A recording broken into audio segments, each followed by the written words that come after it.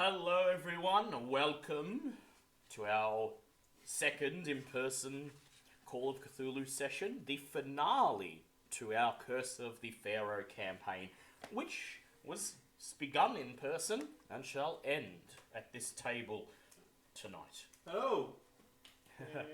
It is Thoth's Dagger, part 2 tonight. A quick recap of the last session. You were attendees at an auction selling off the estate of controversial art collector and occultist, Dr. von Petersdorf. It was at this auction that you managed to learn of Thoth's Dagger, an item said to be of significant occult importance, and yet another artifact related to Thoth and the lost city of Nyarlat. And after some fierce competition, you managed to acquire this dagger. You then, unfortunately, fell victim to its curse as Detective Dick was plunged into visions from another time, another place, the lost city of Nyarlat at the height of its splendor. Another attendee of the auction, a Mr. Boutros Al-Kusi, revealed himself to be a secret ally, a Coptic monk engaged in a losing battle against the cult of Thoth. He informed you that your friend had fallen victim to the dagger's curse and would eventually be lost to darkness if you did not travel to Egypt to the ritual site in the lost city of Nyarlat itself and have the curse lifted. What followed was the beginnings of a journey across the ocean on the ocean liner Ramses, where at first you settled down for what you thought was going to be a peaceful and uneventful journey. Unbeknownst to you, members of Thoth's cult, including your nemesis Clarence Butterfield, had also booked berths on this voyage and lurked hidden in amongst the other passengers on the liner. This sadly resulted in the death of Boutros Al-Kusi at the hands of a summoned hunting horror, and although you were able to finally destroy Clarence Butterfield, he died without passing on any more information, and you were unable to save Boutros. Yeah, kind of a net loss all around for that one. Yes. Also, Ollie came back and then killed himself. Yes, Yes. Ollie came back and then he left again. This Yes. is not so good. Yeah. Ollie Also- came back, slit his throat open. Also, Dan Blythe showed up and sadly Yeah. we couldn't warn him. For all the joys and wonder of that was, we already know how that story Yep. ends, so he's... Yeah, have fun with that big guy. Ollie drenched you with blood, but unfortunately you were not able to do anything. And so we continue Thoth's Dagger Part 2. You have been travelling on the ocean liner Ramses for the better part of the last 2 weeks, almost reaching your destination in the Egyptian port city of Alexandria. Aside from the sad, gory loss of Boutros and the climactic fight with Clarence Butterfield and Ollie, the remainder of the journey has been relatively uneventful, and you almost allow yourselves to relax and recover from the ordeals you have faced. You still have access to Boutros's cabin, including all of the research materials he brought along with him. And so, before the boat arrives in Alexandria, is there anything you would like to do? How is mental powers? That's correct. Is there any way that I could be like Try to meditating or something to try and my power? try to improve your power. Yes. So you suspect that as the end of your journey draws near, that the djinn that has taken up residence inside your body will attempt to make good on its promise. And so, you devote the remainder of the voyage to intense meditation following Coptic writings left behind by Boutros that guide you in attempts to cleanse your mind of worry and find inner peace to strengthen your mental bonds. I would please ask you to make a power check.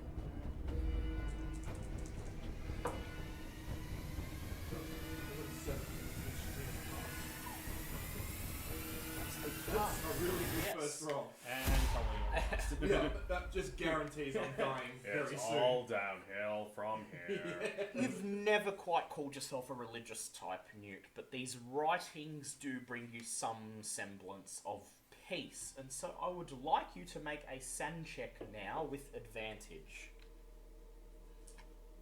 Here we go.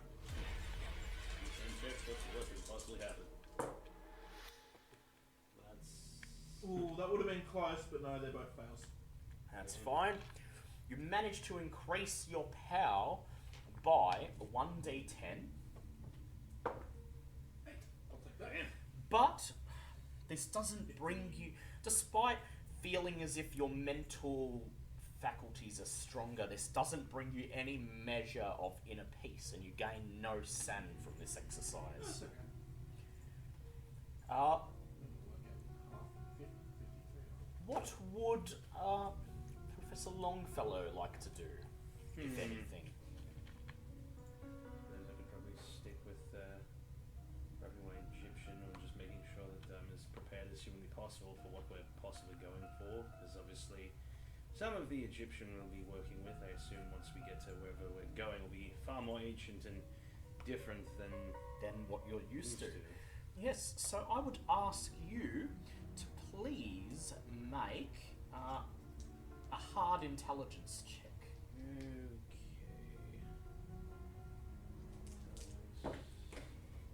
Ooh, that is just one under what I needed. Just under what you Yeah, needed. Very 39 well. instead of 40. I'll take that. You pour through all of the remaining works in Boutros's personal library that you haven't yet divulged, you haven't yet utterly devoured, and although you are very learned in the ways of Egyptian hieroglyphics, having studied this field all your life, there are a couple of small pieces of trivia in these works that you had either forgotten or never been aware of. And so, you may gain a Cthulhu mythos skill that is equal to 1/5 of your hieroglyphics skill. My hieroglyphics or my Egyptian? Your Egyptian hieroglyphics. So Cthulhu. Yeah, you may gain, so whatever 1/5 of that is, you may gain that much in Cthulhu mythos.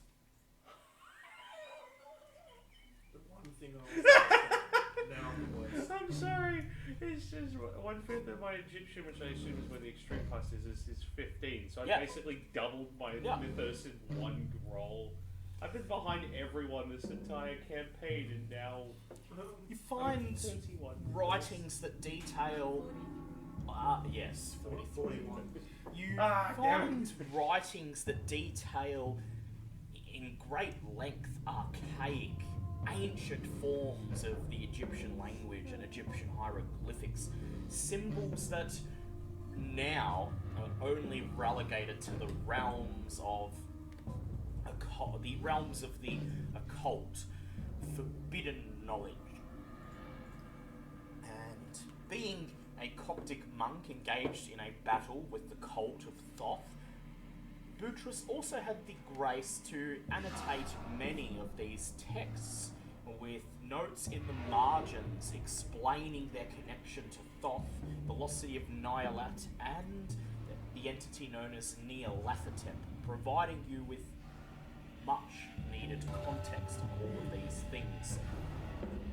And so, by the end of the trip, although although the loss of Boutros himself will no doubt mean bad things for you down the line, finds that you have absorbed the majority of his knowledge of this cult and its activities. I should think about that, unfortunately.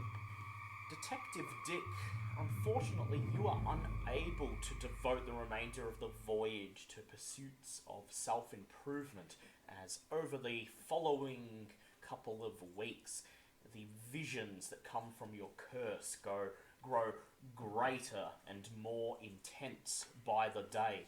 Each new iteration of the vision growing longer and more detailed than the one before. What at first lasted only a few minutes, by the end of the voyage seems to have you incapacitated for 2 hours out of each day. Gloves and Professor Longfellow and Newt simply described to you that during these periods of madness, you lie on the ground as if unconscious, your body whipping and lashing and contorting as if gripped in some sort of horrific fit. And I'd like you to make a sand check, please.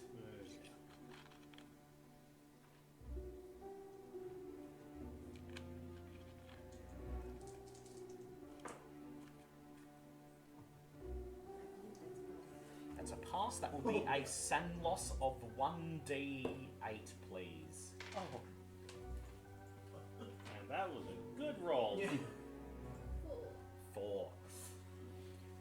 By the time the voyage is over, even though you feel incredibly shaken from your continuous, terrifying visions, you're in much better condition than anyone expected you to be, and find yourself able to function for the remainder of the day when you're not gripped in this horrifying ordeal. And so, the voyage comes to its end, and one afternoon, as the sky is bright blue above, the sun hanging on its own in a cloudless sky, the harsh heat of the African desert already pounding down upon you, the ship slowly approaches the port of Alexandria, which, visible from the ship, is a white jewel of sandstone and marble buildings on the otherwise desolate Egyptian coastline, a lone bastion of civilization in the seemingly endless blue and orange of the ocean and the desert. The ship slowly makes its way into port, and once it is docked, the ship jolts as the anchor is let down, and a bell begins to ring, and the captain's voice beams over a radio speaker, first in Arabic, stating, "We have reached our destination of Alexandria. Please make sure as you depart that you take all of your valuables and personal belongings with you, and make sure to have your tickets stamped as you exit the deck by the gangway." And then repeats the message in English, and then again in Arabic, again in English, one last time. You gather at the gangplank and hold out your tickets. The sailor who checked your names down in his book when you arrived sees you off. He reaches over with a hole punch and punches a hole in each of your tickets. Tells you that if you wish to stay on for the return trip, you have a couple of days to purchase a return ticket from the Alexandrian Port Authority before the ship leaves. And finally taking a bow and nervously smiling as he says, "I hope you enjoyed your stay with us," knowing perhaps full well of the horrors that you faced in the initial stages of the journey.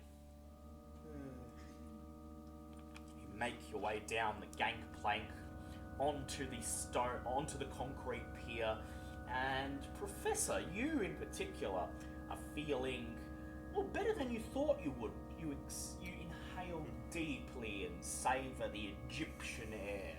How you missed it. Indeed. It's been far too long. Haven't been in the field for quite some time now. It's good to be back. Yes, potential apocalyptic events aside, it's good to be back.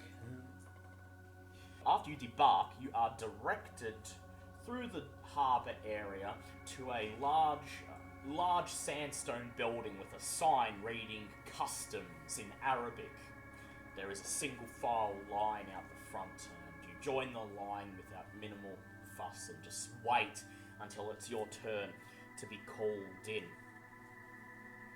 You are accosted by a customs clerk wearing an immaculately maintained, ironed, cleaned uniform with a bushy black moustache. He looks at you each in turn, and then he taps a clipboard on a wooden counter in front of him, and I would like Newt to please make an Arabic check.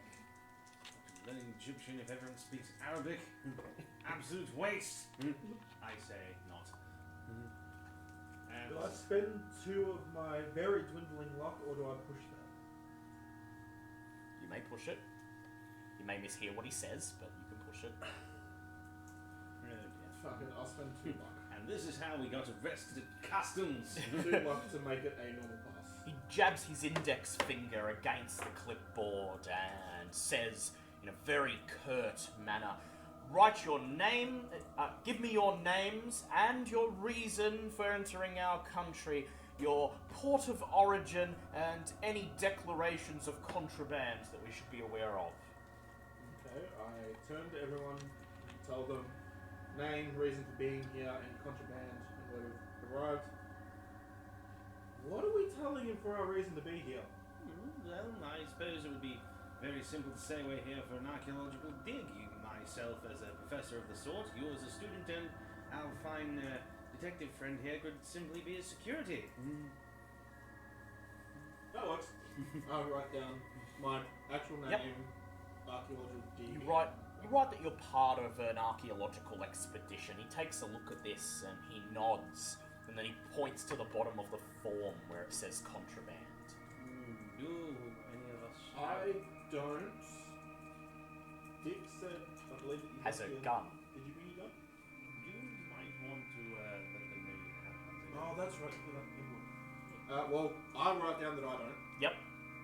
Do you declare Dick's firearms? I believe You'll Dick have would to. be filling that out Yep. form, wouldn't she? Yep. He. Yeah. Sorry. Well, he doesn't speak Arabic, so Oh. yeah. Well, I've told him. To inform the clerk that you have no contraband that you're aware of, however, your police officer friend has his service pistol with him. The clerk purses his lips, strokes his bushy moustache, and then he frowns and he says, "And do you have paperwork filled out in advance?" It's on the way. Was he saying that in Arabic to me? In or was Arabic, it- yeah, to you. As he seems to know that you're interpreting for everybody. What do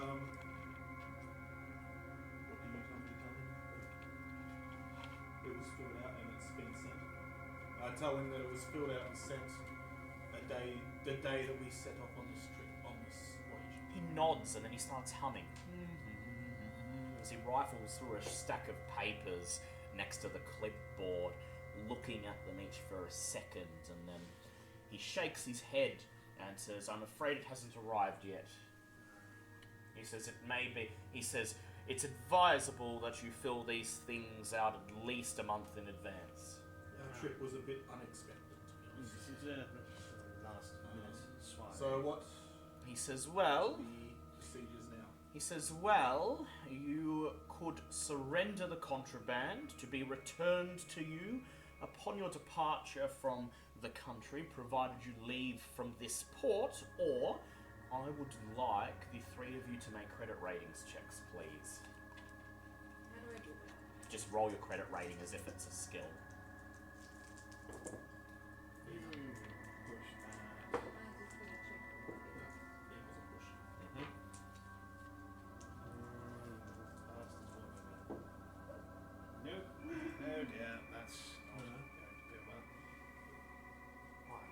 Some new food and fuzzies.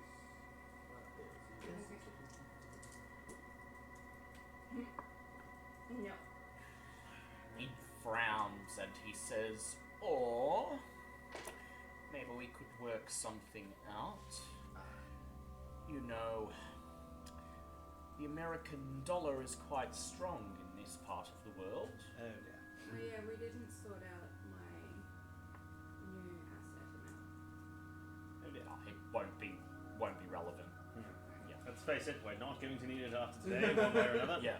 What? Who said that? That was me. And he thinks for a moment, stroking his moustache, and he says, let us say $100 a head, and I shall not ask again. Ahead. Ahead, we're only counting. Can we take it out of the asset? My asset? Yeah. Yeah, sure. Okay, so you'll agree to $300 to keep your gun. I legitimately can't pay it. Yeah. If you're willing to pay it, sure, Yeah, go I'll ahead. take it. Okay. I definitely pay it back at some point. I will say this is quite a remarkable daylight robbery. 300 for one person's weapon. 100 I could understand for the one weapon. If we were all armed, I mean, I don't see why I would need to be armed. I don't toy around hanging. Or could I buy a weapon? You could possibly do that if you could try to find a place where they would sell weapons. They'd have to be an illegal. Yeah, you do know that generally firearms in this country require a license to own. So it would have to be either you could get a license and somehow miraculously get it approved now, or you would have to find a place to acquire one illegally. How bad do we think I'm going to need one? Considering, people from the cult are already here, why not good to have something up their sleeves? Yeah. Well, I'm fine either way, whether I get one dodgily or... Well, either way it's dodgy because this is dodgy. There's Yeah. hardly here on a time limit though. Yeah, might as well pay the So- money and be done with it. Alright, Yeah. I'll pay the 300. As you begrudgingly count out the money, the clerk notices the professor griping, and he just smiles and brushes his hand in the air, and he says in Arabic, a learned man such as yourself should already know of the art of the bakshish. Referring to the customary bribe that Egyptian Do you know civil Arabic? servants. Oh, I know Egyptian like the back of my hand. Nice snicker. I'm smart enough to know when someone's taking a snide at me. You hand him over the money, and he counts it, and then he hands your gun back to you and smiles, and then takes a bow as he gestures with his hand for you to pass through the customs building out into the streets of Alexandria. It's still nice to be back. As a side. You step out into the blistering sunlight into a large plaza filled with horse-drawn carriages and screaming drivers, all of them immediately swarming upon the newly arrived tourists and travellers, screaming and offering to take them anywhere they desire. In the plaza, amidst the vying drivers, you see, looking in your direction, a well-dressed Egyptian man wearing a purple fez. As he sees you, he waves at you. They see he's expecting them. Were the monks wearing purple fezzes? Was The monk had a fez. It was not purple, though. It was red. Boutros did have a red fez. Did he get word here before? You don't know. us? You do know that he did, before he perished, he did say he had something to attend to, where he briefly left. Better get 5 minutes or whatever back. Because I don't know where we're actually supposed to be going now that we're here. Yeah. 'Cause the whole plan was to go with Yeah, with Boutros. Boutros. And he did not leave anything in his birth to indicate where the city of Nyarlat actually is. So either you find a local contact, or you're going to have to do some research and find out where Nyarlat is. Look at this guy who was waving at us and hope to God he's So you approach the man? much else to Yeah. do, unfortunately. You approach the man, and as you walk past the ranks of horse-drawn carriages and robed peasants that begin to crowd around you, almost like birds, almost like carrion feeders descending upon something soon to be dead. The man bows and he says, "You made it! You made it! I've been waiting for you. I am Mikhail Sufiani." He bows once again. He says, "I am a friend of Butrus." He looks around and he says, "I do not see him with you." I will basically, I assume I'm wearing a hat because of being in the Egyptian desert and whatnot. We'll just simply take off and go. Unfortunately, we ran afoul of some unsavory characters. Dear Butrus did not make it. Mikhail bows his head. I would like anyone with with 10 or more in the psychology skill to please make a psychology check. Fantastic. Not my forte. Hey, that is a hard pass. As the professor informs That's an extreme pass. yeah. I don't know psychology. As the professor informs Mikhail of his comrade's unfortunate demise, he seems awfully stoic. He seems to have no reaction at all, not even a change in expression, and then he solemnly, silently bows his head for only a few seconds. He then says, "It is unfortunate, but I hope that his death was not in vain. He wired from the ship, giving me the descriptions and names of his American friends." He says, What are our names? he looks at you each in turn, and he says, "Newton Baker, Detective Jones, and Professor Henry Longfellow." He then looks over at Gloves, who's just sitting there, scratching his head, and says, "And I believe you they call Gloves." "Too right," says Gloves. Well, I guess unless the cultists were a lot more well informed of who we are, that's... Yeah, okay, I believe you. He says, "I came here to meet with Butrus and help to guide him to your destination. I now presume with Butrus gone, you will be in double need of my assistance." I would hate to put upon yourself, but unfortunately, yes, that would be the case. Walk with me, Effendi," he says as he brushes his hands and begins to lead you out of the plaza into the narrow cobblestone streets of Alexandria as you pass throngs of beggars and everyday citizens wearing a rainbow of differently coloured robes and hoods to block out the desert sun. He says, "I am of the same order as Butrus.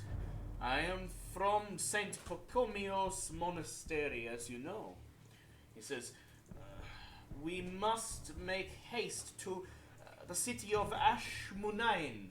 It's a short distance from Ashmunain. There is an old ruin. By the Greeks it was known as Hermopolis. It is here, underneath the ruins of Hermopolis, that you will find Nyarlat." Sounds like a good plan. Let's say, most curious location. I suppose it makes sense. No one would look underneath a ruin for an even more ancient ruin.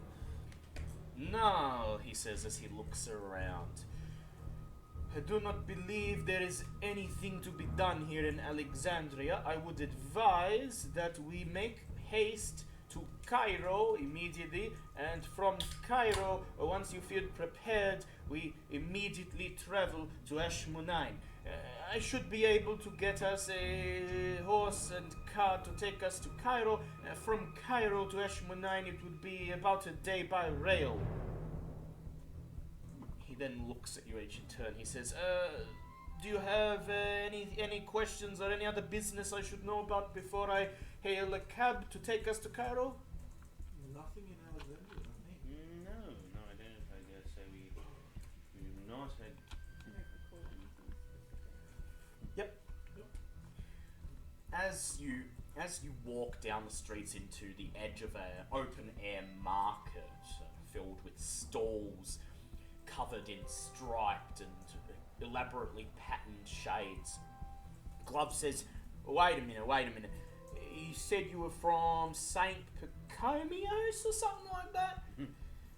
Mikhail nods. Glove says, well, why don't we just head there first, speak to the other monks, and find out what we can about this place we're going to? Mikhail listens and then he just shakes his head and says, well, it would be a journey of nearly 2 weeks. It is on the edge of the Dead Sea. And furthermore, any of the cultists would expect us to be heading there and would likely ambush us along the way. But if you are dead set on that route, on that course of action... No, we kind of can't, because we need to break the curse on Detective Dick. I'm going crazy. Yes. See, he's even changing his voice. Yes. He's just Something we more don't and have more the time. feminine. Yes. I'm crazy.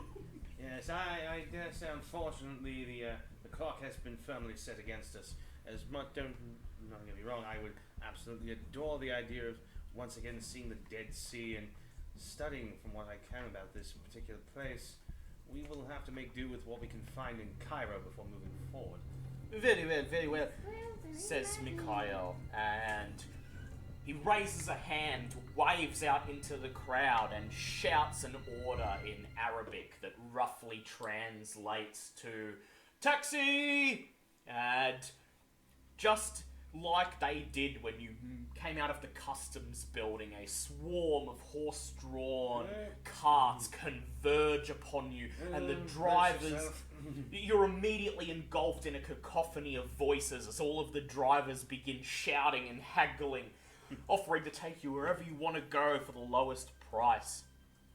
Mikhail just shrugs, and he moves among the drivers, calmly talks to each of them in turn, and returns to you and says, this man is willing to take you to Cairo, and he will charge $20 for the ride. You're perfectly fair. I might front the bill for this one, because the least we can do after that customs debacle. Just out of character. Yep. We came here to break the curse, didn't we? I Yes. just want to refresh Yes, on what... to break the curse. Because Bootram went to America to grab the dagger to keep Yes, it to away keep from it the away cultists, from the cult. and we've come here Now, to break it. you've in now the got the dagger. Yeah. You're I have cursed got the by it. dagger. Yes. But, yeah, we need to go to the And- city to break Yeah, the curse. and from what Boutros was implying, breaking the curse will also coincide with foiling the plans of the cult. Okay. Yeah. I just need a Yeah. refresher. Nope, understand. And so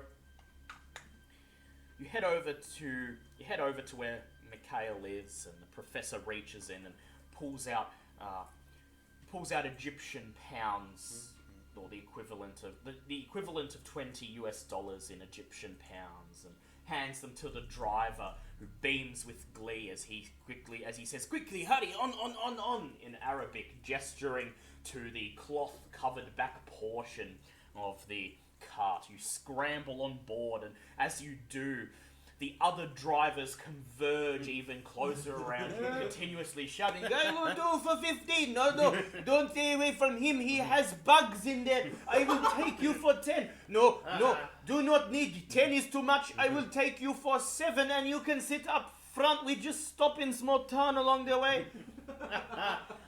It's good to be back. Rambunctious cacophony of absolute anarchy. Mikhail just sighs as he climbs into the caravan and pulls the canvas flap shut, separating you from the driver.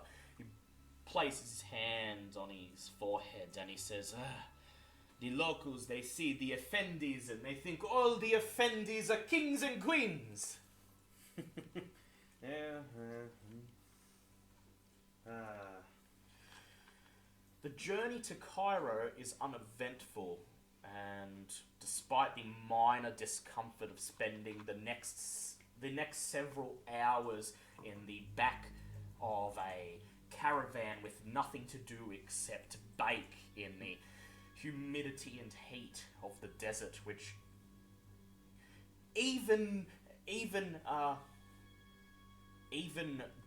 diluted by the canvas coverings around the caravan, still ends up giving you the impression that you've just spent several hours sitting in an oven.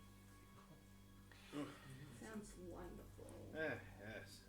Extra crispy. That said, Professor, you know that at the very least, even though you're boiling in here, that in the back of the caravan you are safe from the onslaught of mosquitoes and dragonflies that is seemingly never ending in Egypt. I like to imagine the professor's just sort of rambling as we travel, just little bits and pieces, just to pass the time, if nothing else.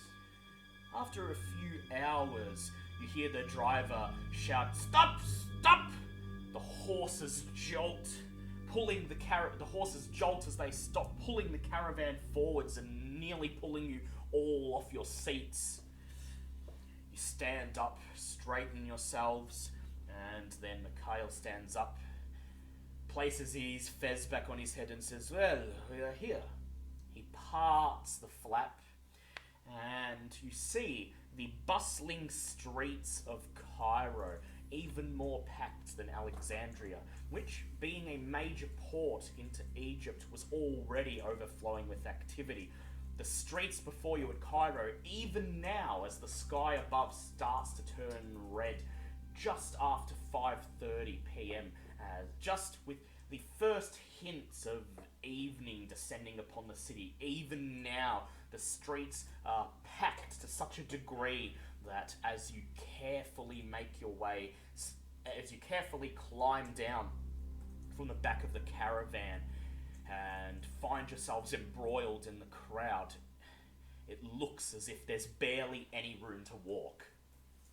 On all sides, you are jostled by passers-by wearing all manner of differently coloured clothes that cover their entire bodies and faces, blocking out the harsh sunlight. The sides of the streets are decorated in beggars wearing tattered white robes that reach out and try to grab the ankles and arms of people walking past. And all around you there is a cacophony of voices chattering back and forth in Arabic, Greek, and a multitude of other languages, haggling over wares for sale in the market, gossiping, or just conducting business. Yet somehow the professor probably feels right at home in the middle of all of this. Yes, he definitely does. Somehow looks about 10 years younger, is just absolutely having a ball of the time, just wandering through all this insanity. Mikhail, obviously in his element, wastes no time. He steps ahead using his arms to wordlessly push people away, pushing them aside to clear your path. And as a beggar reaches out for him, he lashes out with the back of his hand, slapping the beggar's arm away, and points towards the recently cleared portion of the street. And as you begin to follow him, he looks up at the setting sun, and he says, "It will be dark. If it were up to me, I would suggest heading to the train station and getting on a train to Ashmunai now. But this is Cairo. It is the biggest city in the country, of course, and I suppose there will be some preparations you would like to perform.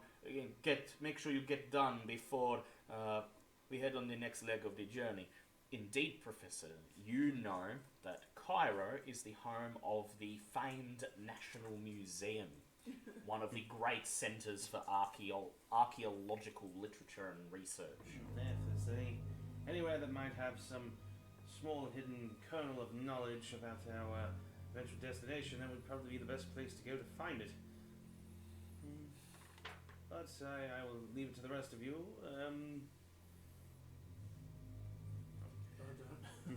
Newt doesn't know. He's a You're little probably bit just, overwhelmed you're probably by just it. doing that whole, it's just noise everywhere. Mikhail just I'm sighs. insane. Okay, well, I just... You can both Okay. More sanity than I was going to say, imagine him just looking through the rest of the group, looks at Newt, he's just overwhelmed. You're insane. I'm Goes just to like- look at Boots. You can go Yeah. straight past Boots and go, well, I personally would love to Yeah. see the museum for myself. Boots just raises his hands and says, "Oh, it's all Greek to me, mate." Which is And- hilarious because he can't actually speak Arabic Yeah. better than most of us. But I would like, Officer, I would like Detective Dick and Newt to please make idea checks. Oh, fine, no, don't listen to the... No, and once again, I have an intelligence of 80. May I please push that? Yes. Seriously, you have a 20% chance to fail, yet you fail at every freaking juncture. Normal pass. Also, I got 92. 92. You can push it if you want. also, my, There you oh, go. actually got a 3. 3. When I upped my power, it went up to 10 for the 5th. Yep. Does that up my current energy as well? Yes, it will. And so you two have ideas as well. Despite the professor being absolutely, very obviously excited at the prospect of going to the National Museum like a little child jumping at a chance to go to the toy store, you realise with this bustle of activity around you that if there is anything you are looking for that you would like to purchase, take on this That's what I was expedition. going to do in Cairo. Cairo is probably the place to find it. Well, makes perfect sense. I did have that idea Yeah. earlier. Mikhail just sighs and he says, "Well, in either case, the next train will not leave for several hours, so if you have any last-minute preparations to make you have time. But here is what I must know. Do you think we should travel on the last train tonight, or would you like to rest overnight in Cairo and leave at first light? My preference would be to leave for tonight, as I believe the faster we move, the less likely our enemies in the cult will catch up to us."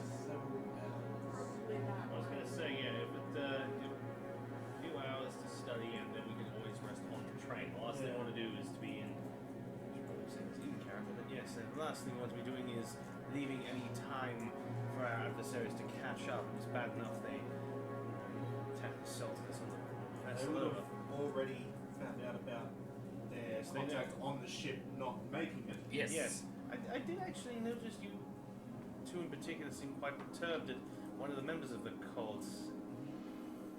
Oh, yeah, Very Ollie. Ollie. He was with us when we begun this. Oh. He was a good man, and did not. Did the right thing. You leave me alone. Gloves just looks over and says, "You mean he was there when Boots carked it?" Yeah, he He tried this one.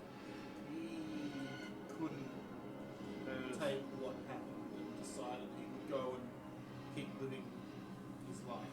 I suppose when one goes looking for answers, even the darkest, a small pinprick of light in the dark seems like a way out. Boots Shame. just tilts his head and says, "Now look, I know this is going to be a bit out of the blue, but I've got to ask this question: what kind of car do you drive?" Ollie.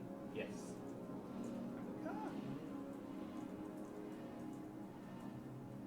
I honestly can't remember. I don't believe he did. I don't think he did because Yeah. Officer Dick We- took us there. Yeah. Gloves just sighs and says, "Oh, never going to get rid of the bloody thing, am I?" No. I thought Yeah, that was going to be a lot deeper than it was. Professor takes half a second, clicks and just says, "Oh, for heaven's sake! Look, leave the damn thing in a field to rust if you must, but stop trying to loot other people's vehicles while they're still alive." He's not alive though, is he? Is he, Doc? Says Gloves. Anyway. So, would you like to, or would you like to stay in a group as you go about your preparations, or would you like to split up? Keep in Newt mind has this been city thinking is... about this. Yep. and he probably needs to stay away from law enforcement while he does this. He wants to look for mental stimulants. Well, Hey, different country, different I was gonna say, you go down the street going, yeah, I'm on drugs. Drugs! You want the drugs? I give you drugs! I give all drugs! Whether that be a local herbal stimulant or the more worldwidely known illicit stimulants. Yeah, you want drugs? Nick isn't really concerned at this moment, but with his recent understanding of how his spells work, yes. he would like to try and get something that would temporarily boost mental capacity, but like, you know, Yeah. potentially boost his power, Mikhail just looks at you and he says, if you need what you need, Effendi, and you know what you need. He says, in either case, I will proceed to the train station, book us a ticket on the train. Shall we leave tonight or tomorrow morning? I believe tonight would be our best bet, in which case we must, any preparations we must make best towards those takes. He says, very well, the train will leave at, I believe, 9:30. So you have about 4 hours. Please, do not get lost. It's a very big city, and beware of the beggars and the peasants. They see the white skin and they think you have money to throw around. That might be a problem with my idea. Tips the top of his fez and is immediate. And as he swirls around, he's immediately got engulfed in the crowd of people, and you can no longer see him. I would like to say that while Newt is looking for these drugs, he's never looked for drugs before, so basically his thing is going to be the first person that offers him what sounds like what he wants.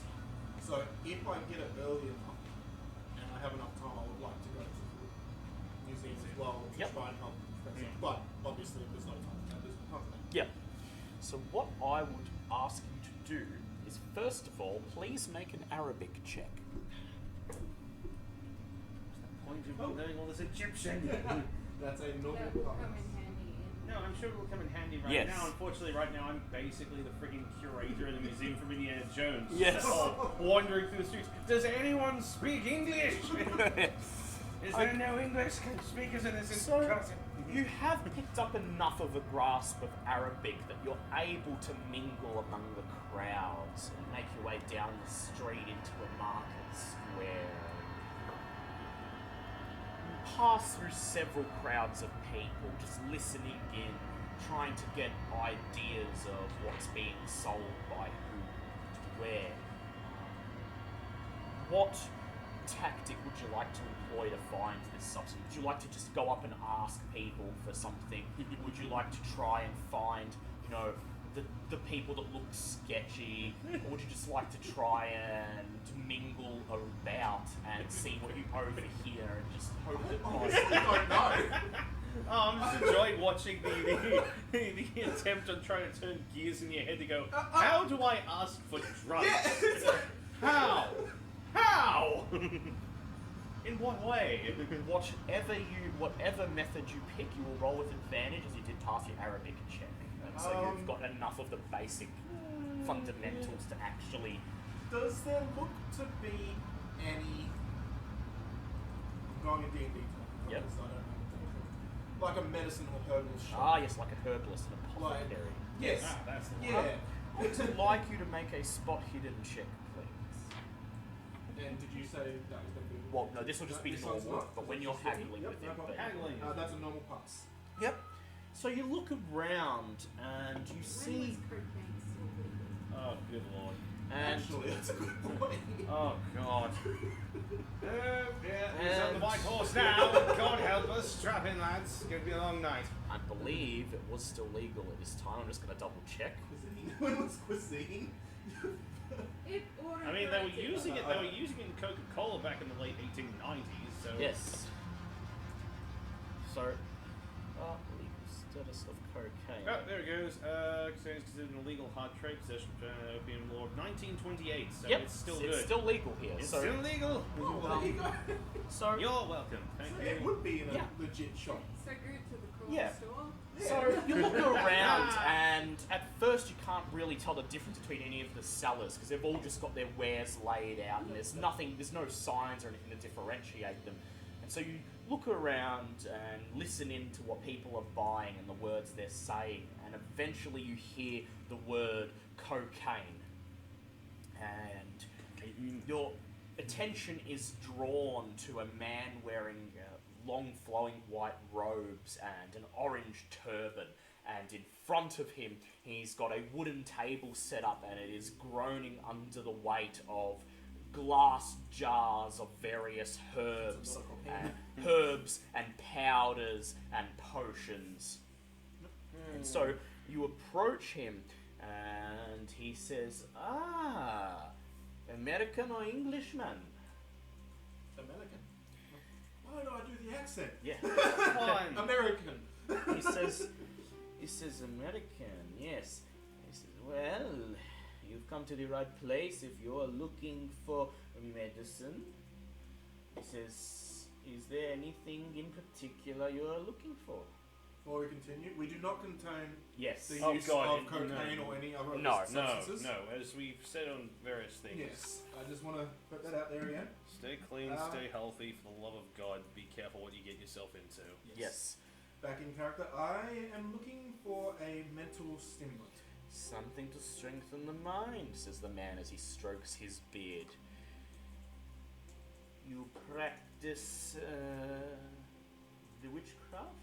He says in a almost whisper. I hushedly say back in a hushed voice, of a sort, yes. He smiles and he says, I have just the thing. He reaches into a crate underneath the table and he pulls out a paper bag. He sticks his finger in the paper bag and withdraws his finger covered in white powder, places it back in the bag, and he pushes it towards you and he says, cocaine, more than enough. One dose and you will have the sharpest mind ready to plumb the mysteries of the cosmos.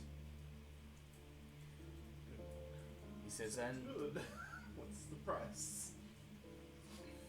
he thinks for a moment and he says, for you, an American, let us say he offers a price equivalent to $40 US.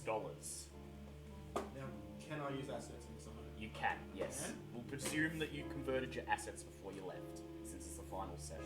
I would like to at least try to haggle with him once. Yep. You may make either a charm or a persuade check or an intimidate check with advantage. Let's see, charm is 15, intimidate is 15, persuade is 30. Persuading. Paswadi. You may do it with advantage. Yeah, persuade. I got a 60 and a 67. Both of those are fails. You may push.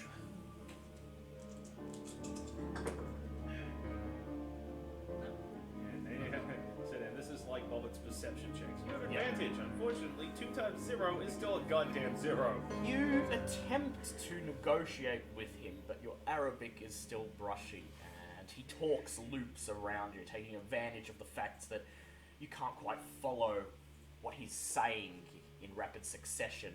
And he says, $40, my friend. Yeah, I will pay that out of my assets. He reaches into his pocket, pulls out a little white string and ties up the bag, and then pushes it to the edge of the table, and he says, it is all yours, my friend. Do remember, if you take this into customs, you did not get it from me. No problem, man. Thankfully, No there's no customs between here and where we're going. Yes. So, what did I actually... So So it's one bag. you've purchased enough cocaine to have several doses. So when you take a dose of cocaine, I will ask you to make a constitution check. If it passes, you may make one power roll What's your with con? advantage. 25. Oh dear God. With advantage, but if you fail the con roll, the next power check you make will be with disadvantage. Well, that's buggered that up, hasn't it? Have fun. Oh dear. Well, we've lost him. Fuck! The man just Don't do smiles. drugs, children. Do you have anything that fortifies constitution? The man just smiles and he says, "Try not to overdo it, my friend. It is known to fog the mind as much as it emboldens it." Yeah. We ever needed the perfect reason for why you shouldn't do drugs in video game form. There it is, right there. Several uses of cocaine. Yes. Cocaine. Would you want to ask him for something that'll Yes, strengthen I would your like to ask constitution? if he also has something that will fortify my constitution, but in He just nods and he says, "Yes, I know, American. You will wish to last longer in the bedroom, huh?" yeah, sure. He giggles I and don't know if you want that. he giggles and points towards a small glass jar that seems to contain some sort of brown powder. And he says, "This is a crushed up root of a desert plant. When ground up and drunk in a tea, it is known to strengthen one's constitution." Drinking tea. Yep. Okay. He says, "This one quite popular at $10 US." So you gain enough powdered root to make a single flask of tea. When you drink this, you may make a single con roll with advantage. And how long will that like? Can I drink that at the end of our train trip? And Yes. it will last Once you've potentially. Yeah. Okay. Well, you drink it and then it'll last until you make the next con check. Okay. Cool. Yeah. Cool. Single flask of con tea. Advantage. Next. Con check. Okay. Cool. We move over to Detective Dick as Newt makes his way out of the market, now laden down with bags of drugs. Detective Dick, what would you like to do in Cairo? I believe I am in charge of buying supplies. Yes. So, what supplies in particular are you looking for? I was gonna ask people what they thought we needed. Well, you could Water. still ask. Yeah, water probably. Water? First aid kit. Yeah, I was thinking maybe a medical couple of supplies. first aid kits. Anything we might need for... Maybe What a about lantern? lanterns, Yeah. compass, Compass? Yes, sort of... some rope. Rope? anything Knife? neat. Maybe, yeah, some Did anyone knives. bring a knife? No. Boots just taps the axe on. He goes to tap the axe on his back and So says, no. "Oh yeah, I threw that off, didn't I?" Yeah, you threw it off the ship. It was a rough night, everyone. I lost a cane. Shame. I'm enjoying that. Is there anything else we might need?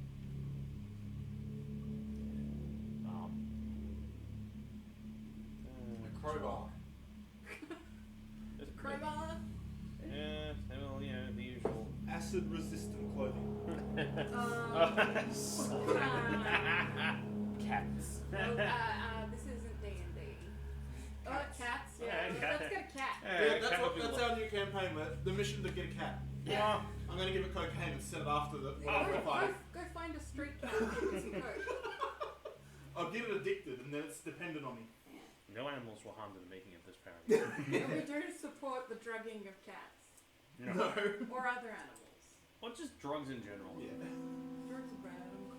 Drugs are bad. You guys. Alright, So yeah, you head to the market with Newt, and after he confides in you his plan to purchase stimulants. Oh, there is hell no way in hell I'm telling her what I'm doing. Okay, yeah. Sorry. So basically, Because you already don't like me. Tell me get this straight. Yeah. You're pissed off to buy drugs. You and Boots have gone to get Supplies. supplies. Somehow I'm the only one going. Wait, I'm the only one going.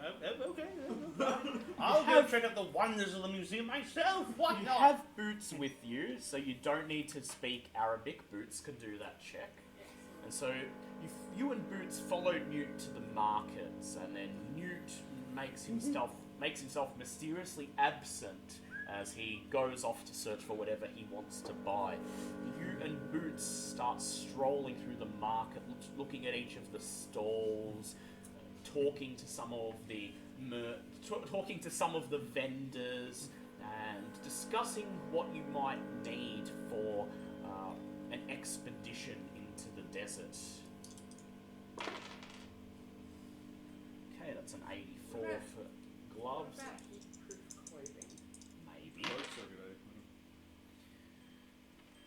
Okay. Fine, you doing the code and the focus. Well,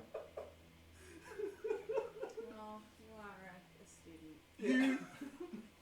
you spend about an hour in the market, and even at this late hour, the market is a bustle of activity, and you see a couple of vendors packing up and leaving for the night, but the majority of the vendors are still hawking their wares, shouting at the top of their lungs, "Fruit over here! Spice! Spice! I got spice over here, £5 a jar!" And you manage to, throughout checking several vendors and stalls, manage to secure most of what you could want for an expedition. Ropes, lanterns, matches. Yep. There's rope, Ropes, matches, lanterns.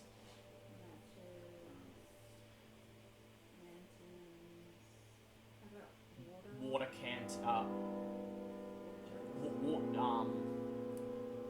water canteens and water.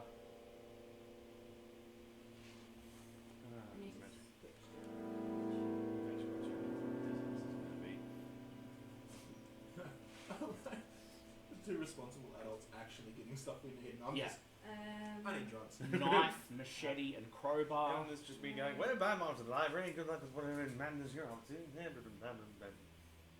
machete 2 teeth or 1? Just one. Come on. Yeah. Machete. Knife, machete, crowbar, and a first aid kit.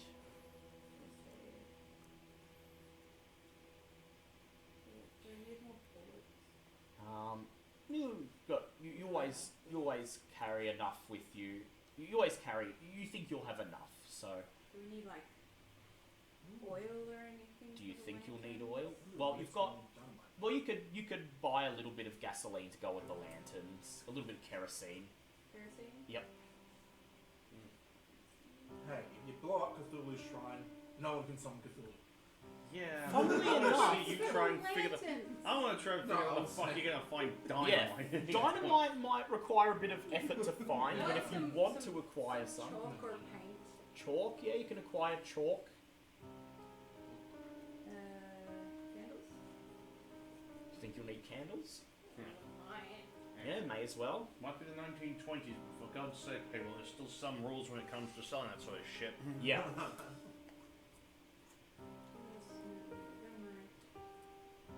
Whichever is wrong.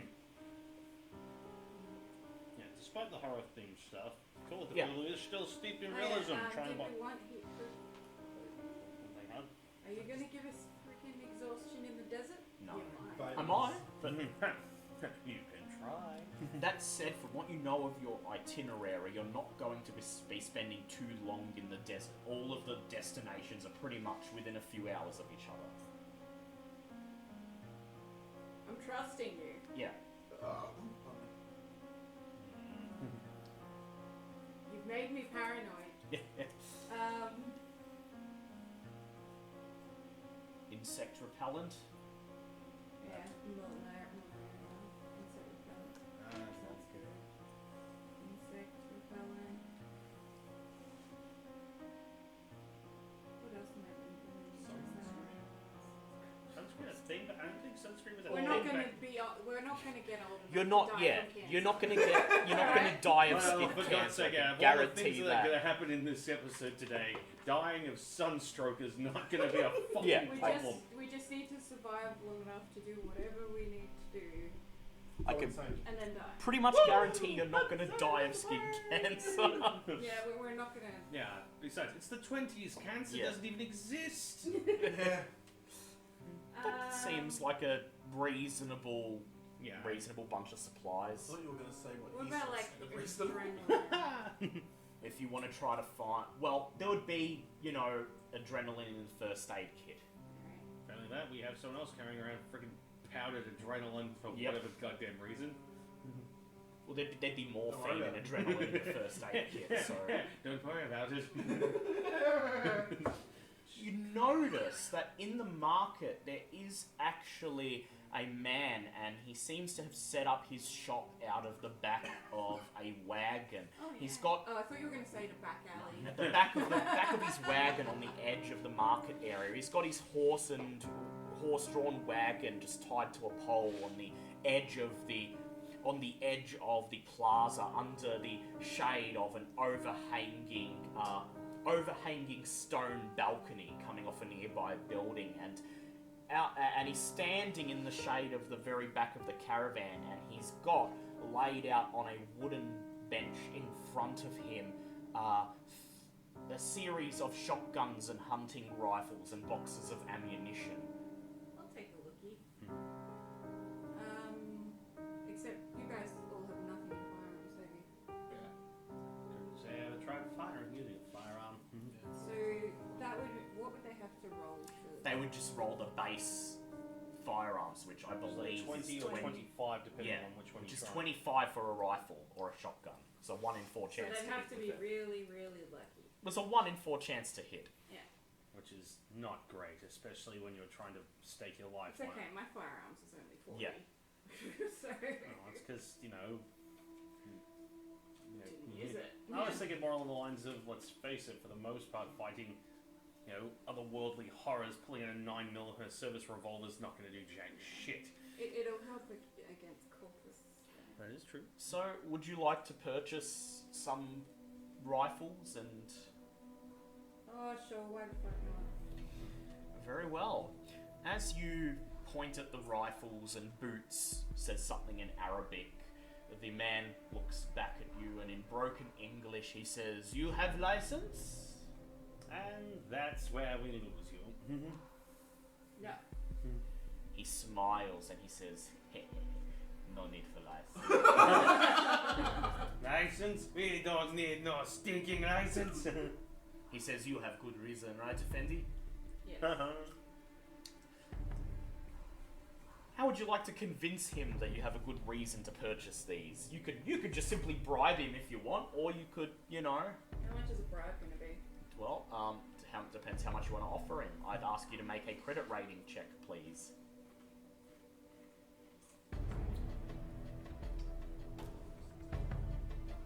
Give me a sec.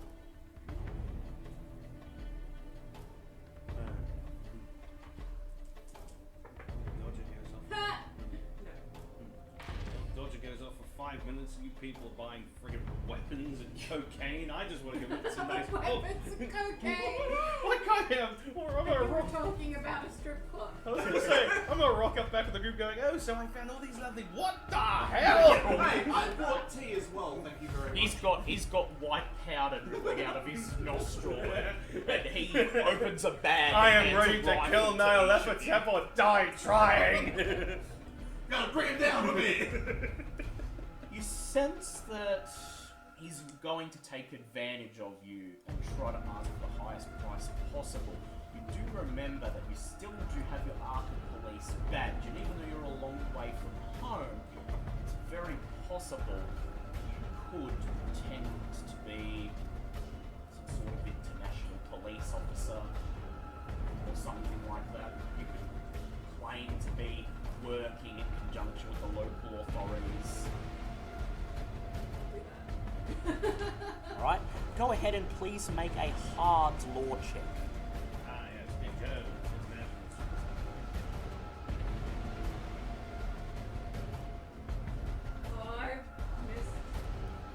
push it if you like. It was hard, and I missed any No, that's... It was worse. Is it worse? I'm not doing great with this. I don't think we're getting guns. Yeah. Sorry, guys. To be fair, I do better with the knife that you bought than I would with a gun. Yeah, we've Yeah. got a knife and a machete, and you're just gonna have to make do. I'm pushing 60. No matter what you give to me, I'm going to be dead useless. The You man, need a cocaine. the man just shakes his head and he says, "Apologies, apologies. I'm sorry. It's about time I closed up for the night." And he grabs the rifles and puts the bundle in the back of the caravan and pulls the flap shut behind him. Rick O'Connell representation for us. Yeah. You do manage to source all of the other supplies, and How much? this is where Gloves launches into what seems to you to be fluent Arabic, haggling away for the price. And this is the time when I reveal that Boots rolled a 97 on his Arabic. And so, Fucked. after being yelled at by several of the vendors and having one of the vendors chase him away from the stall, saying, "How dare you say my wife is a camel's tit?" To be fair, that's completely up Yeah. Close's alley. Yeah. Yeah. He was going to say, "G'day, how's it going? Nice day." No. and another vendor chasing him away from a store, saying, "You cannot have my car!" and Also up That his one, alley. I was going to say, that one was actually fluent. Yeah. That was the one sentence he got right. Unfortunately, the haggling is a bust, and all of these supplies are going to set you back $80. Oh, that's fine. That's fine, yep. You Actually, sigh. someone got a promotion during one Yeah. of those early sessions. You look over And at didn't spend anything Yeah. until last session. you look over at Gloves and you sigh, and Gloves just shrugs and says, "Hey, I saw one of them had a car. I had to ask." This How man's are you gonna gonna get it back, Bobs? I was going to say, there's going to be some friggin'. If he somehow makes it through, he's going to be like the most successful used car salesman in history. As he says this, he looks over his shoulder, and there at the edge of the marketplace, parked in the street between the marketplace and a large orange brick building opposite it that claims to be some sort of hotel, is a pickup truck that is almost rusted into the cobblestone street with age, but it's in better condition than Gloves' car.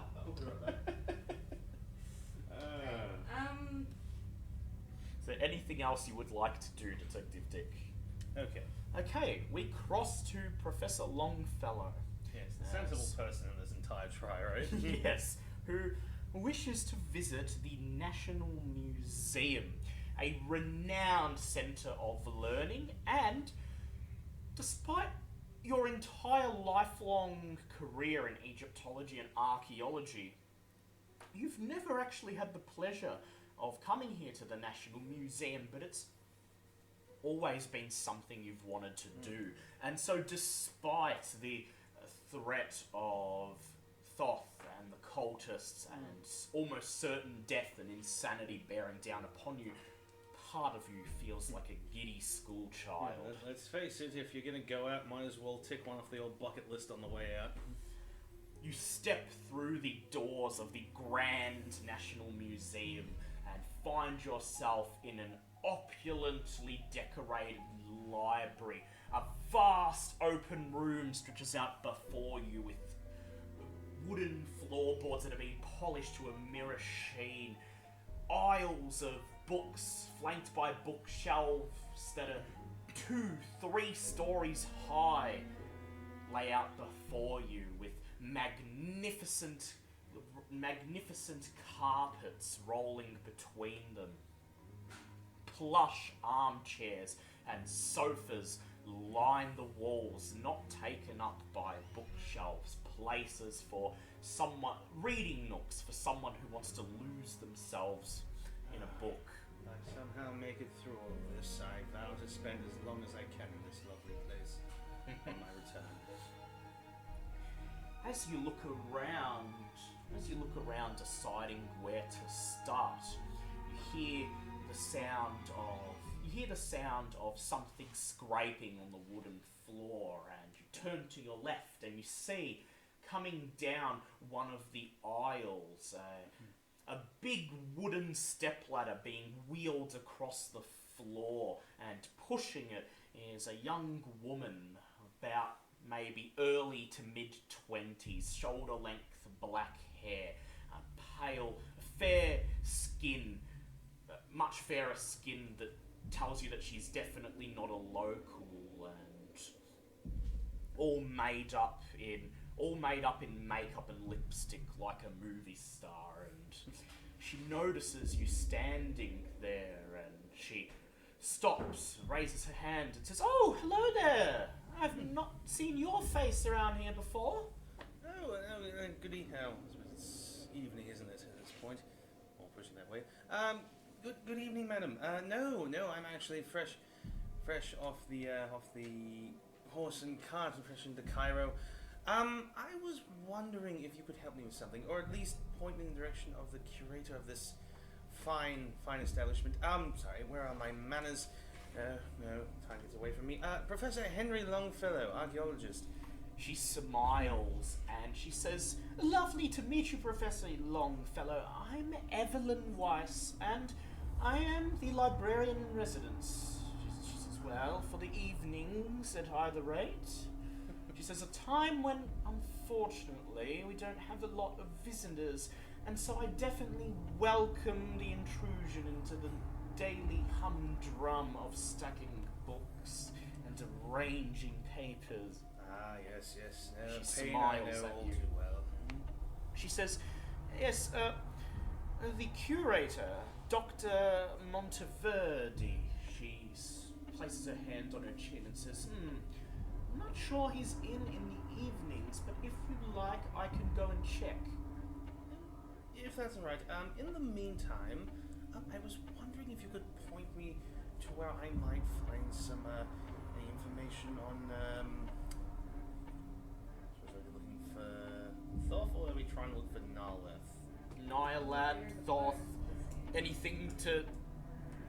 Well, you can just ask her to point you to the stuff about Thoth, if you like. Yes, that'll probably be the anything on the related subject of Thoth. It's actually part of why I'm here. A bit of an archaeological find that has been taking up a lot of my time lately. It's why I'm here, in fact.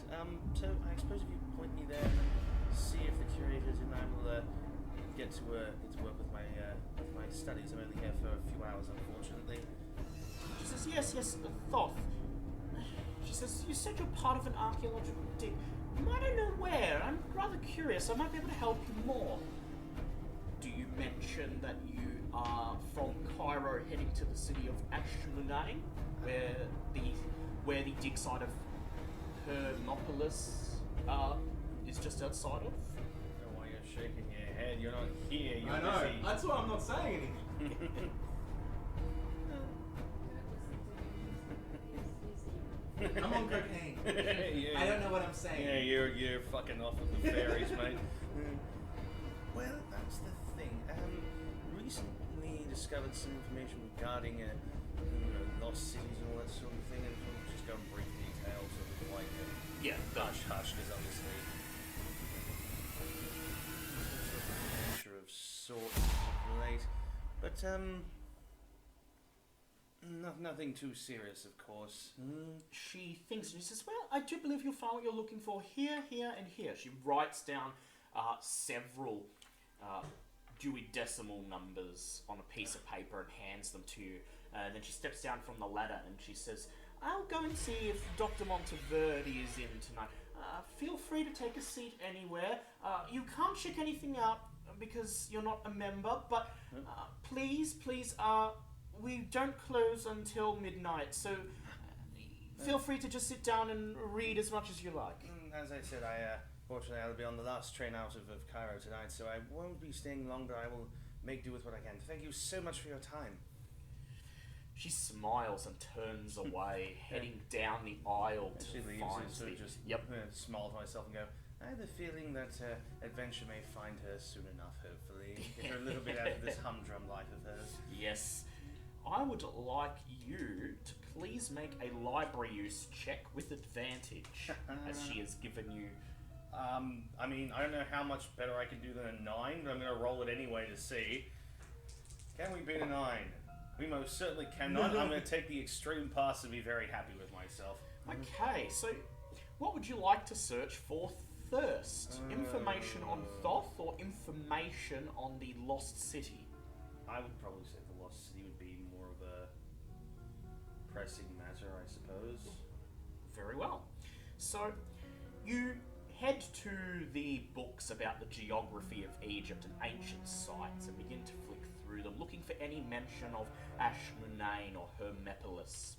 And you learn that the current city of Ashmunane is located within a few yards of the ruins of an ancient Egyptian city and cult centre of Hermopolis, as the Greeks called it, or Chemenu, as the Egyptians called it. In antiquity, it was one of the great centres of learning. Plato and Pythagoras, amongst others, studied here. This city of Chemenu, according to the book, was sacred to the god of Thoth, which is a Hellenized form of the Egyptian name Tehuti. However, the books describe that there are several. When you need to use that, I'll tell you. There are several books that describe that it's not 100% agreed upon, but there is some discussion amongst archaeological circles and fringe communities that the city of Chemenu is built upon the ruins of an even more ancient city known as Nyarlat, which was the city where worship of the god Thoth first emerged in Egypt. You compare these findings with a map of Egypt that's on display in the foyer of the museum and determine that after you take the train to Ashmunane, the site of old Chemenu would be only 3 or 4 hours on foot out of the city, but it is in the desert and is not a civilized area. That's hardly surprising. Evelyn has still not returned. Would you like to take this opportunity to do some more research? Can I roll an idea check? Yeah, you can roll an idea check. I can't ask anyone because everyone else is doing things. Let's say city. So you could follow the other directions she gave you and look for any writings on Thoth himself, or the museum is not just a library, there's also a rather comprehensive archaeological exhibit full of relics and artifacts of ancient ages. It might be worth having a browse through that part of the museum and see if anything turns up that may be relevant. Because obviously we need to work out more about this particular dagger we've got going on with us. At least how we can, if it works or not works. But, yeah.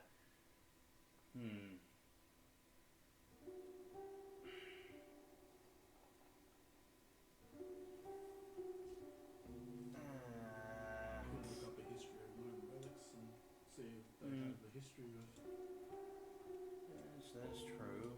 Like look specifically at Thoth and see if there's any particular relics in the mention on that one. Known curses. Yeah, or believed curses. Believed, yeah, obviously. sorry. Yeah. Believed. Yes, I could probably give that a Damn it, swing. Kuching. He's just been to the litter. Yeah. Okay.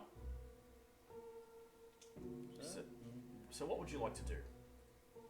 I might see if I can read up on anything involving this particular.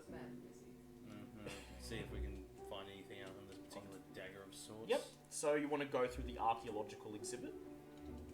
See if there's any It'll have to be relics. a brief one because obviously I'll need. Okay, make an archaeology check, please.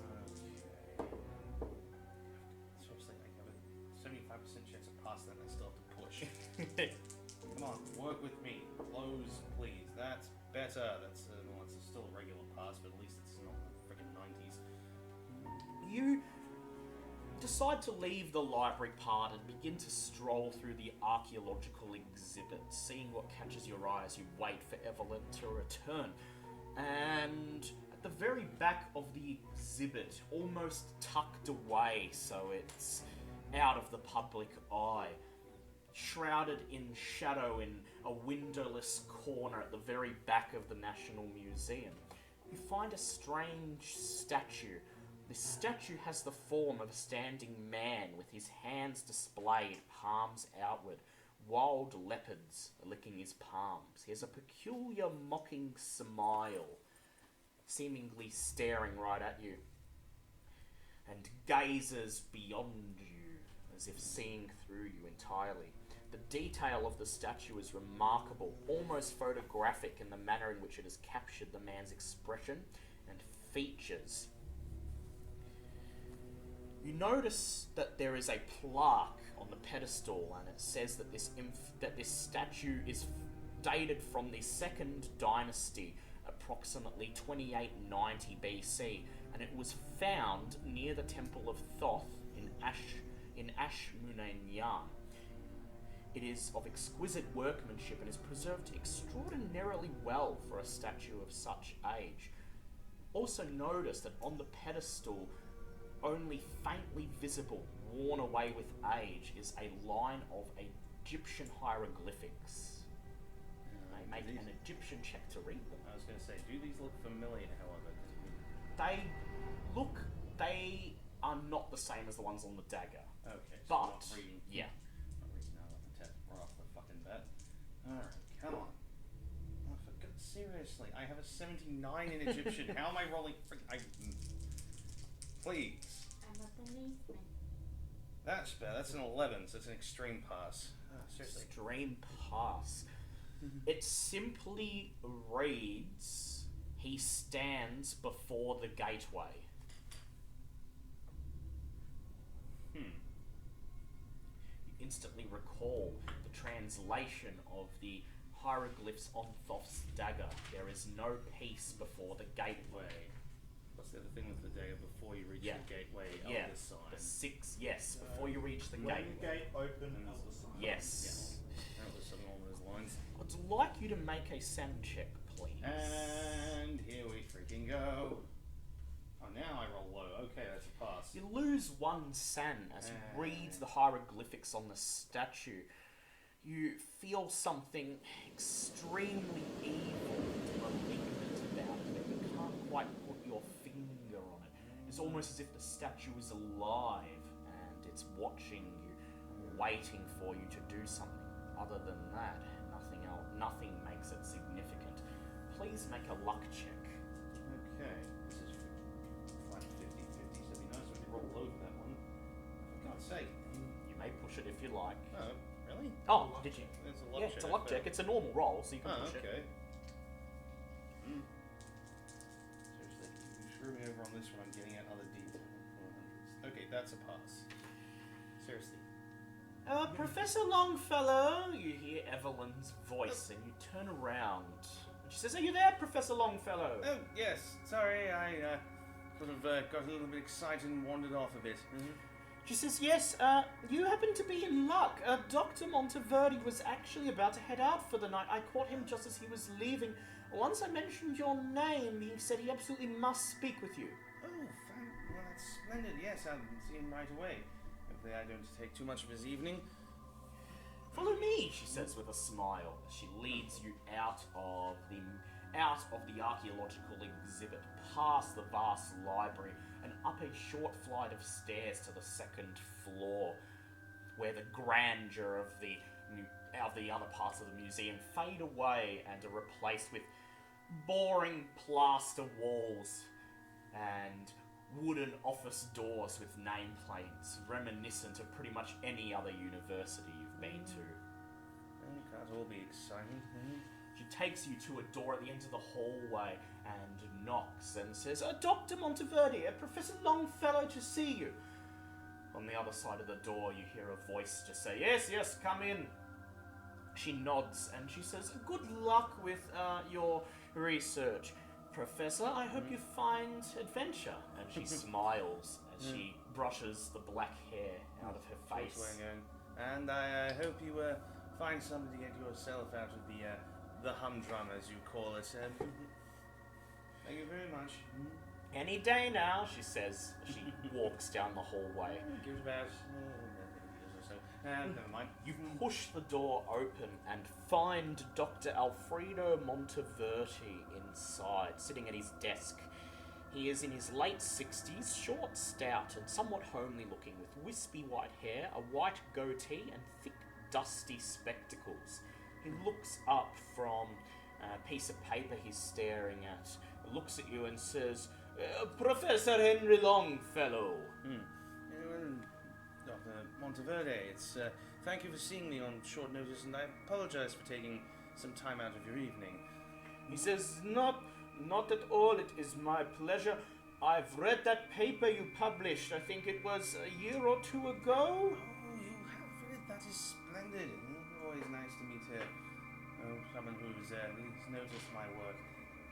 He says, yes, that thing about, that paper about proof of how the Sphinx lost its nose, finally put the clamp on those conspiracy theorists who said there has indeed never been a nose. Says, Yes. Much better than that tosh about that moose or deer from wherever it is, written by that other fellow. No, we'll leave that particular tripe and nonsense alone for the time being. I'm afraid I also have plans for the rest of my evening, so I will make this brief and basically go in quick detail, obviously, explain the guidelines of roughly what we're embarking on. Obviously, not too much detail, because let's face it, the less people we drag into this nightmare, the better, but just to see whatever I could possibly glean from him, pick his brain of sorts. I'd like you to please make a charm check or a persuade check, whichever one you would like to make. I mean, I don't have either. What was persuade? Even persuade would be terrible. Charm is half appearance. I suppose it's better than nothing. Okay, if you like to roll low dice, that'd be absolutely fantastic. Gonna try that again. Go Seriously? ahead. Come on. I know it's a low odds, but you're starting to worry me here, dice. Nope, that is last roll. He looks at you and he says, Nyarlat, you said, the lost city.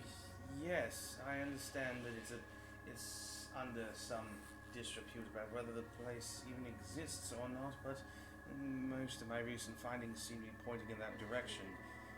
He says, does it exist? I am not sure. If it does exist, I am sure you do not want to go there.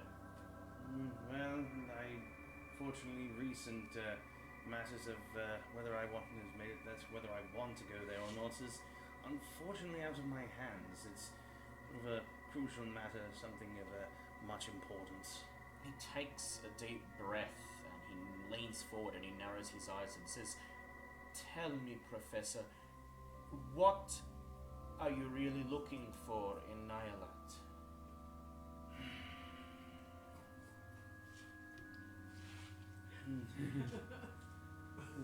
Yeah, the 10 years that sort of got wiped off him once he got getting to Cairo kind of comes straight back with a vengeance at this point going. Truthfully, it seems we've been dragged into somewhat of a darker corner of Egyptology. Much of the sort of things you only read in the darker corners of the library, things you only scoff at. Ancient gods beyond time, ruins beneath ruins, dark powers beyond our understanding. I hope there is a way to keep that sort of thing from bleeding out into our current society. He takes a breath and he says, well, I can tell you this. There are a number of parallels between the Egyptian concept of Thoth and the entity known as Nyarlat. Thoth is the messenger, the mind and heart of Ra, head of the Egyptian gods. Likewise, Nyarlathotep is the messenger, heart and soul of the outer gods. The celestial symbol of Thoth was the moon, and they say that Nyarlathotep, in some of his guises, frequently howls at the moon. Also, what better symbol for Nyarlathotep than the dead grinning moon, eternally mocking the earth's short life? No, I dare say that is the perfect way to put that particular fellow. He says, I can tell you this. In antiquity, or so they say, the outer gods, including Nyarlathotep, were the original rulers of humanity, giving humanity the tools they needed to create civilization. Among the first cities ever built by man was Nyarlat, administered by Nyarlathotep, the ruler of the city that bore his name.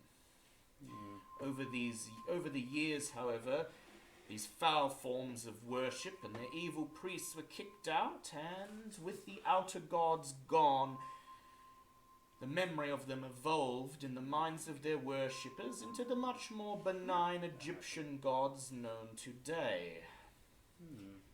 What was once known as Nyarlathotep, over time became Thoth, the god of knowledge and magic. He frowns and he says, I believe the Greeks call him Hermes. And my Grecian studies aren't quite up to par with the Egyptians. I must say, quite the library must have studied to find such information, or perhaps maybe you just have some well-versed, well-knowledge friends who are well-versed in that area. Either way, I must say I'm quite impressed, and it's precisely why I made sure to come to you before I leave to head towards this particular venture. He thinks for a moment. Please make another persuade check. Persuade or charm? Or just persuade. Or you can do charm if you want. Nyarlathotep is the Greek god of messengers. Well, it's a messenger of sword. Doesn't mean it has to be a good message. Nyarlathotep in the Cthulhu mythos is the messenger of the outer gods. So it makes sense that over time he will. 350s in a row. Yeah, I know. This freaking thing is. I'm testing that damn dice because I'm getting pissed off with it. Seriously, screw me over again and I'm getting the goddamn bag. Well, that's a 7. Okay, finally, thank you for freaking coming up. Dr. Monteverdi just smiles and says, let us just say that you are caught up in a struggle that I myself once faced, although I did not make the correct choice and turned away, cowardly saving my own skin, when perhaps I should have embraced my fate and saved the world from a terrible occurrence, one which you must now take up my mantle to put a stop to. He says, tell me,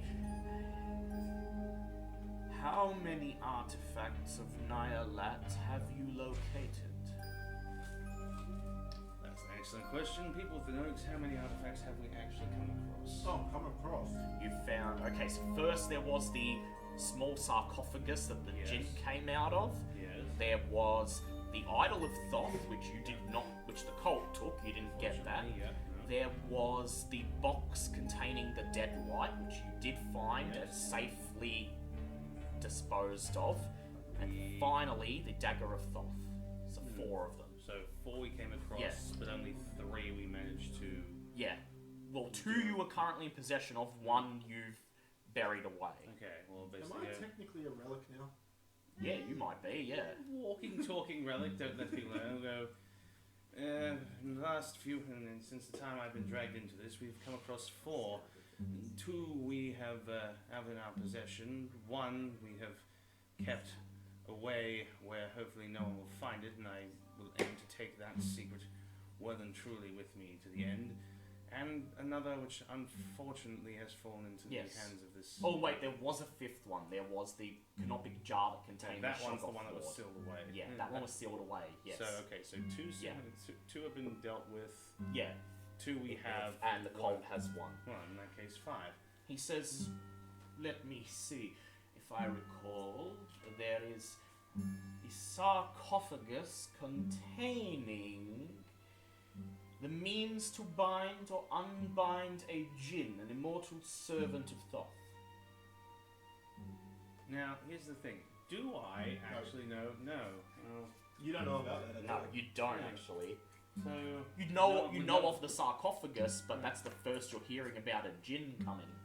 from it it. seems that I. Yeah, we didn't talk about that. Yeah. Yeah, no. So, yeah, you guys never let me quite in on that one. I'll then go, well, the sarcophagi I knew of, the jinn I may have to inquire about. He says they say that it was a receptacle for one of Thoth's servants, a servant from the dimension of Nyarlat's origin, a servant whose purpose is to help Nyarlat's serpents bring about his entry into this world in the right time.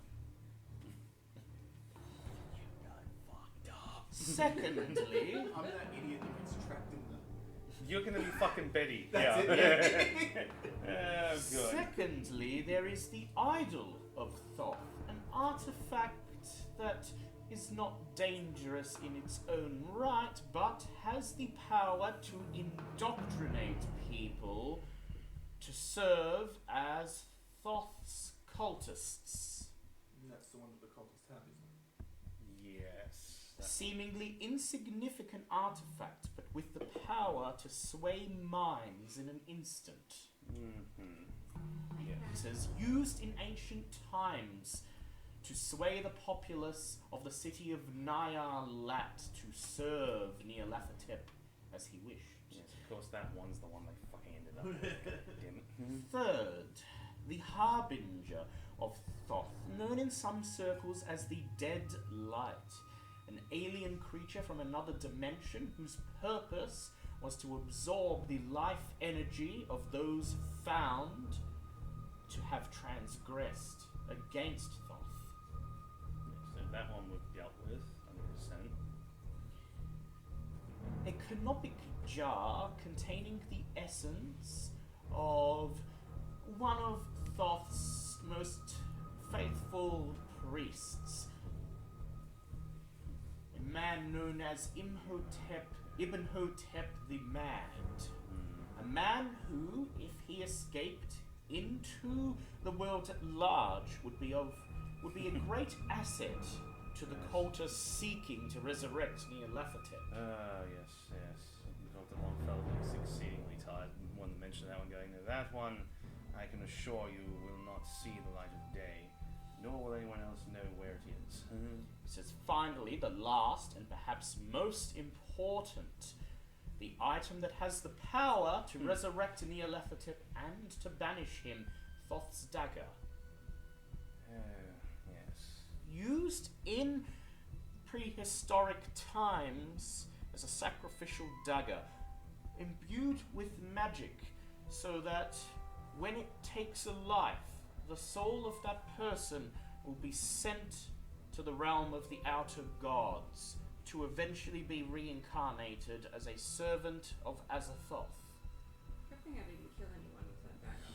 Yeah. Because I thought about it and then I was like, I probably shouldn't do that. Yeah, no, I'm thinking of other things that may become problematic in the future, but, He says, in my day, the cult attempted to get their hands on this thing, for even if they do not have the other 4 artifacts, he who brings the dagger to Thoth will earn his favor, and furthermore have the power to bring him into this world or to banish him.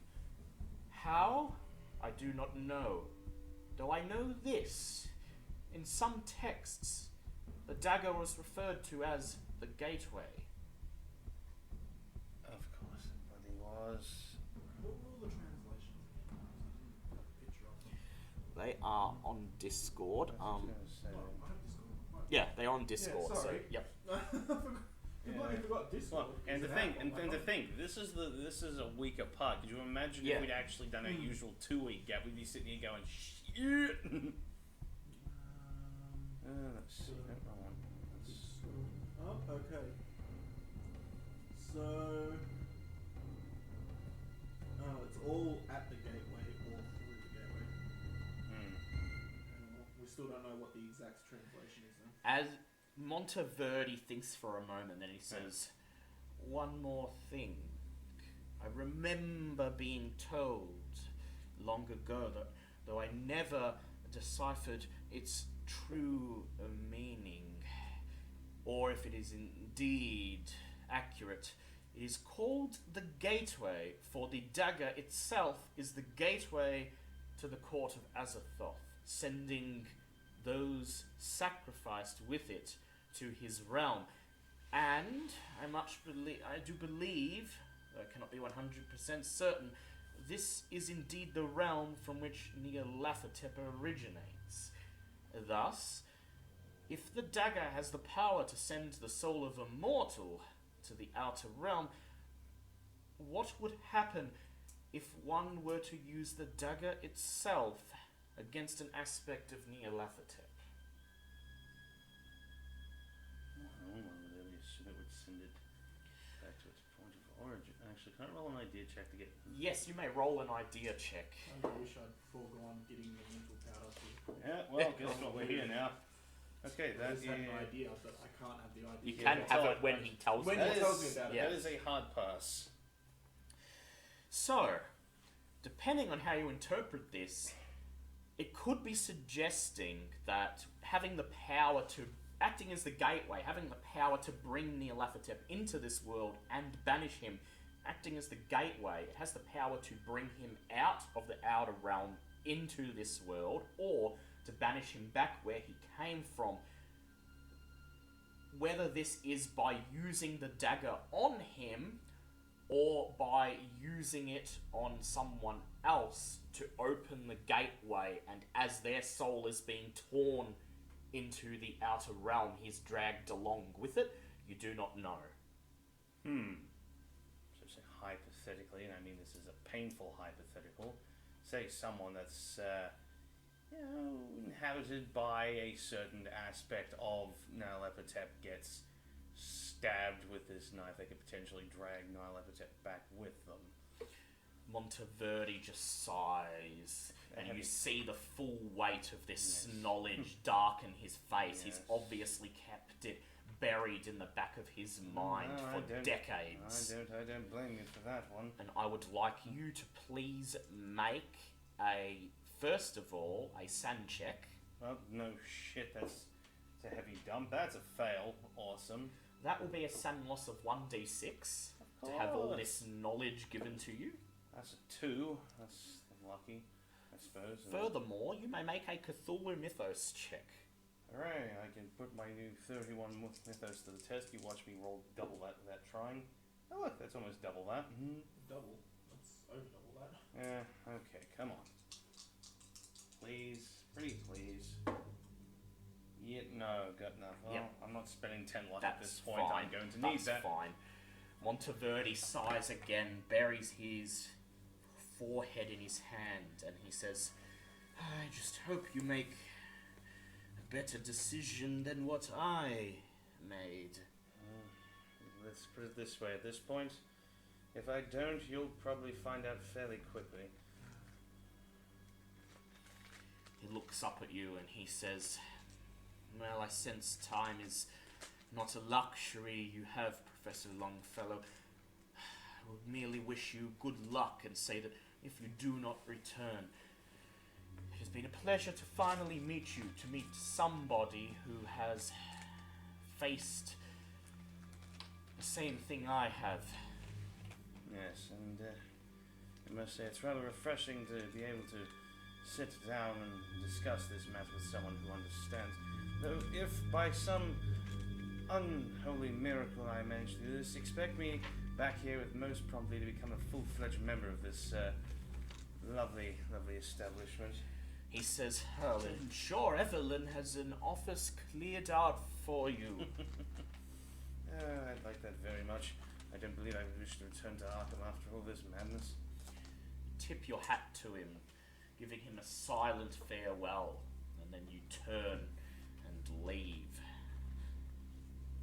As you leave the National Library, stepping out once again into the streets of Cairo, the sky above has gone a deep purple as the last rays of sunlight disappear, and you begin to head to the train station down the road to catch the train that will take you to Ash Munain. Along the way, you meet up with Detective Dick, Newt, and Gloves. First of all, Newt, do you inform the others of what you bought? I tell the professor about the tea. Yes, that is said to You increase... keeping us from things is going to kill us. More than likely, yes, but we'll cross that bridge once it's well and truly All I'm over. keeping from you at the moment is cocaine to potentially help me win a power check. Yeah, but also the Yeah. captain stuff. Well, no, He hasn't shared yet. Well, And you haven't told us okay. it was a gin that brought you back. No, okay. but I'm sure you probably could have figured that out. Yeah, with I'm your sure with Dick your would- I was Cthulhu knocked mythos. out. I didn't know whether... Yeah. Well, she was Yeah. unconscious, Yeah. Oh, and Dick was Dick was unconscious, but Dick could probably make a Cthulhu mythos check, and Hey, well, either Figure it way, I won't be telling people this out in the friggin' streets. Yeah. This is going to be once we're in a more secluded part of the train, so we can actually sit and talk. so yeah, So I tell them about Well, the tea yep, because it's going Yes. to help me with Yeah. the constitution. I don't tell them about the cocaine. Detective Dick and Gloves eventually rejoin you, carrying between them a wooden cart filled with supplies, and they gesture at all the things they've found, and Detective Dick just says, "I figured we would need this." Gloves smiles and says, "Oh, one of those guys had a real good ute too, he just wouldn't give it to me." I'm sorry, a ute. What is this? Some sort of? "Oh yeah, nah, a truck." And serious. Does Newt actually know that he is inhabited by the jinn? Well, you don't know for certain, but All your I know own is that- research suggests that that is the most likely thing that happened to you. Hey, you're a smart kid. You've delved into this dark shit. 2 and 2 could easily make 4 at this point. But either way, Professor Go. Maybe once you've shared your stuff, Yes. maybe then But yes, I no. might come to some. The Professor, while he's on one hand very happy about being able to visit the museum, also does look like he has learned quite a lot in the last few hours and just sort of looks and goes, "I will explain what I've learned once we are in more secluded circumstances."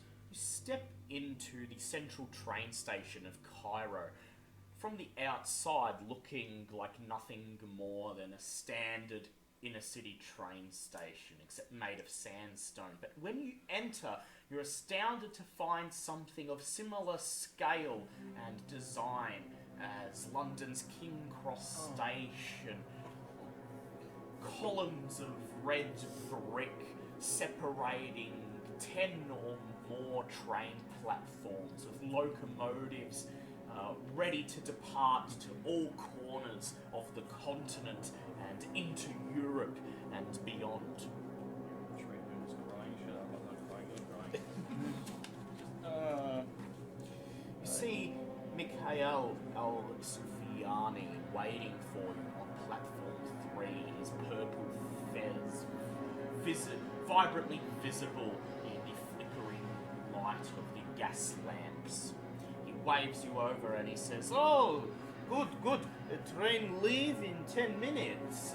Did you get all the preparations done?"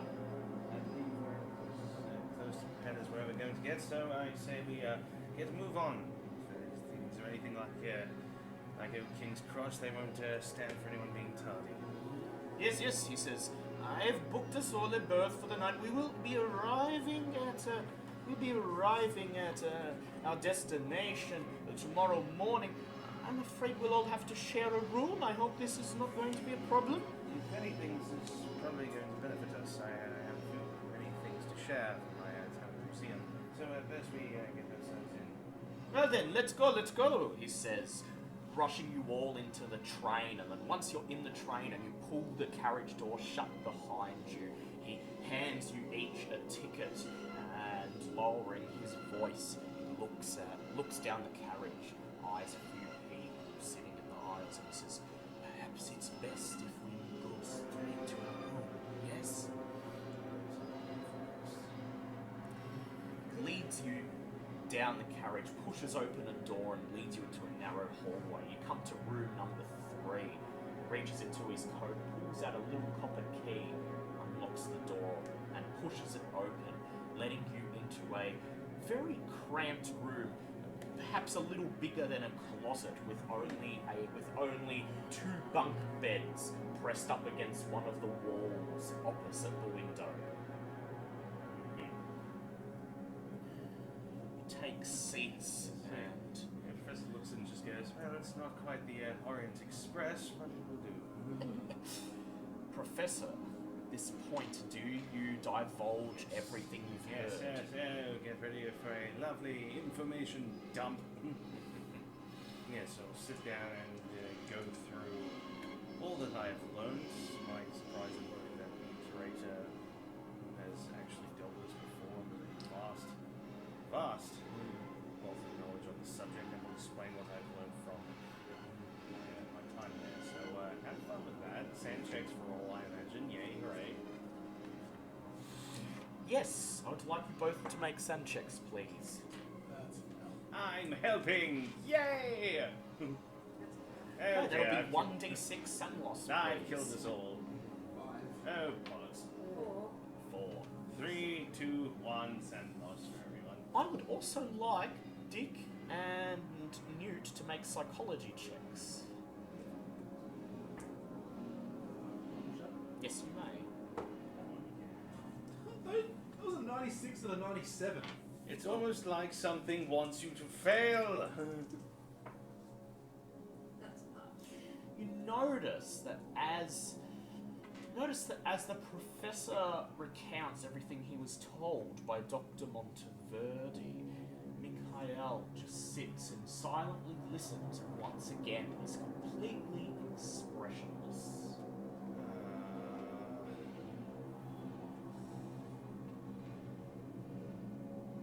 I shoot him. I put my gun and I shoot him 5 times in the chest.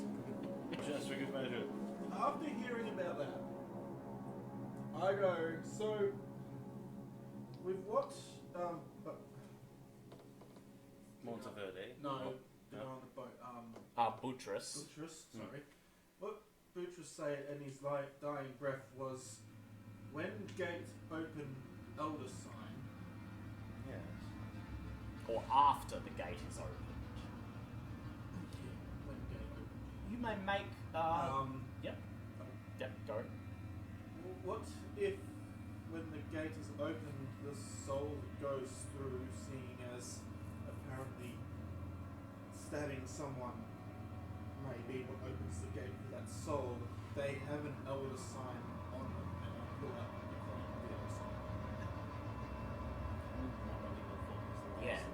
As you pull out the. No, the elder sign was never Yeah, lost. yeah, My necklace was yeah, the still necklace. lost. As you pull out the elder sign coin, Mikhail immediately turns and looks at it, his eyes wide for a split second. Good to see some emotion from you. He says, he thinks for a moment, frowns, and then he says, that is, I think that would be, perhaps we should not bring that with us to Nyarlat, just in case it interferes with any of the magic we must perform. From everything that we've seen and observed with this sign, it only affects the things that see it. So if I have it in my pocket at all times, nothing will see it. I want to be keeping a poor sign, I think. Yes, so I was going to say, once you get through that, though, Henry will sit there and go, though there is one thing I haven't quite been able to put my finger on.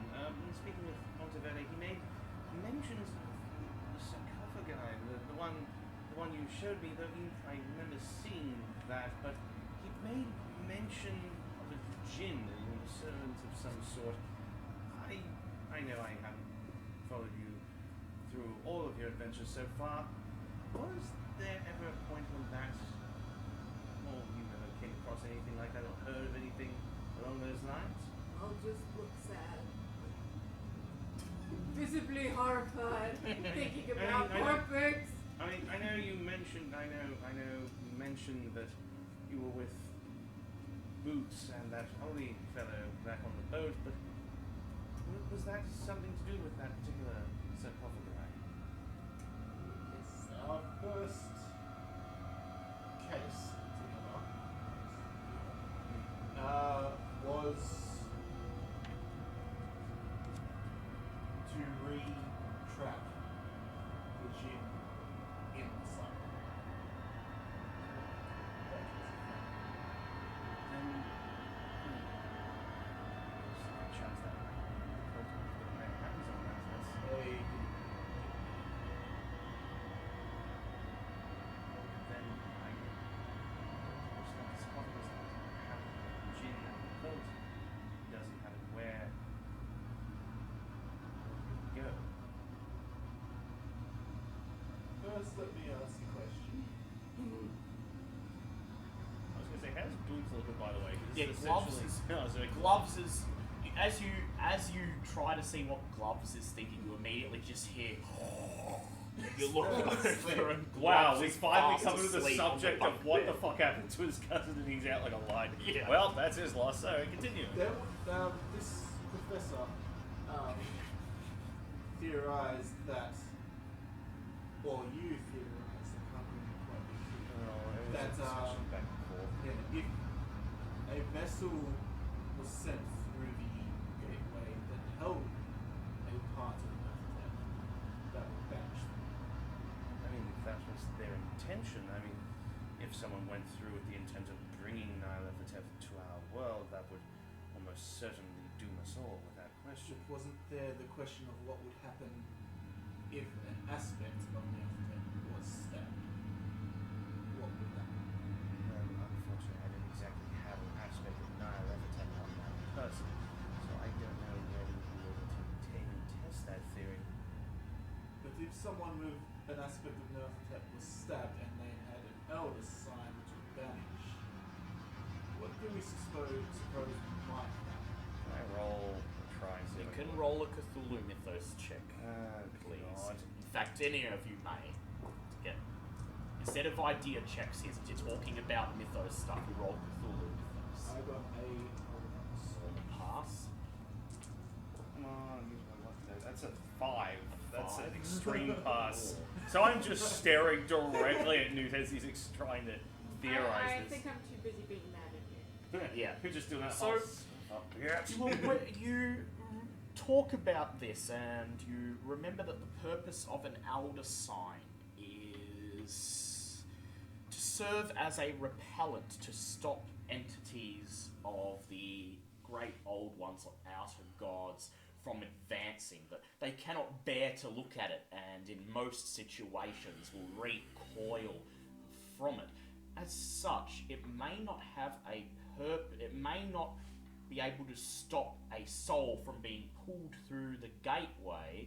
However, the elder sign as something that causes elements of the mythos to recoil away may have an alternative purpose. And you linger on Boutris's words after the gateway has opened, the elder sign. He could be meaning after the gateway is opened, meaning while it is open, the elder sign may have a use, or after the gateway has been opened, meaning that after the dagger has already done its work and the soul or Nyarlathotep have been banished, then the elder sign will have some purpose. you know that Boutros' main goal wasn't to banish Nyarlat, but rather to end the curse on Detective Dick. And so it may be possible that that is the context that he was referring to the Elder Sign in. That was far too much for Newt's brain. Should have taken the cocaine already. I was mostly trying to see if I could pinpoint the fact that he's... Yes. As if to punctuate this, in the background you just hear, "Oh fuck, the pedal fell off again." Okay. All that recalling of knowledge, though, has given Newt another idea, Which is? something that he will bring up after he says, as to the whereabouts of the djinn, I didn't technically survive that car explosion. In fact, there's no technicality about it, I died. In the background you hear, "Oh yeah, things are death trap." And then I made a deal with the djinn when we were in the middle of containing it. Dick, make a spot hidden check, please. Oh, just... okay. That's an extreme. No, a hard pass. You just notice that Mikhail is listening super intently. He's leaning in but not saying anything. But he is hanging on Newt's every word. I don't trust this I'll put my hand on Newt's shoulder and be like, "Shut the fuck up, boy."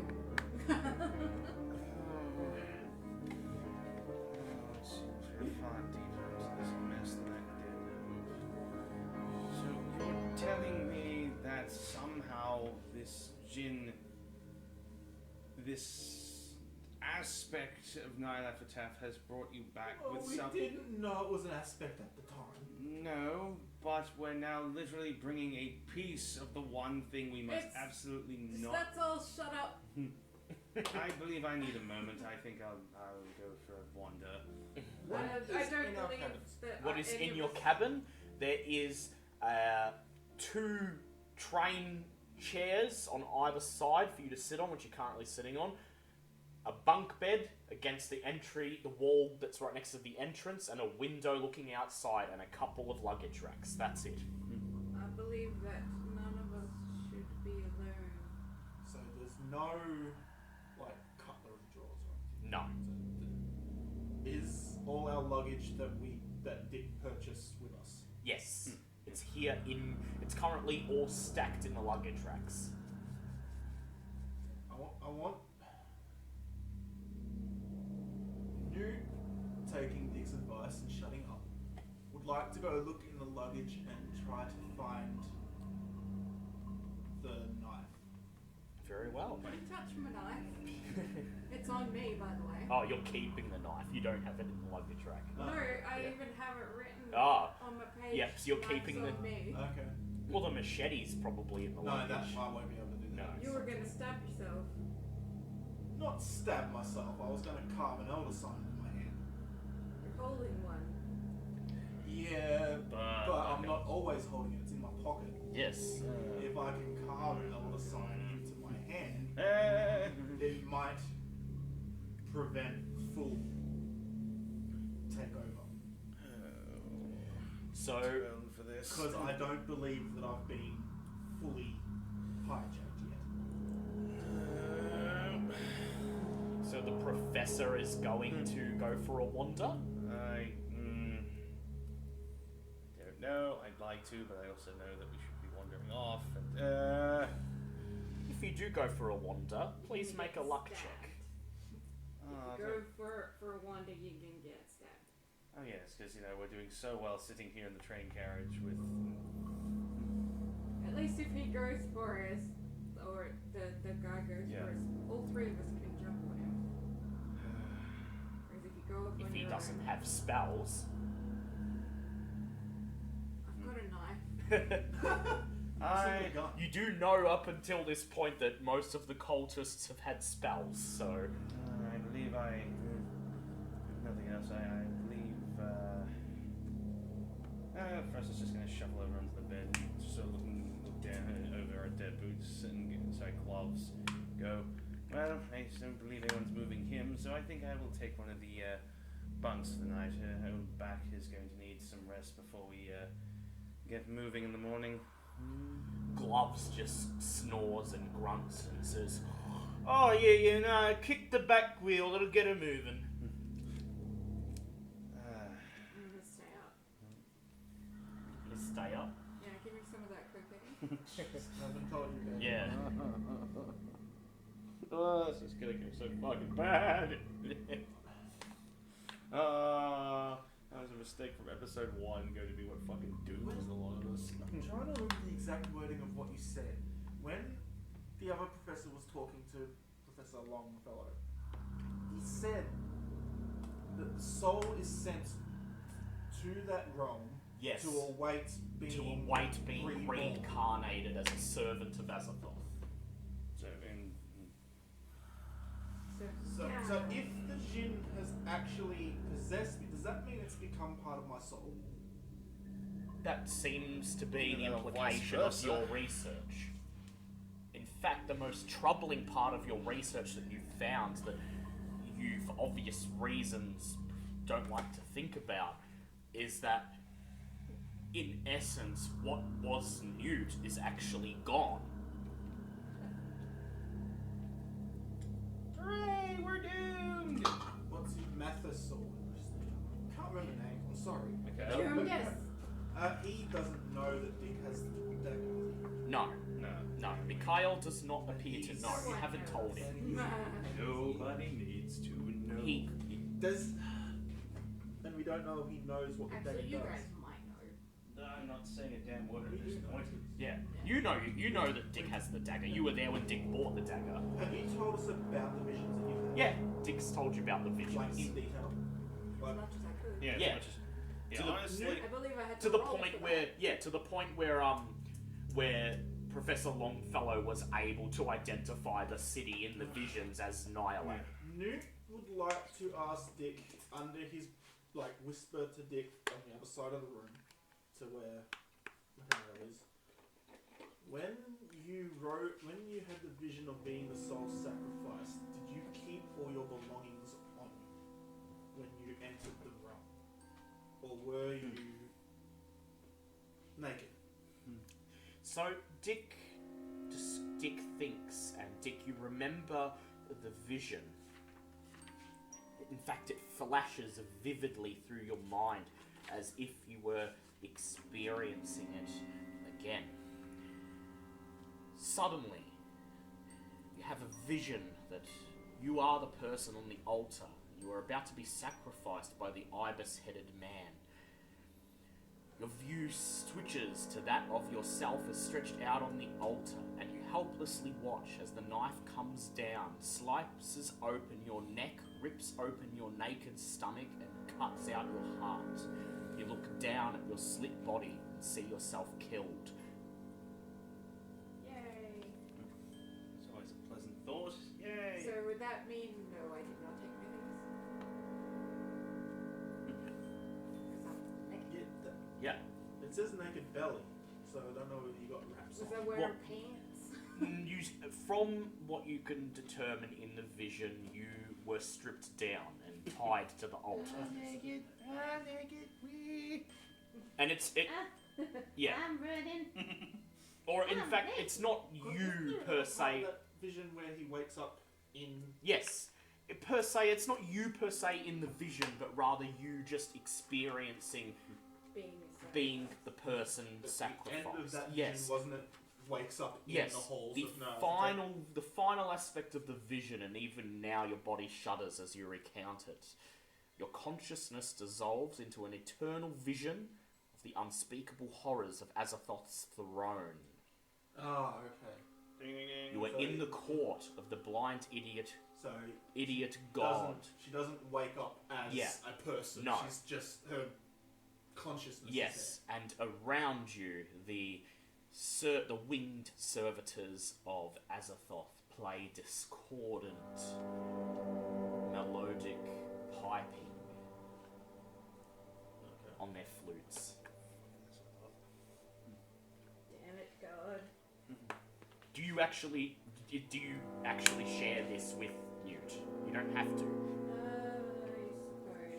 suppose.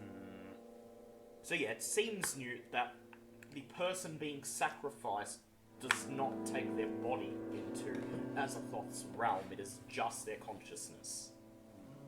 I ask Dick, can I borrow your knife? No. You can watch exactly what I'm going to do, and I promise I'm not going to do anything to harm you. No. What do you want to do? Okay, I want to carve a symbol into my upper arm. Yep. So that I can have the symbol of the elder sign in my arm to potentially stop being fully possessed. And then I'm going to give the coin to you, as you're the one that is currently cursed and have to open the gateway.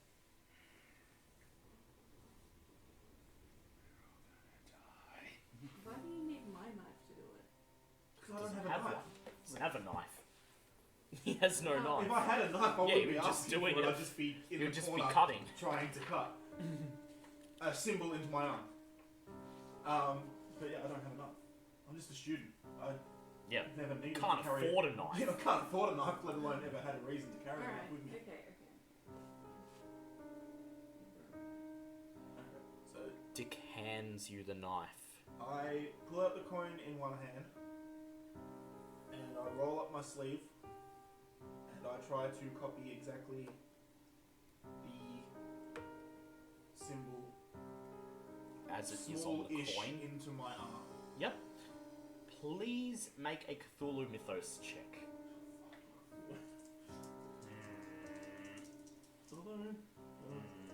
I'm actually nearly as good at Cthulhu as I am at occult. I could have carved that on you.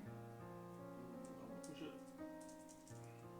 You can try after I mutilate my arm. That's a hard pass. You take the knife, and as Mikhail and the professor watch, as Mikhail watches silently sitting on the chair opposite the bunk, as the professor softly breathes above you, carve the elder sign into the back of your hand, trying as best you can to copy it exactly. In the dim light, you manage to get it as accurate as you possibly can. I hand the knife and the coin to Detective Dick. Thank you. And then I wrap a towel around my hand to stop Yeah. bleeding. Yes. You just sit And- there and go, I have made a terrible decision At here. least, hey, at least it was the back of my hand Yeah. and not my palm. Yes, because you kind of need that. Good thing I brought bandages. So, Dick, you're going to attempt to stay awake? Yeah. Okay, Dick, I need you to make a con check, please. Oh, you've gone to sleep as well. Yep, Professor's... Yeah, well, there's not much else I can do at this That's point. fast. I'm old. I need sleep. Dick, you manage to stay awake, staving off sleep, until you see the first rays of the morning sun out, shining through the train's window, and you feel your body begin to jolt upright as you're once again torn into that familiar vision. Please make a SAN check. That's a fail. You lose 1d10 SAN.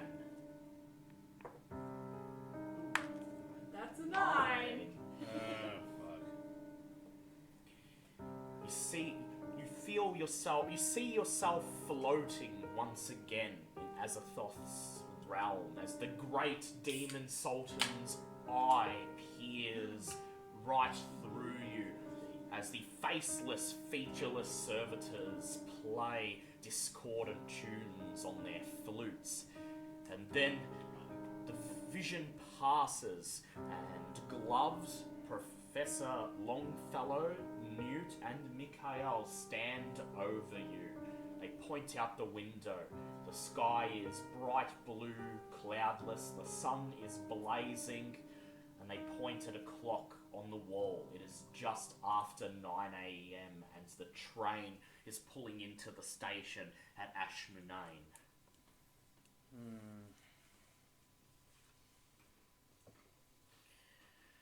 The train groans as it comes to a stop in a dingy single-platform station on the edge of Ashmunane, a city that is nothing more than a handful of ramshackle, shabby sandstone and wood buildings and huts. The streets are unpaved. The road, as it were, nothing more than heavily trampled sand and dirt, and unlike Alexandria and Cairo, is seemingly deserted of people. You check your tickets with the conductor as you depart the train. Mikhail looks at you and he says, "Now, we should leave for Hermopolis as soon as possible. I will head into town and acquire us some camels for the journey." He looks at you and he says, "Please, meet me on the edge of town, past the main town square. When I'm ready, I will find you there and we will leave for the sacred site immediately."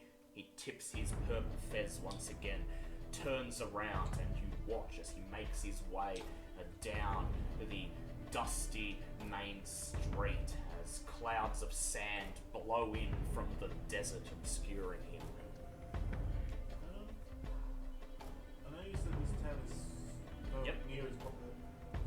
Would there be anybody selling something like gloves on our route to where we're going? You could try to find it. Literally, as we're passing, keeping an eye out to see if anyone's selling any clothes. Please make a luck check.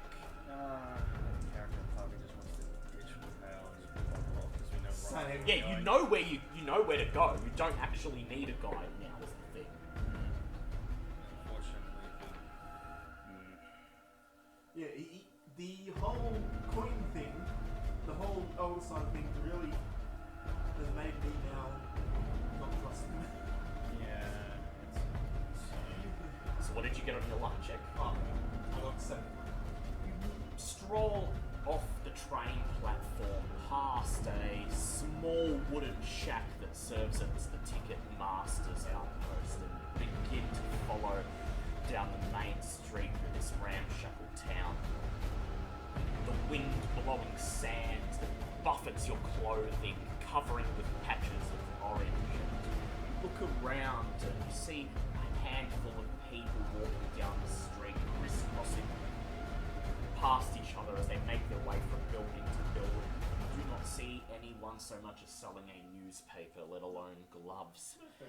However, as you make your way through the town, you pass close to one of the buildings, supposedly according to a sign that's blowing in the wind, a post office. And as you draw near, a beggar in tattered white robes that cover most of his body, complete with a white hood that obscures his face, reaches out for you, whispering something in Arabic. Please make an Arabic check, Newt. Oh, that's a 100. Oh dear Lord. Can I push that? Yes, you may. Certainly bloody hope so. I saw the double 0 and then I was like, what's that Hooray, last I'm one? doing That's an great. 8. Oh, that's a 0. No, that's a fail. It's a fail. Damn it. I was gonna say, Right. would Yeah, I'm gonna roll for gloves. Oh dear, this coming back. You watch There this you week go. some other It's a world ditto like bowl. of You got information. ditto bulb still. Ditto bow. Come on, that is an 81. Gloves is gonna push that. God's sake, people! There we go. That is a 46 exactly. Gloves. Meet it to beat it. Gloves ushers you. Gloves steps in closer, and with Gloves standing beside you, helping you to understand, you can make out what the man is saying. He reaches out a withered, sun-bleached hand towards you. His fingers outstretched like claws, and he says, "Friends of Boutros, friends friends of Boutress. Oh shit. Yes, yes. You stop. Yep. I asked everyone to stop. He says, I am no beggar. I do not wish your money. My name is Father Shanuda, and I am a friend of Boutress. The man you are with, no matter what name he goes by, is not one of our order. Of course. He is high in the councils of the evil ones. Khalid Abd al-Aziz, the leader of the cult. Of course he's the goddamn leader. Fucking Christ. And He- Can we grab him? Yeah, when you find him. Are You you all... talking about the beggar or? no, he's talking about the leader. Yeah. Later. Yeah, Mikhail, as he's calling himself. He has lured you here for the sole purpose of trapping you and your companions, torturing and sacrificing you to his blasphemous gods, and then stealing the dagger. I have followed you and your companions since your arrival in Egypt, but I have not contacted you to lull Khalid into a sense of security. I cannot emphasize enough that you and your friends are in the greatest danger. Khalid would kill you all without hesitation if he felt it would serve his purposes. If you ever wish to leave this country alive, you will need my help. And then he wraps his bony hands around Newt's ankle. Can I do a psychology check? See if he's being. Yeah, go ahead. I would like to ask, is it a bad idea to take the Elder Sign into the ritual place that we need to go to? You're gonna just ask that of him. Nope. He says, the Elder Sign.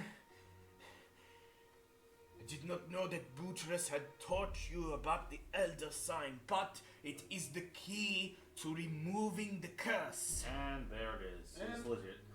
You can still do your psychology. I was asking that while you were studying. Yeah, you may make the psychology check. Well, the boy's definitely on the level here. What's my psychology? 29. So, given that you can't speak Arabic and you Wait, that was a 9. Oh, Wait. never mind. Given- Failed anyway. failed, yeah. Given that you can't speak Arabic and you're only going by Gloves and Newt's translations, you can't account for exactly what he's saying, That's right, but I can't understand but anybody. he does seem to be speaking with an obvious tone of urgency. I trust him. Okay, maybe trust isn't the right word. But you definitely don't doubt him. I'm preferring him over. Yeah, but also I don't particularly trust you, so No, that's fair. am I gonna go I'm with going what with you're this guy. saying? I guess I have to now. Does he Probably speak what? Egyptian? Would that be so? They If don't- someone could speak Egyptian, that would be grand. Nobody's spoken Egyptian in Egypt for the last 2,000 or so years. Well, that sounds like their problem, doesn't it? Spoken like a Said true the English. Spoken like a true Englishman. That sounds like their bloody problem. We colonised this damn place at some point. Give or take, the Empire's been busy. No, I say that I think we should go with him. What do the rest of you think? Cautiously. Gloves just leans over and in Arabic says, "Look, I know you're dressed as a beggar, but you wouldn't have a car, would you?"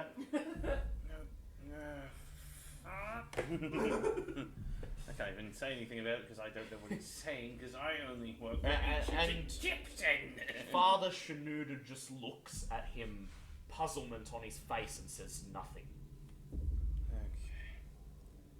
So, I've made my decision. You guys make yours. I will cautiously go with you, well, but I'm watching you. I'll ask him obviously what do we do now because obviously Mikhail is expecting us at some point. If we go off without him, he's going to know that we've caught wind. What What do we need what- to do? He what says, do we do now? he says, if you wish to allow me to guide you to Nyarlat, I will take care of Khalid Abdalazi. Okay. I mean, again, I don't speak Arabic, so I don't know any of this. This is just because it's that whole wonderful. Pass on. Is he he'll take care. Yes, it's that wonderful paranoia of going. Just turn around and go, don't worry about it. Yeah, don't worry. I'd like to go along with this, but at the same time, paranoid going. So what happens if this guy is also a trap, and we're just working ourselves into a bigger trap because we don't know what the freaking hell is going on? I mean, the only thing we have to go on is at least he knows that the eldest sign will actually be a benefit. He's not shown us any sign that he's actually a part of the actual order. That concerns me to no end. Then again, I asked before anything else happens, how did he know who we were then? He says Buttress wired from the ship and gave me the names and descriptions of his companions. no, how did Mikhail Oh, well, know how did who we are? He says, I believe that Mikhail knows your names and descriptions from before you left America. Being butter, fucking butterface. Yeah. Face. Oh. Your minds instantly flash back to before you left.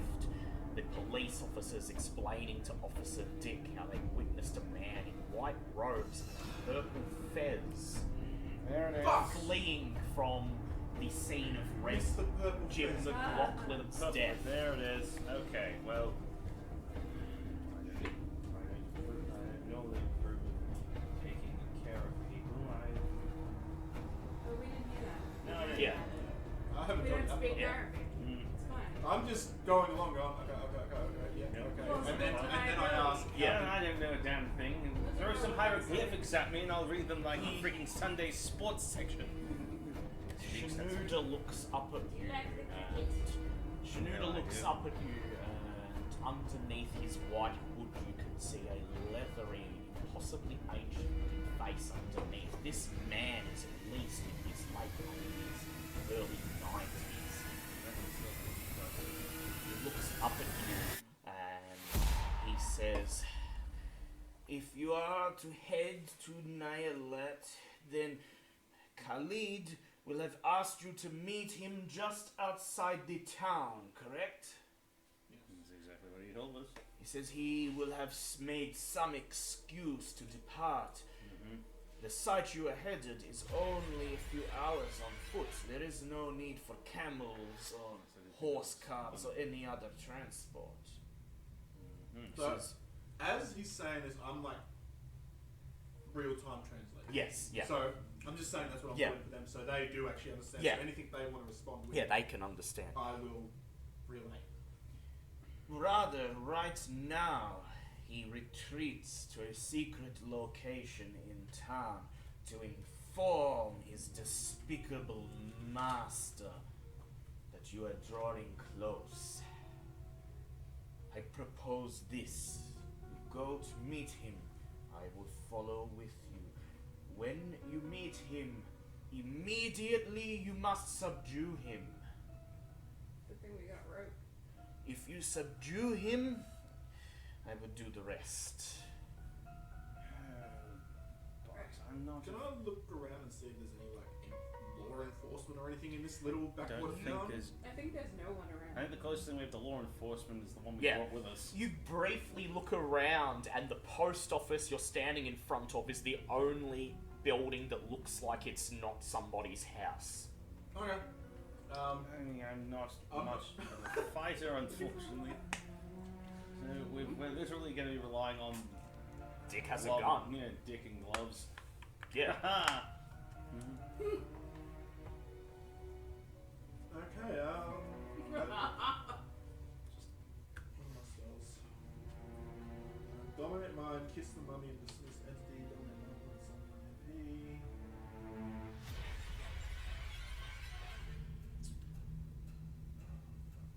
Time to boil tea. No. Didn't take that.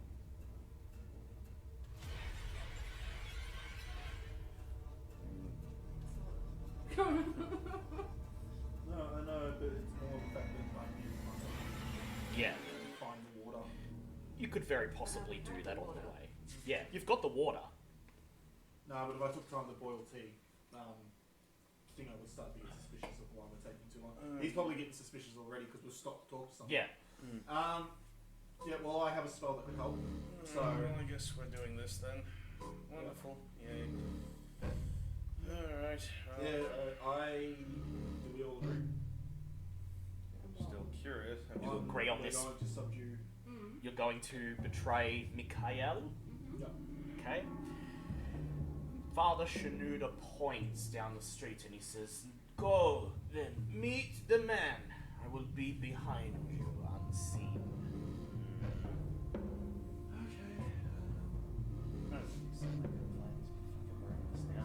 Sure, I would like to walk, and as soon as we see. Actually, no. We need to get close to him. Yes. Because if I do it as soon as I see him and I fail, then he can get away. Yeah. Yeah. So No. you tell the father that you'll do your best to subdue him. You continue walking down the main You tell street him that. through Shit, the I'm town. just like, oh, well, that was it. As you walk, you discuss how you're going to Does accomplish anyone this. want a weapon?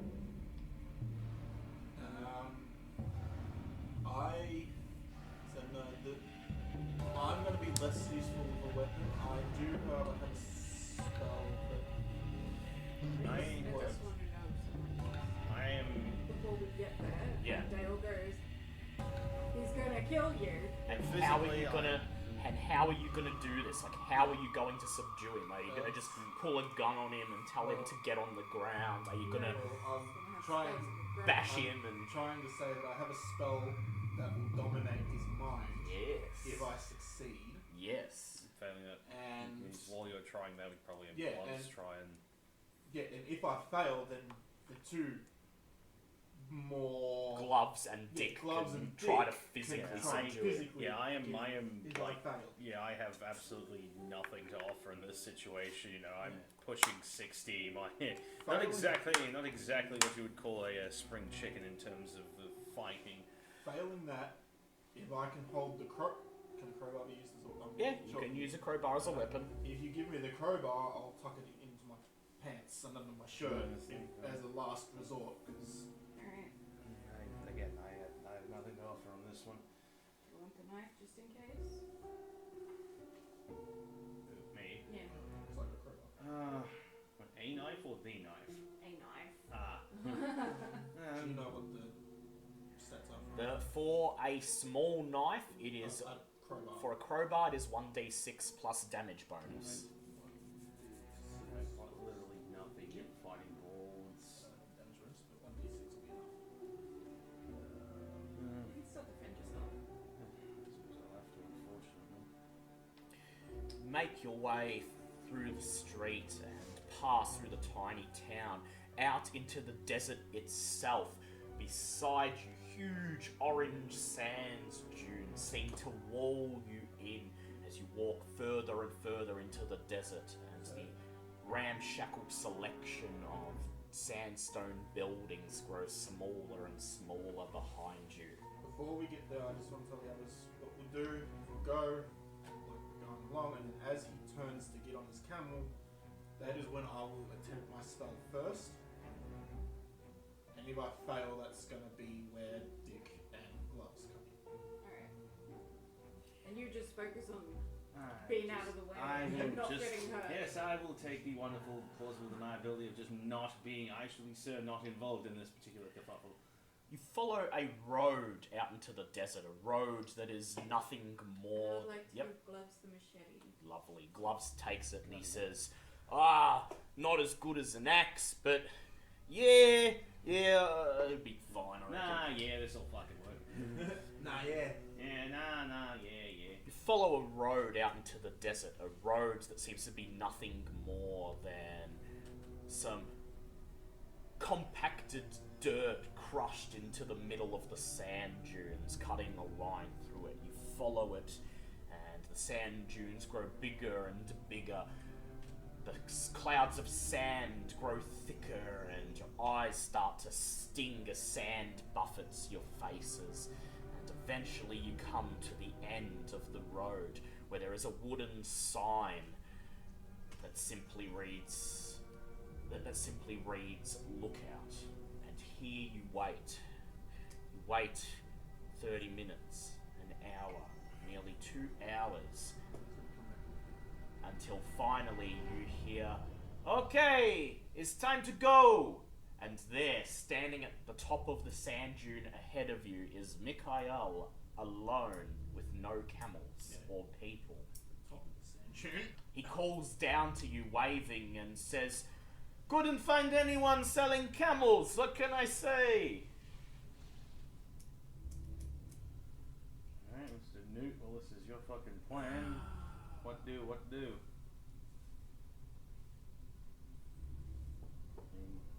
You're gonna have to go up to him.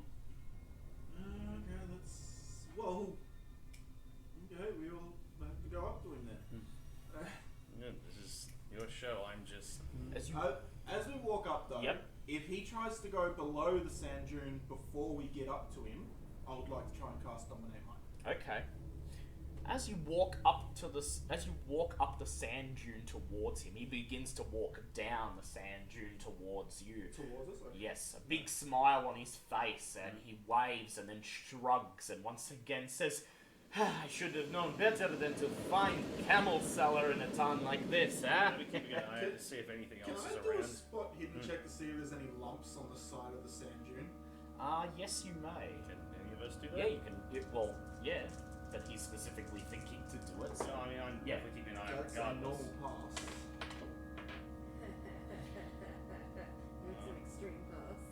Oh, so it doesn't matter if I roll. I'm not spending one luck, I don't give a No. crap. I mean, Alright. Nick's got the excuse that she's paranoid as fuck. No, Yeah. I tried He's again, paranoid that's as fuck. actually a hard pass for me now. You do notice that in the sand dune, near the top of it, behind Mikhail, there are 3 lumps in the sand. Damn it. One for each of How, us. however, the thing is that they don't look the right size or shape to be people hiding in wait.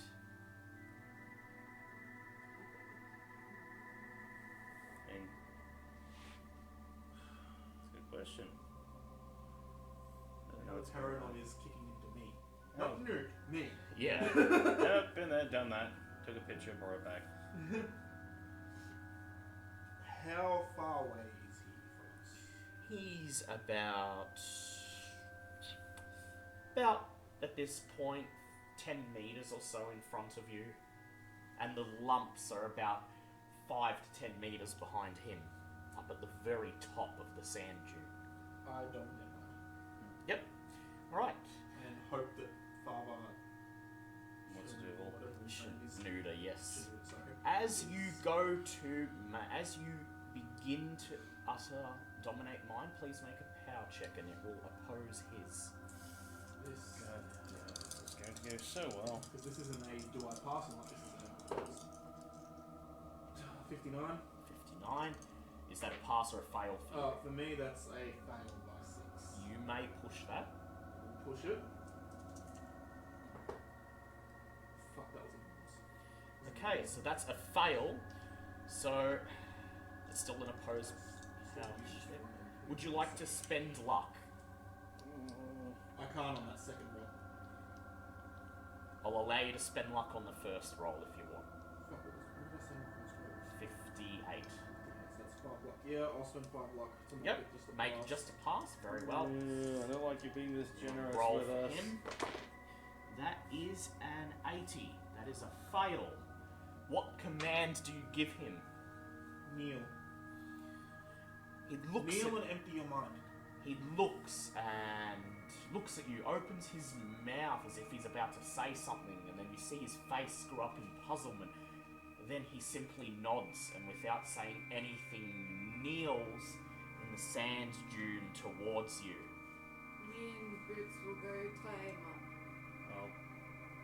Well, Does this kind of work like a D&D spell where I need to keep concentration on it? Or No, is it, once it's cast, it's it's just- cast. Okay, well I'm keeping an eye on those Yeah. lips. Yep. Yeah, so I believe I'll just be keeping an eye from a distance, because again, I'm useless in this one, so yeah. Once he kneels, you hear another voice. Good, good, good. And clapping, and you turn around and you see, shuffling slowly down the road, Father Shanuda using a gnarled tree branch as a walking stick. Great, I'm getting Palpatine vibes off him now. He's just here. Yes, kill him. Kill him now. He Too makes- dangerous to be left alive. He makes his way up to you, and then he makes his way up to you, and he takes a look at Mikhail kneeling on the ground. He walks up to him, and he says, "Underestimated your quarry, did you, Khalid?" Then he turns towards you all and reaches into his robe and pulls out a small silver knife. Oh, we're all gonna die. And he says, "If you fear the unknown, turn away." Is anything interesting about the knife? It just seems to be a normal No, silver fuck dagger. off. No, fuck off. Don't do that. It's a silver dagger. I want to use. Can I use a spot hidden to? You can. Are you using appraise from where I'm Yeah, you can use an appraise. Because, yeah, for some odd reason, that's a 2. And then push it. That's pass. Okay, Professor, you notice that the dagger is of exceedingly fine make, and you notice intricate carvings along its blade. You can't quite make them out, but you can determine that this is not an ancient dagger. It appears to be of modern design. It's just an ornate modern dagger. And Dick, you look at the dagger and you notice that it's quite clean. There isn't any dried blood or anything on it. I'm just watching. Is he gonna end up being the bad guy, and this is all because I failed my psychology You check? don't know. You don't know. Well, he's given us an option: turn away or watch what he does next. I'm choosing to watch what he does next. There's not much else I can do here, and we seem to be heading into nothing but the unknown at this point. Literally, I'm only I'm only watching because he used that phrase. Because my Yeah. whole journey Is has been trying to learn. Yeah. So if he hadn't used that phrase, I probably would have turned around.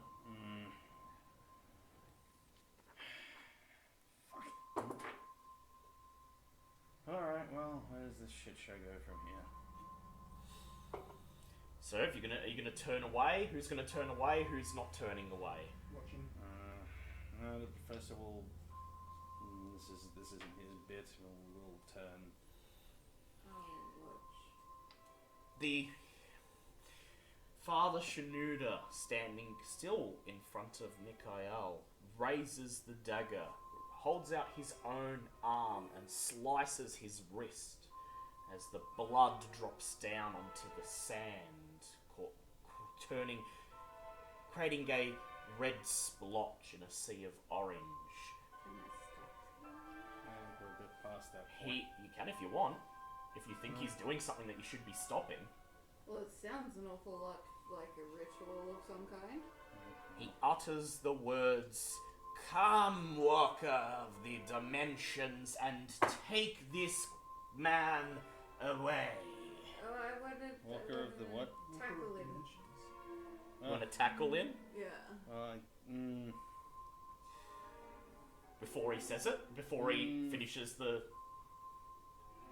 Yeah, it seems awfully sus. Okay. Please make a fighting brawl check. I failed that. You failed, and I'm going to roll for him. You rush over and tackle him just as he completes the sentence. You push him to the ground and make a luck check, please. Oh god. Very best to go to It's shit. a fail. And never mind, it's too late. You knock the dagger out of his hand, the blood still dripping off the end. It falls and buries itself in the sand, blade first. And then the air around you grows deathly cold, and in front of you, just behind Mikhail, what seems to be a cloud of fog begins to roll in, becoming incredibly solid, filling an almost exact perfect circle behind him. And then a creature emerges from the mist, a short, crouching entity with tight, grey, mummy-like skin. Its head is ape-like, but also canine, and it has crooked, stained fangs. Its eyes are recessed in deep eye holes and appear as yellow slits. It has long arms and huge claws, and it begins to reach out for Mikhail, but just as it's about to touch him, there's a gust of wind that blows across the sand dune, brushing the fog away, and the creature disappears. "What are you doing?" groans Father. I've forgotten his name already. Groans Father Shenouda. He says, "The dimensional shambler was to take him away." Jesus Christ, mate. Just... By the way, I'd like all of you to make sand checks. Show him like Wait. a normal person. I wasn't watching. Do I still have Oh yeah, to... if you've got your back turned, you're fine. I don't know what to fucking do with this. I mean, for God's sake, couldn't they just stab me done with it? For a fail, wow! Succeed that hard. If anything, you just sit there and go, I am fine with this. For a fail, that will be a sand loss of 1d8. For a pass, 1d4. That's what you go insane. Hey, that was a 7. And there it goes. 3. God, I'm down to 9 sanity. Jesus, well, this adventure is not going to I'm end well. down to 20. I have more sanity than both of you put together. I have double. 9 envy as well. As you fall silent in shock with what just happened, as Father Shenouda tries to scramble out from under Dick, Mikhail stands, Oh, God. climbing to his feet, and he smiles at Dick, and he says, "Thank you," and then he points out his hand to Boots and casts Shriveling. And No! we fail. Gloves. I'm gonna get us Gloves. killed. We're all I'm gonna get us killed. We're all That doomed. is a 24. Gloves Yeah. is going to make a power check. We're doomed. Gloves got an 84. He failed his power check. We're doomed. Gloves takes. We fucked up. You done fucked up, hey, Let me tie him up. You done fucked up, dickhead. Gloves. Who? Gloves takes. You. I didn't stop you from doing anything. Yeah, no. You were doing something. Gloves we takes didn't do 15 anything. points of And damage. Gloves is dead. I'm Gloves- sorry, Gloves. Gloves takes 15 points of damage and has just enough time to let out a scream as the bodily fluids in his body drain away, melting into the sand beneath him, turning it into a soggy orange And he never sludge as his Well, the as truth. the dry husk of his body falls over lifeless. Please make a sand check, all three of you. Yeah, well, we're done. That's it. That failed. I got a pass. Oh, I passed by 1. Let's see, I failed. Fail? Yep. Okay, for a failure, that's 1d6. For a pass, that's 1d3. Ooh, I'm down to 5. How do I do a D3? D4 minus 1. And if it's 1, then it's, yeah, you can't go lower than 1. One. Oh, okay. -1. Cool, well, I'm down to... Yep, well, he's insane. You just got Gloves. Wow, between the Reaches- two of you, you've really fucked up this family. He reaches into his robe, pulls out a snub-nosed revolver, points it at Father Shenouda's Can I- head. Yep. Can I try and shoot him? Yeah, go ahead, make a firearms check. If she does that, I will be right back really quickly. I'm being We're done. trying not to go to the toilet. So. That's a pass. We're all dead. That's a pass, Oh, wow, okay. 6. Please go ahead and roll damage. It is 1d8 for your handgun. 1d8. Yep, Oh, 3. yeah. 3. Didn't even die in the Is that, class. do I add anything to that? No, just 1d8. There's a 3. Your bullet hits him in the arm. He fires his gun as its as his arm is jerked to the right and his bullet slams harmlessly into the sand next to Father Shanuda's head. Father Shanuda screams, "Ah!" as the bullet slams into the dirt next to him. And as Mikhail, or as you now know him to actually be, Khalid Al-Aziz, screams in pain, the 3 lumps in the dirt explode, revealing what is contained within. We're done. Not my fault. Not yet, you're not done yet. We're Out of the sand dunes jump sand dwellers, rough-skinned, large-eyed, large-eared, with horrible, distorted resemblances to koala bears facially. Their bodies are incredibly emaciated. They begin shambling towards you, manifestly eager. That's a fail. My God, the drop bears have come for us at last. Send checks for those? Zone checks for those, Yeah, please. I failed. Okay. I failed big time. I would have passed my last send check. Yeah. For seeing a sand dweller, that is 1d6 sand loss. For failing. And there goes the last of... it's 2. I have 5. 5. Watch me roll a 5 or a 6. Yeah. 2. Three I got left. 3. Yeah, I think methinks we are about boned as bone gets. I'm sorry. As the Yeah. creatures shamble towards you, I thought I was doing good. Well, guess what? Your act of generosity has single-handedly doomed the universe. Ah. Welcome to Call of Cthulhu. You're 1 act away from Yeah. fucking the entire world up. as the creatures shamble towards you, Khalid, clutching his arm, still on his feet, Gonna tackle him again. glares I think it's a bit glares at you, and he says, "Surrender, or you will be dragged to the abyss." I don't care. I wanna try and We're not exactly in a situation where fighting is possible now. There's literally only one of us that can fight. The only other person in this group that Remember, had fighting any is not the only option. Yeah, well, where are we gonna run to? You can run. These sand crawlers, They are. look like they're under his control. They do. But Can furthermore, the guy that I stopped from doing the thing try doing the thing again? I think it's a bit late for that. Can he's I actually spent all his magic points. Exactly. Can I do it? You don't know the spell. Can he tell me? I don't Probably think you're. not in a matter of seconds. Yeah. Can I dominate mind again? Do you have it? You don't. I have 3 MP, but it's that or we. Make an idea. Surrender. Make an idea check, please. Fuck. Watch me fail this. Yeah, no, and this is like. Oh no, that's an extreme pass. You have- no, normal hard pass. Dick holds an elder sign and the dagger and Thoth's dagger. I hold my hand up. I have nothing. I literally came on this to read hieroglyphics. I'm gonna die before I even get the chance to use this. God. I hold my hand up and I get out the fucking sign. Yep. Elder sign. You can all point. And then it's just me staying there going, Get What? behind her! I turn around for 5 seconds and everything's gone wrong. Why? Please make a group Cthulhu Mythos check. That's a pass. That's a pass.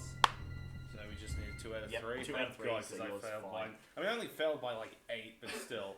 Newt holds out the back of his hand as Dick reaches into his coat, pulls out the coin, and brandishes it towards the sand dwellers. They stop shambling and hiss as they turn around and run down the other side of the sand dune, diving into the orange sea. Tell me In the terror. spell. Yeah, I think we're beyond that at this I point. have 'cause- so much MP. Tell Well, me. Well, the other guys, the I first things try are to gone. run up and kick the guy in the balls. Alright? Please make a fighting brawl I check. mean, we could do anything at this point. What have we got left to lose? Am I able to push that? It's a Or is combat that roll. where combat? It's a combat. I got a 90. Oh dear He's Lord. going to... Yep. Unless he rolls like 100, we're fucked. He, Khalid, still clutching his arm, is momentarily distracted by the sand dwellers fleeing before the elder sign. You take advantage of this and rush up ready to kick him. He looks back at you just in time and fires his gun at you Oh, as shit. you run Yeah. to the Oh, I end. forgot he had a gun. He had a gun. That is a pass. You take, let me see, What's going to happen if I stab him with the dagger? you take 6 points of damage. Oh! How many? Okay, I have 3 points left. Please make a con check. Yeah. Well, that's it for that's Newt down for the count. Yep. Dagger. No, he's He's just not dead the dead, fuck out. He fires his gun, the bullet slams into Newt's upper torso, and the force of the shot knocks him back onto the sand dunes, and he is out for the count. So that's a major wound. Yep, that's a major wound, and you're Um, unconscious. Okay.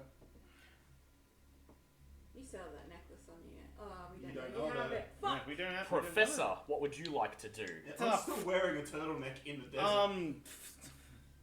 If you told me about it, I could have taken I it. don't have any spells. I don't have any weapons because I'm, Hold on, an Tony. archaeologist. Yeah, What the but hell knife. was I going to use weapons for?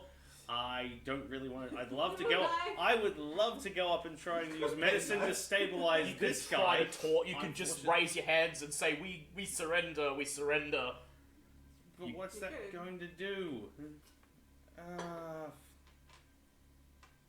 I would ask you to make a spot hidden check, I was going please. to say, I can't exactly go and try and stabilize him because I'll just get shot for my troubles getting close enough from this point. It's only if he Well, has a chance to I shoot. can't push that, can I? You can push that because this is a spot hidden Thank roll. God. not a For the combat love roll. of God, That's a pass. Just a regular though. After he shoots Newt and sees him go down, he stares at him, smiling, and then he raises his gun, maneuvering it between the two of you as he takes a step back. Behind him, still lying on the sand, you see Father Shanuda crawling towards the silver dagger, his hand slowly reaching for So the we hilt. we should distract him. So yes, I'm just gonna sit there and just stare at him, just to slam my hands up, going, "Now I know this." Wait, do looks... I see this too? Yes. I was gonna say, I know this seems to have gone awry, but surely we just calm for a moment. At least let me treat the boy's wounds. Maybe we could discuss this. Oh, I'll put my hands up so that. We just put the gun down. No one else needs to get hurt here. Please make a charm check. Please, Oh, please don't hurt the boy. no. No, I don't mind God, if if you hurt ever the I boy. need this to fucking work. That's a 17. Yeah, don't like That's a that. pass. Pass. That's And you wonder why I didn't tell you about the necklace. Yep. He hesitates for a moment, points his gun at you, and he says, Wait, I what? gave you the chance to surrender. You tried to kill me. No, I never tried. You tried to kill us. I mean, I didn't. I haven't done it. I haven't done anything. I don't. I am unarmed. I did nothing to you but show you the way, and you go to betray me to this. He just starts babbling incoherently and raises his gun. Summon these Yeah. sandals. Begins to step towards you, his gun raised. Behind him, you see Father Shanuda climbing to his feet, creeping towards him. Khalid has his gun raised, shaking in his hands, and he says, I don't need this. I will just kill you and take the dagger. I will tell him if you're gonna hurt anybody, hurt me. He turns to face the gun towards you and tightens his finger on the No. trigger, and then the silver dagger cuts his throat. The gun fires. Make a luck check, please, Dick. I feel like if he'd just done that from the start, we wouldn't have had this whole scenario. That I passed. You passed. The gun fires and the bullet veers wildly off, nowhere near you, kicking up a small cloud of dirt as Khalid reaches for his throat, trying to stop the gush of blood. He looks at you, his eyes bulging, and he opens his mouth and tries to gurgle something. And then falls forwards onto the dirt, a pool of blood growing larger and larger around him. Well, somebody give me the blasted first aid kit so I can at least try and see if the boy's still alive. Using the first aid kit, you may make a first aid check with an additional. What's your first aid? Yeah, My first aid's at 50. Mine's 60. Okay, you so go and check if he's still alive You then. can do it if you want. if you use the first aid kit, you can add 20% to your skill. But this will use up the first aid kit. Alright, who wants to use... Do you want to do it? I can do it. I'm- You can do it. Well, if you want to do that, I could go to see about burying the now dead body of our, recently drained friend, who was definitely going to be a lovely asset moving forward. So, you know what? You got him shot, you go fucking fix it. Alright. Okay.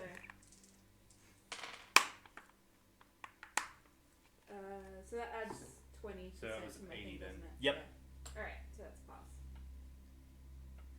Okay, so that's was it just a normal pass Yes.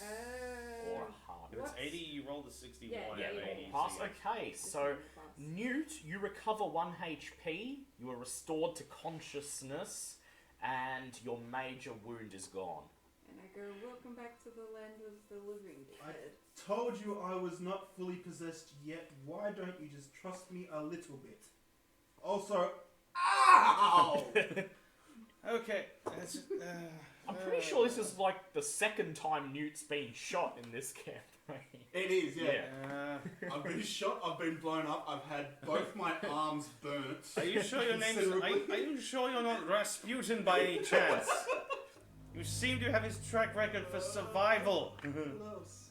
Well, at this point... I've been beaten to shit by Shoggoth minions and a Shoggoth. Oh, at this Yep. point, I don't even think we need to bury frigging gloves. I'm pretty sure he's just... Yeah. No, he was just a puddle of poop. Yeah, he's just He's been swept away by the desert yeah. sands at this As point. you He's look just taking a over shit. it, as you look over what remains of gloves, you notice that his desiccated corpse is literally crumbling into dust and blowing away in the wind.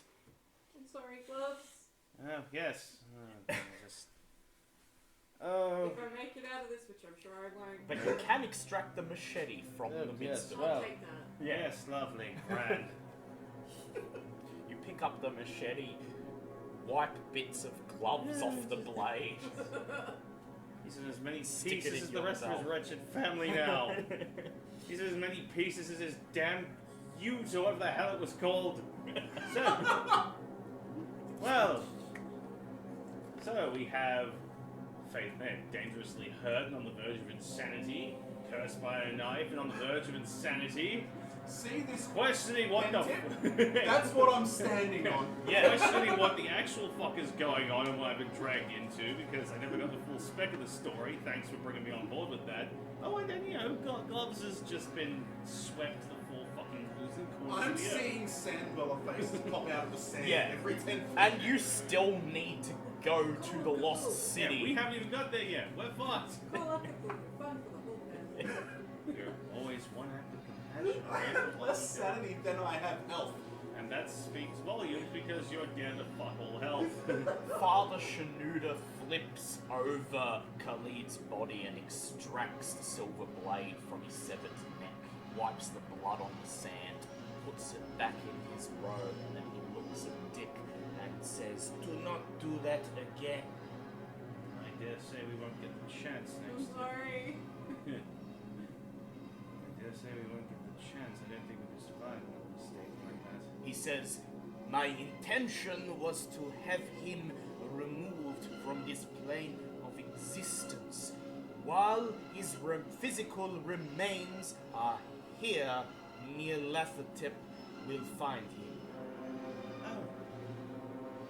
Well, you done fucked up, AA Ron. Can still just toss the body in? Can we open a door and toss the He, body? One way he door. breathes deeply and he says, "Fortunately, I will have to spend a day in meditation to perform the summoning ritual again." Yeah. Can you teach it to? He's gonna have time for that. We don't have time for that. Yeah. I'm sure as shit don't have time for that.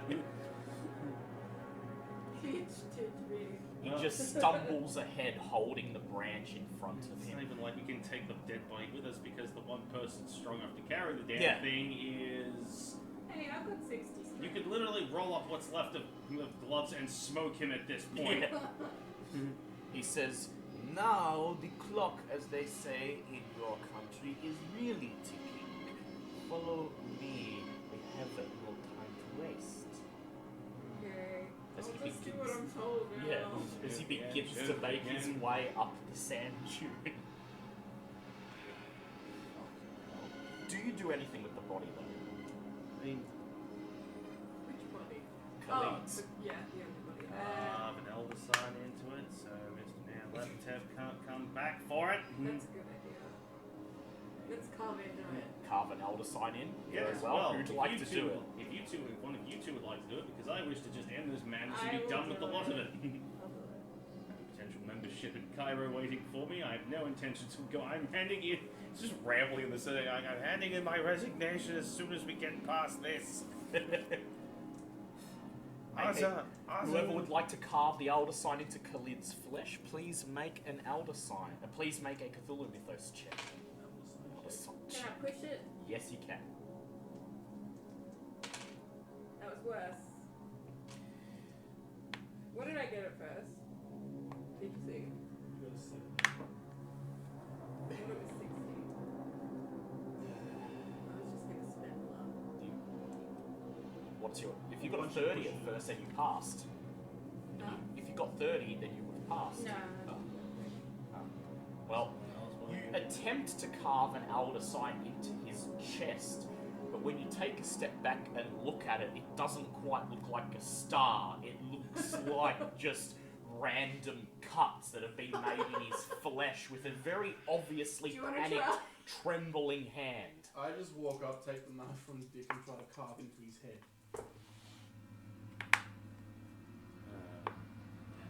And We just mangled a corpse at this point. push it, so far. Push it.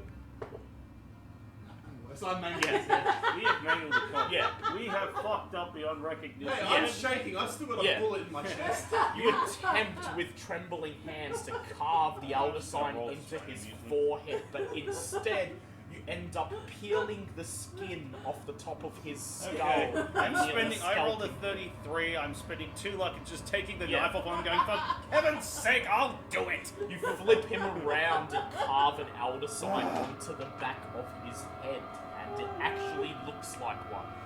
Just pen the knife back and go, now children, if we're quite done, I believe we are in more trouble than we could dare hope. Can we get to move on?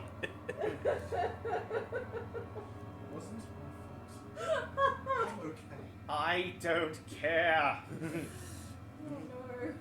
The ruins north of the... How many adventurers does it take to carve a corpse? 3. You know what I just realised? I could have just peeled the scab off my hand and just printed Yeah. a sign. Just- Well, guess what? Guess what? It's a tad late for that one now. Alright, I You two have laughed. literally butchered this. I laughed too much and now I need to pee. That is Well, yeah. fair enough. That just caps off the night perfectly. The ruins are north of the small ramshackle town. And out of game, starting in 1930 to 1939, this site will be excavated. But right now, the ruins look like nothing more than a series of knolls and hillocks. In reality, these are all ruined buildings buried under a sea of orange sand. Wait for Kitty to return because I need her to make a roll. Yeah. Well, at least we still have fun.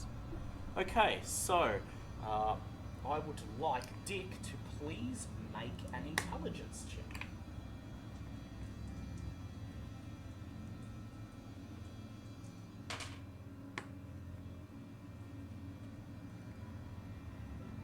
That's a 100. Yeah.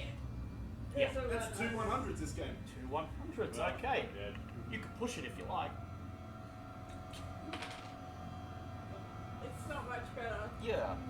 So, if you weren't currently a bit shaken and distraught from the events that just happened, you would recognize this series of ruined stone mill buildings and mud brick huts buried in sand as the site of the the city you saw in your visions.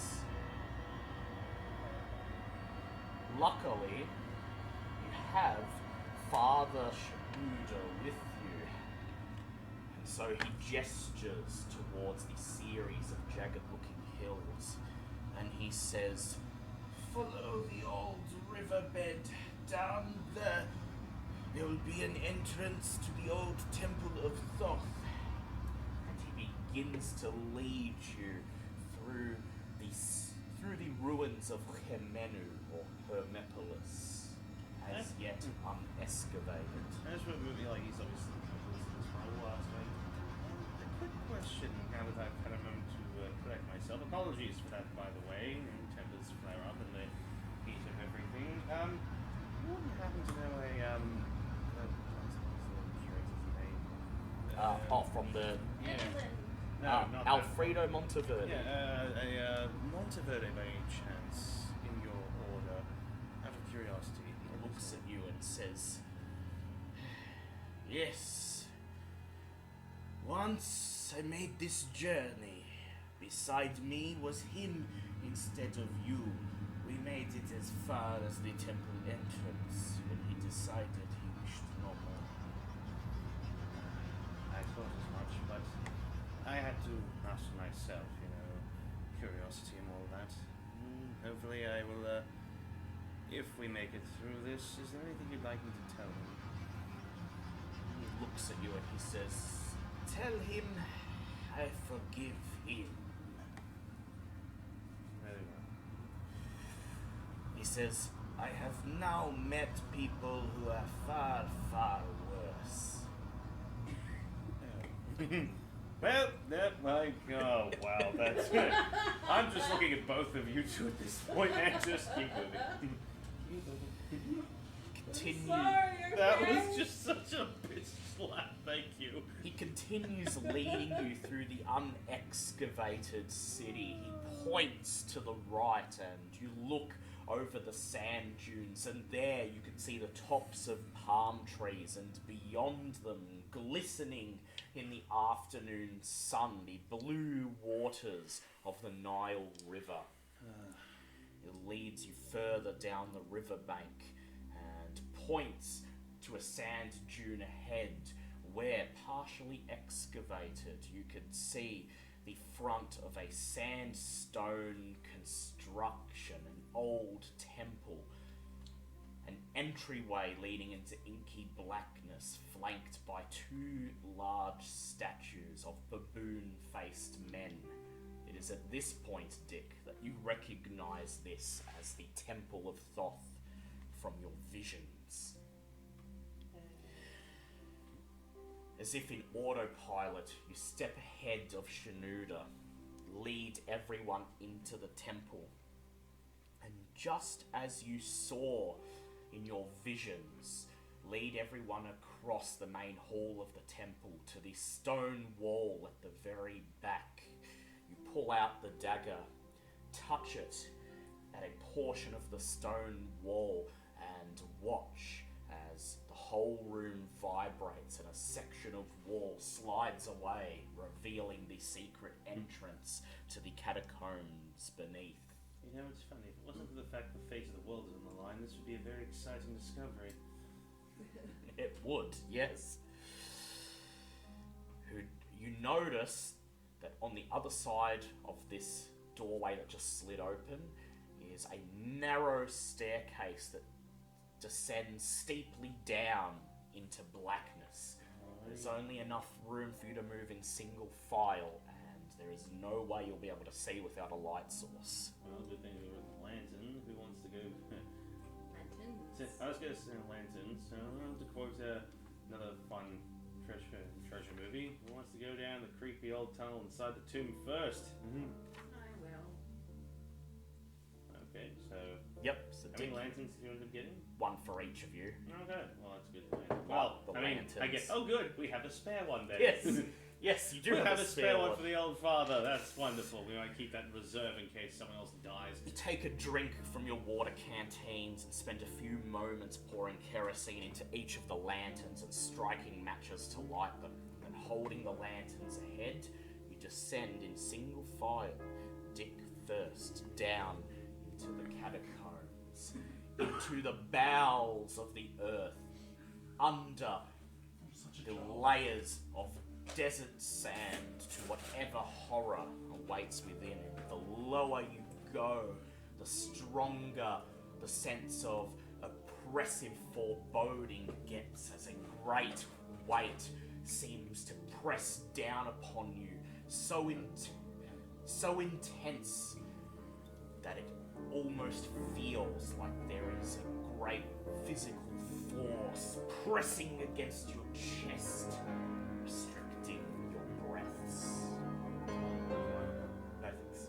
So a more violent version of what I felt when I looked at that statue back at the Yes, museum. yes. Well, wonderful. The catacombs themselves are dank, musty, dark corridors in which aeons of dead have been entombed.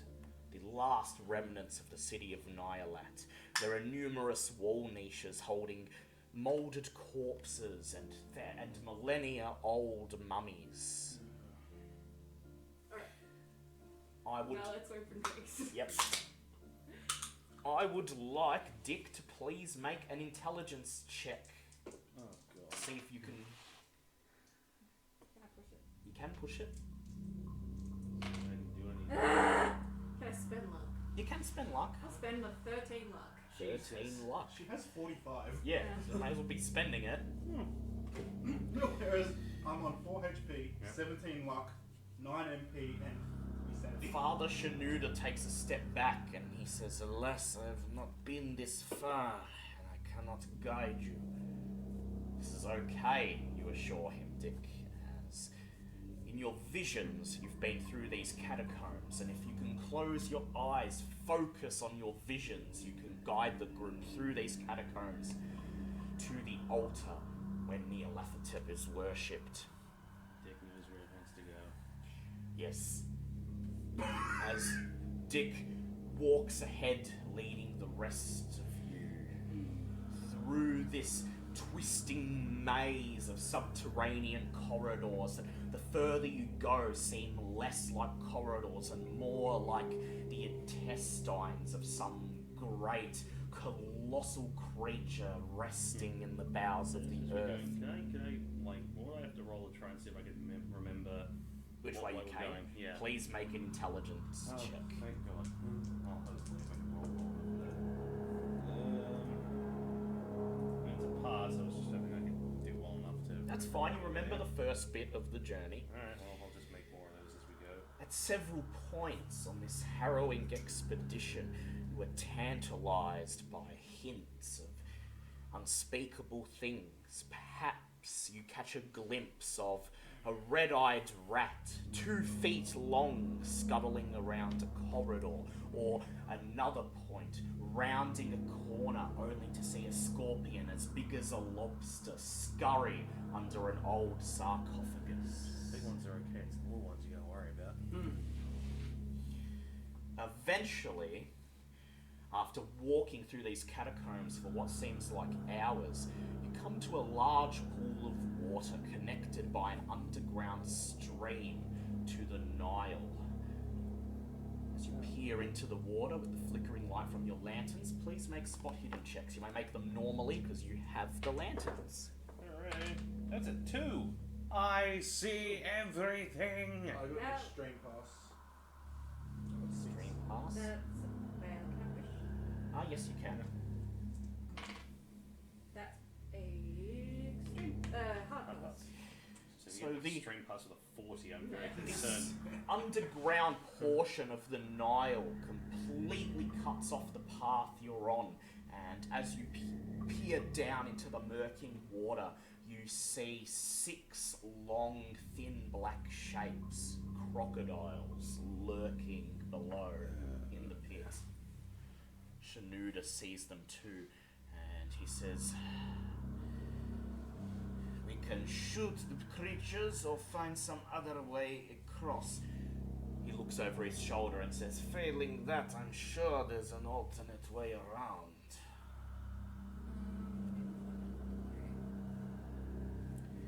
So you could turn around, try to find another way. You could find a way You could try to get across the water, or you could shoot the crocodiles, maybe try to scare them off.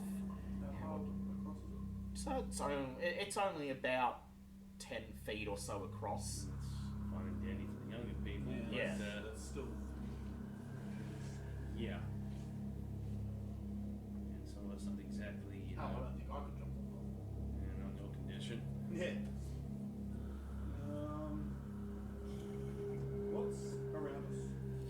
So there's literally just the corridor that you're walking down. It's lined with little receptacles that contain mummified corpses and the occasional sarcophagus. There are slots in the wall to hold torches, but they are missing. And behind you, there is the corridor the way you came, and you can see several other corridors branching off at alternate routes through this catacomb. I don't think we probably need to build a bridge. You've got ropes, though. True, but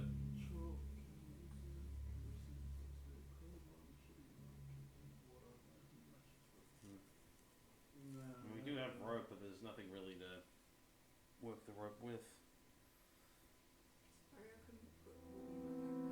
Yeah. Like I said, the only person that would be able to carry that shit was. Sarcophagi. Yep. Are they like embedded in the wall, or are they just sitting? No, there? they're just sitting in the receptacles. They wouldn't be buoyant. If No. that's what you're No. thinking. Well, if we could drop it in the water, maybe it'll scare the crocodile away. I mean, true, but at the same time, do we really want to disturb anything in this place? So it's like one of you to make a luck check. Not me. Okay, I have 47 luck Alright, go still, ahead. so Yeah, you can. unfortunately I rolled just about double that. You can push it. Oh god. That's bad, that's a 20. So you notice that on the other side of the river, there is an old torch holder hanging from the wall. It's empty, but it's right on the edge of the river, and it might be possible to lasso a rope around it. I mean, someone would need to be a good throw, and secondly, at this point, it's probably best that we just try and find another Yep. way. Yeah, probably best to try and find another way. Alrighty then. Shamu. Maybe Yep. light the spare. Oh no, everyone's using. Is the old man using our spare lantern? He's using. But you probably don't need all four. Can we leave one lantern lit in the T intersection that we walk off? Oh, you could also just draw it with chalk, That's true. the way you Yeah. came. Yeah. So you return to the intersection from which you came, and Dick leans down, grabs some chalk, and draws a big cross in the corridor that you came from. Meaning you can get back here with little effort if you need to. And then he closes his eyes, tries to remember his vision to try to sink into the mind of that person in that other place, other time, to find another way around. Please make an intelligence check, Dick.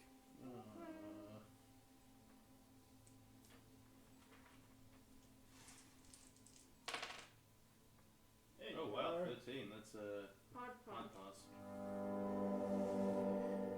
You backtrack the way you came through several intersections and almost go back to the entrance of the catacombs until Dick immediately turns his head to the right as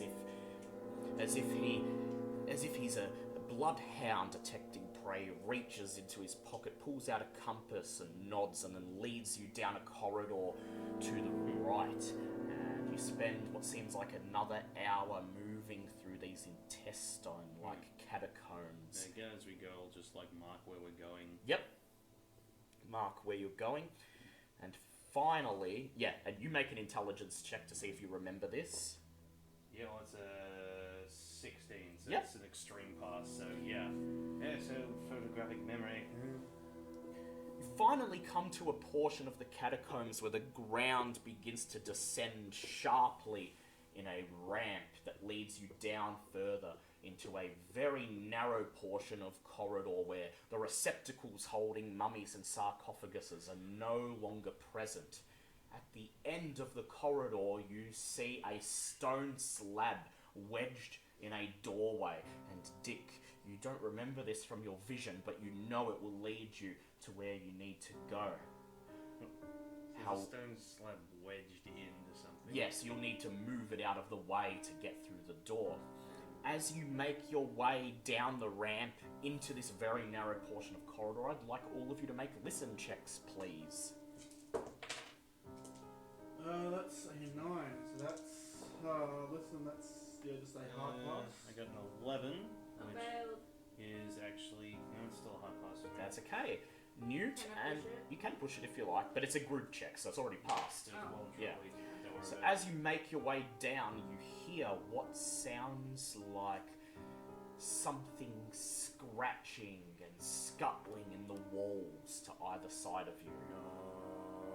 I get the insect repellent. it. Well, we don't know what it is. But you can make an assumption. I could. I don't know. Both. Oh, can I? Pass it around. Yeah. Fuck. At this point, I'm guessing we all have canteens of water. You have canteens of water, yes. I put my tea powder, whatever it is, in my canteen of water and chug my entire canteen. Yep. You just drink it and it tastes quite bitter. And you swallow it and feel no change. But Then you'll have to wait and see if the man was right or not. Then I pull out some cocaine and Oh, shove it. Yep. And as Dick passes around the cans of insect repellent, you lean over, put a line of cocaine on your wrist, and sniff it. Please make a con check with advantage. Just do that whole watching. Go. Okay, yeah, pass that round. But what?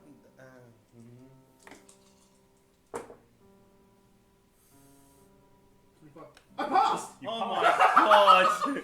Exactly! You feel a rush of euphoria. You feel a rush of euphoria, and then you clap your hands and say, "Okay, let's do this." Oh my And god! Of course you fucking passed. suddenly your mind sharpens, your eyes adjust to the darkness, and it's almost as if the misshapen forms that what you saw before as a misshapen, featureless silhouettes begin to glow sharply in the darkness, and you're able to actually make out features of the corridor. At this point, you see a single scarab beetle come scuttling out of a crack at the bottom of the wall. I'm gonna know what these things are, aren't I? Yes, you see it, and knowing that there's never one on its own, what do you do? Well, get everyone else going. Those are scarab beetles. Those are extremely dangerous and usually swarm in great numbers. The scuttling in the walls grows louder and louder, and as you open the cans of insect repellent and drench the liquid over all the exposed parts of your body, a swarm, a carpet of scarab beetles comes tearing out of the hole, swarming down the corridor towards you. Run! You screams like a bitch and runs. I was gonna say run!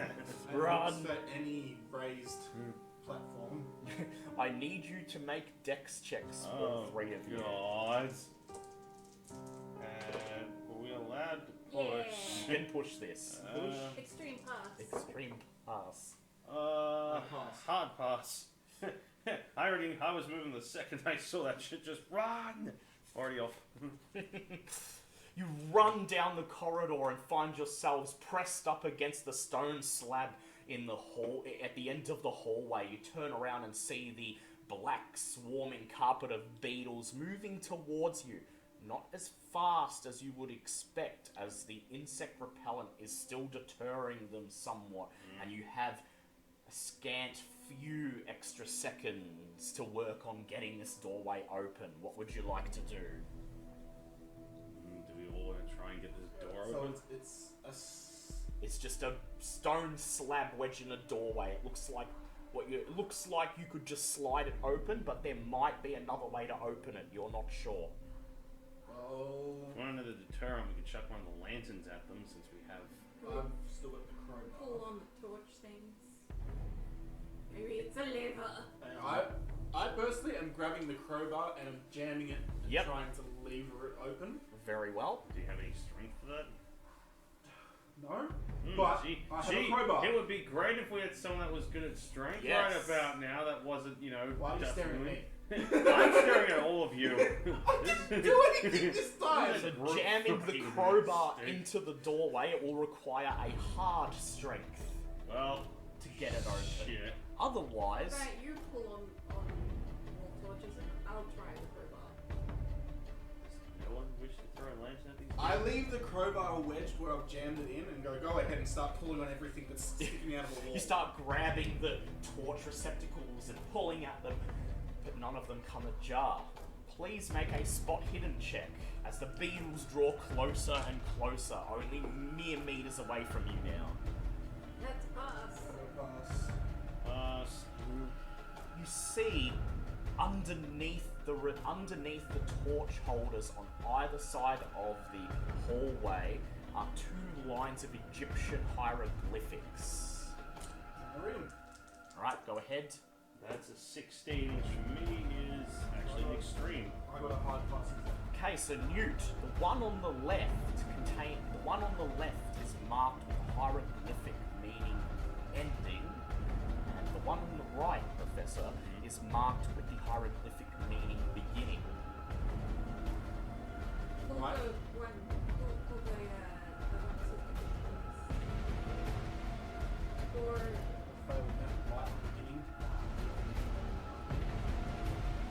Is there actually a torch, or is it just a... It's a torch receptacle, there's no actual torch left. Pull the beginning one. Okay? Make strength checks, both of you. God. and I'll try with the crowbar. Yeah, you keep trying with the I'm crowbar gonna in spend case they 6 fail. luck. Yep.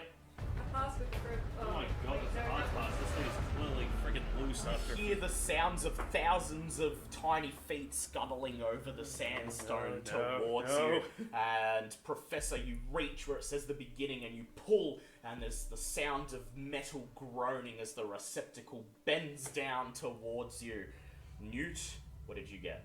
You spent I spent 6 luck Yep. to make it a normal pass. Hearing the click from the other side of the room, you grab the receptacle in front of you and groan with exertion as you pull it forwards. There's the sound of creaking metal, and then the entire hallway begins to shake as the stone slab starts sliding open, dust falling off the top of the doorway. Please make dex checks to run through that door before the scarab beetles get you. I push it. Yes, you can. Push it, push it. Yay! Fuck it, I'm spending Pass. 3 luck. 3 luck. Yep. That's 16. That's a hard pass. Down to 8 luck. Yeah, like I said, Professor is moving. He knows damn well what these things are. Old or not, he's goddamn moving.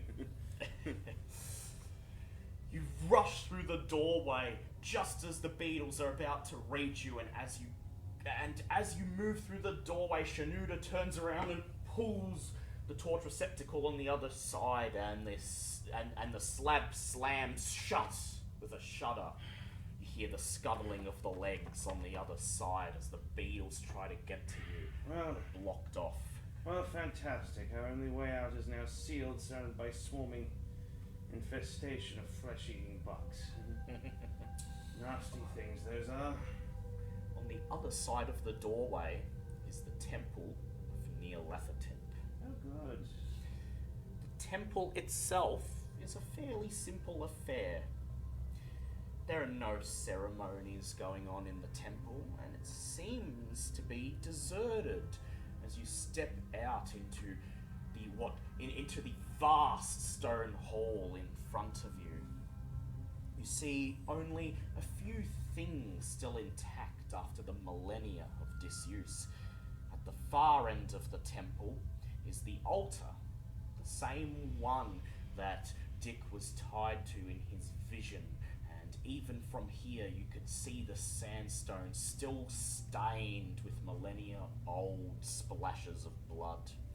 Next to it is a statue of the crawling chaos, a black sphinx with a smooth, featureless oval instead of a face. The sphinx is carved with various unappealing figures, and the faceless form, even without eyes, seems to watch you at all times as you approach. Please make sen checks. Oh, fuck. Oh, yeah, and this is what it This is is. gonna work. Oh, That's a fail. I actually passed. Yeah, it's a fail. For a fail, that is a loss of 1d3 san. For a pass, that is 1 san. I got a 4, so Take away 1, so it's 3. 3. Oh god. Please don't get a 4, please don't get a 4, please don't get a 4, please don't get a 4. 1! Haha! Oh god, we've lost him. We've lost him. I've got 2 sun left. Oh god. As you walk towards the Sphinx, you see movement in the shadows at the far end of the hall. And there you see the silhouette of a human walking out of the darkness Please be a normal human. towards Please be you. a normal human. Please be a Oh normal human. god damn it, I how? know it's Nyarlat. I know, but I can't afford another sand check. God damn it. What do you do? Close my eyes. What the fuck do we do to try I don't know. I hold my hand up in front of my face and close my eyes behind it. I look at the guy that's guiding us. Shanuda simply stares at the figure transfixed and stands where he is, holding his walking stick firm, and it's trembling in his hands. Yeah, that's a good sign. I've got my elder sign hand in front of my face and I'm closing my eyes. I'll grab my Yep. Footsteps echo throughout the vast hall. You watch as you see the silhouette walking forward. It steps out of the darkness and stands beside the statue of the Sphinx. You see an incredibly handsome, olive-skinned man wearing an immaculately tailored, form-hugging white suit. No, it's Satan. No, smiles. I wish it was goddamn Satan. I know this son of a bitch As is. he sees you, he smiles, a smug, condescending smile. Professor, you remember the statue in the National I Museum. was gonna say, do you want me to have the reaction in or out of character here? Because in character, very nervous, staring ahead. Out of character, Neil Epitep, you son of a bitch, how you been? He smiles, his condescending smile, takes a breath, and then says in a pleasing tone, in perfect Oxford English, "Thank you for coming. I've been expecting you." Well, I suppose that's not much of a surprise. You've been sending so many of your followers to keep an eye on us all this time. He just nods and he says, "I've merely been waiting for someone to come and return my property." Can't have it. Oh yes, that works marvelously. He says, he holds up both of his hands, revealing that they are empty. And even as he smiles and talks in this pleasant tone, you feel this sense of malevolent dread exuding from the man. He says, "You do not need to fear. My servants failed me. You have brought back the dagger. And so, hand over the dagger to me, and I promise safe conduct out of the temple. I, and any entity that pledges allegiance to me, will allow you to pass unharmed, and shall never trouble you again. All, of course, but the accursed." He points a finger lazily at Dick and says, "The soul of his is already mine." So how do we get rid of this? How the fuck do you wish to fight Neil Epitep? I don't think that's enough. Fighting Will him the is knife lock him back Yeah. away? fighting him's not gonna do. I mean, not stabbing him, but... What? No, this is what Nick's doing. Oh, okay. Yeah. He's got Well, the elder sign in his hand like this. He's honestly- seeing eyes out of the I was walls. gonna at the say, moment. the professor's sort of sitting there going, "Must forgive me for hesitating. It's not every day that I've studied Egyptian archaeology my entire life. It's not every day you come face to face with an actual god." He just smiles and says, "I'll send you a signed postcard when you return safely to your home." Bless him. Well, it doesn't really bloody matter at this point. If he wants us dead, we're dead. So, unless you're planning on stabbing, say, the guy standing directly next to you, we're kind of out of options at this point. You can just hand. It could be over. It could be easily dealt with. You can safely leave. All you need to do is hand him the dagger. He will allow you to leave unharmed. But of course, Dick's soul will be doomed. Yeah, your soul's doomed, and let's face it, Nyarlat is also going to be able to have free reign on the.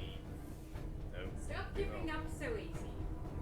Well, if fair idea. All right, you're the one whose soul's on the line. Tell us, what would you like to do? Your last suggestion worked so wonderfully well. Please, no. You shut. No, your word. No. You don't want me to give up. By all means, please. Open to ideas and interpretations. I want to come up with an idea. Alright. Roll for an idea check. I roll for one as well, since I know how this is going to go. Can I spend 3 luck? You can. I will do that. That's actually an extreme pass, exactly, for me. You Alright. have the idea that perhaps if you actually stab him with the dagger. What, stab Nyarlat with That's the what dagger? I thought. Well, okay, well, off you go. Once you get close enough to him to stab him, then... How are we gonna... He asked you to hand him the Yeah. dagger. He has to hand it to him. Yeah. Off you go. Alright, I'm going to pretend that I'm gonna hand it to him. And walk up to him, and as you're going to hand it, you're going to Stab him. plunge it into his I- smarmy, yuppie I will suit. feel like I surrender my soul to Yes, be a servant I- of Nyarlat or whatever sacrifice thing. I attempt to cast Kiss of the Mummy to try and distract him. Okay. Because he's not. I would assume he's not expecting someone to magically attack him. So you're going to do that before Dick As she gets close I enough, really I'm wanna gonna piss him off I'm before- gonna try and distract him enough that he's like. Yeah, so he doesn't... Maybe when I get there. Yeah, that's Yeah, what I that's said. what I When mean. you get there, Alright. Okay. Yeah, so it's I'm gonna he's cast it. basically just going to throw himself as a friggin' distraction so you can actually try and get a stab in, because Alright, otherwise just he'll don't know... miss. Dick, as you And hit me. approach well, the man, fail or a pass does damage to him. So I'm literally gonna use 1 MP and 1 sanity to do this. Oh, we're doomed. Dick, as you approach the man, he stares at you, his eyes looking intently into your face. Please make a power check. And this is where the rails come off. Can I- Nope, I that's... I can't push it, can I? You can. Oh no. I failed. He got a 24. Yeah, He like- just smiles as you walk towards him. And as you walk towards him, before you even draw near him, he smiles and he says, "I can hear your thoughts, child." And then he lazily raises a hand and makes a flicking motion as if flicking away a annoying bug. And you go sailing through the air, slamming against the stone wall behind you, taking 4 points of damage. Well...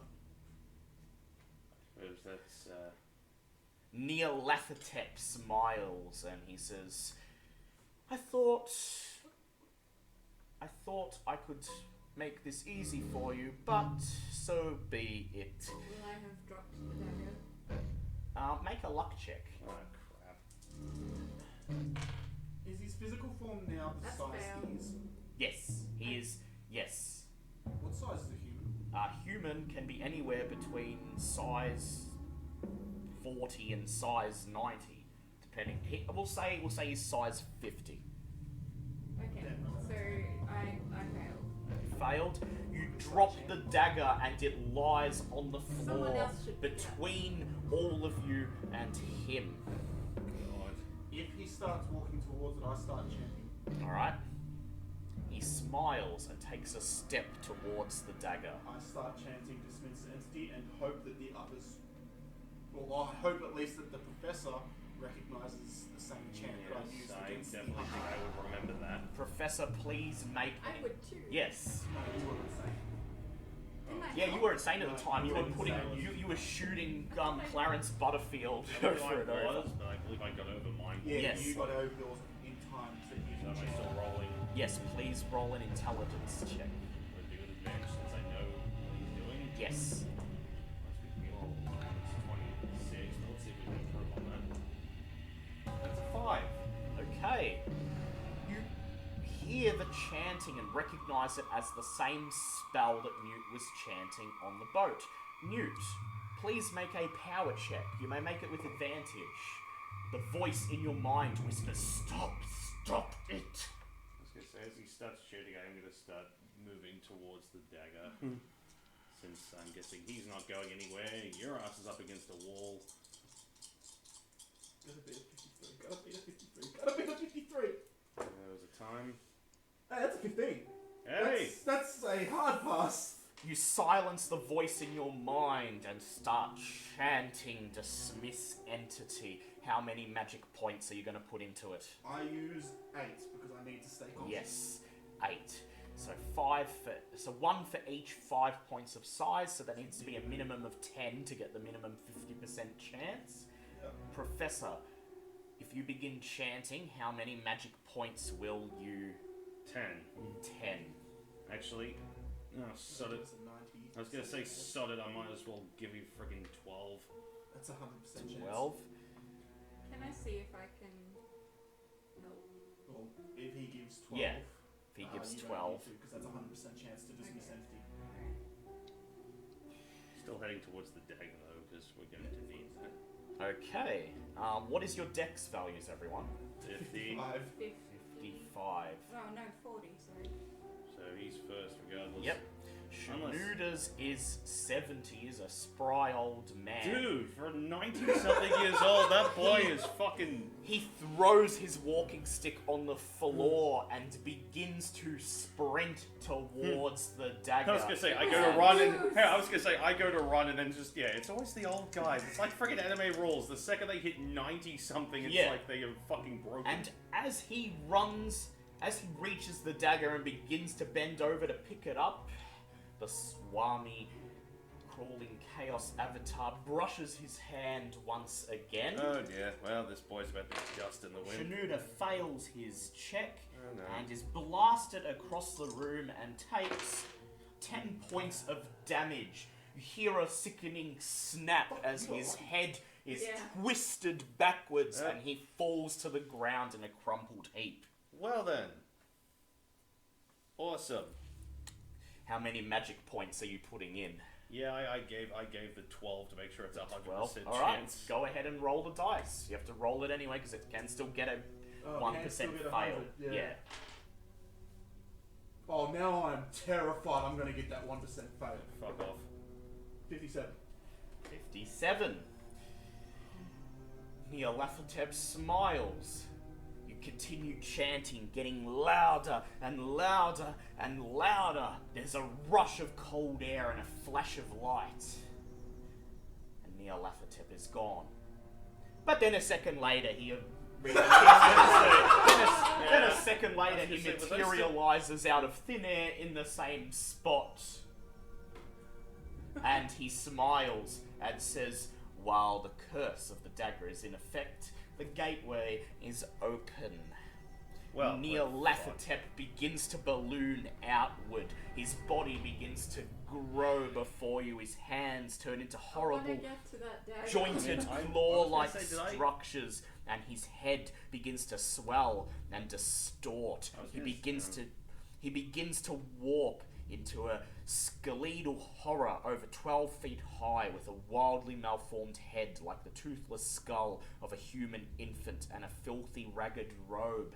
His transformation begins and will take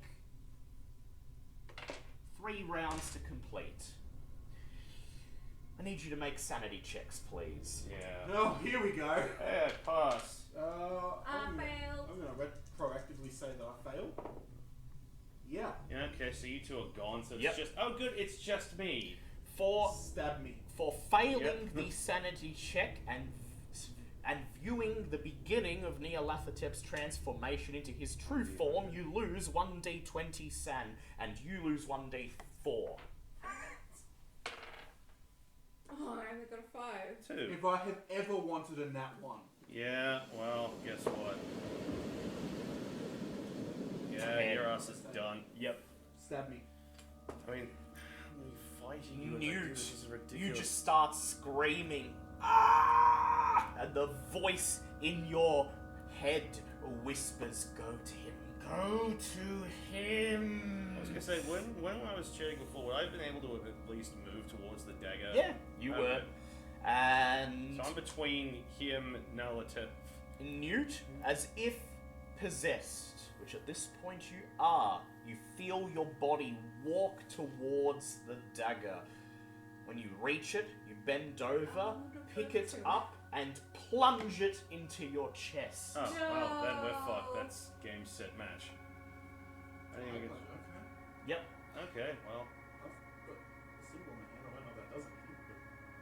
I would like you to please make a power check. Me? Yes. Okay.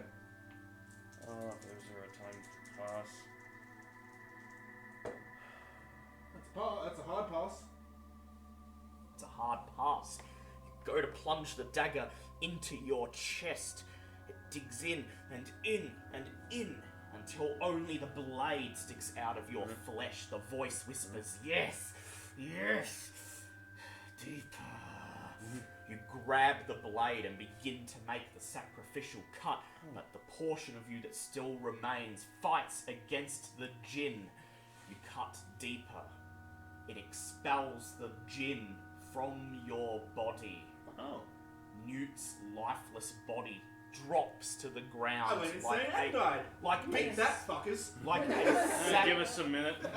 Newt's dead body drops to the ground like a sack of flour, but as there is no soul in the body, the dagger's sacrifice does not work. Okay, so now we have Nyarlat. You're... I don't know what position you're in, but... Newt's gone. You're injured. Nyarlat has a couple of turns, and now we have the djinn to work with instead. The djinn is just gone. Oh, It's he's been gone. expelled from Newt's body, Oh, and so it's it's just gone, gone. gone. Yes, Okay, it's so gone it's to just- the other realm. It's just us and Nyarlat then. Yep. Okay. I guess that's my turn now, isn't it? Yep. Well, actually, what is Dick insane? No. No. Okay. What is your dex, both of you? Mine's 40. 40. 50. All right, Professor, you are up. What would you like to do? Okay, well... Luckily, Newt happens to collapse right beside you. All you must do is grab the dagger from his I chest. guess I have to do that, because, let's face it, no other option at this point. I guess I'm Yep. gonna... Just an old man and a fucking butter knife up against a god, sure. You Fuck it. reach over and wrap your hands around the hilt and try to pull, but Newt, in his insanity, dug it in so deep that it will not budge. Make a strength check. I was insane. Don't look at me like that. Oh no, I'm not looking at it like that. Fuck it, I'm spending the 15 luck Go to make ahead. that pass. So, yeah, that's a pass. You wrench the dagger out of Newt's body, and as you do, his flesh begins to grow grey and putrid and begins to melt off his body, revealing the bones underneath. His body immediately taken over by several months of decomposition Oh, so in he's an been gone for a instant. while. Yep, no, he's been dead this whole time. Cool, we'll dwell on that mess in a minute. Okay, well, You so... have the dagger. It is Dick's turn. Shit.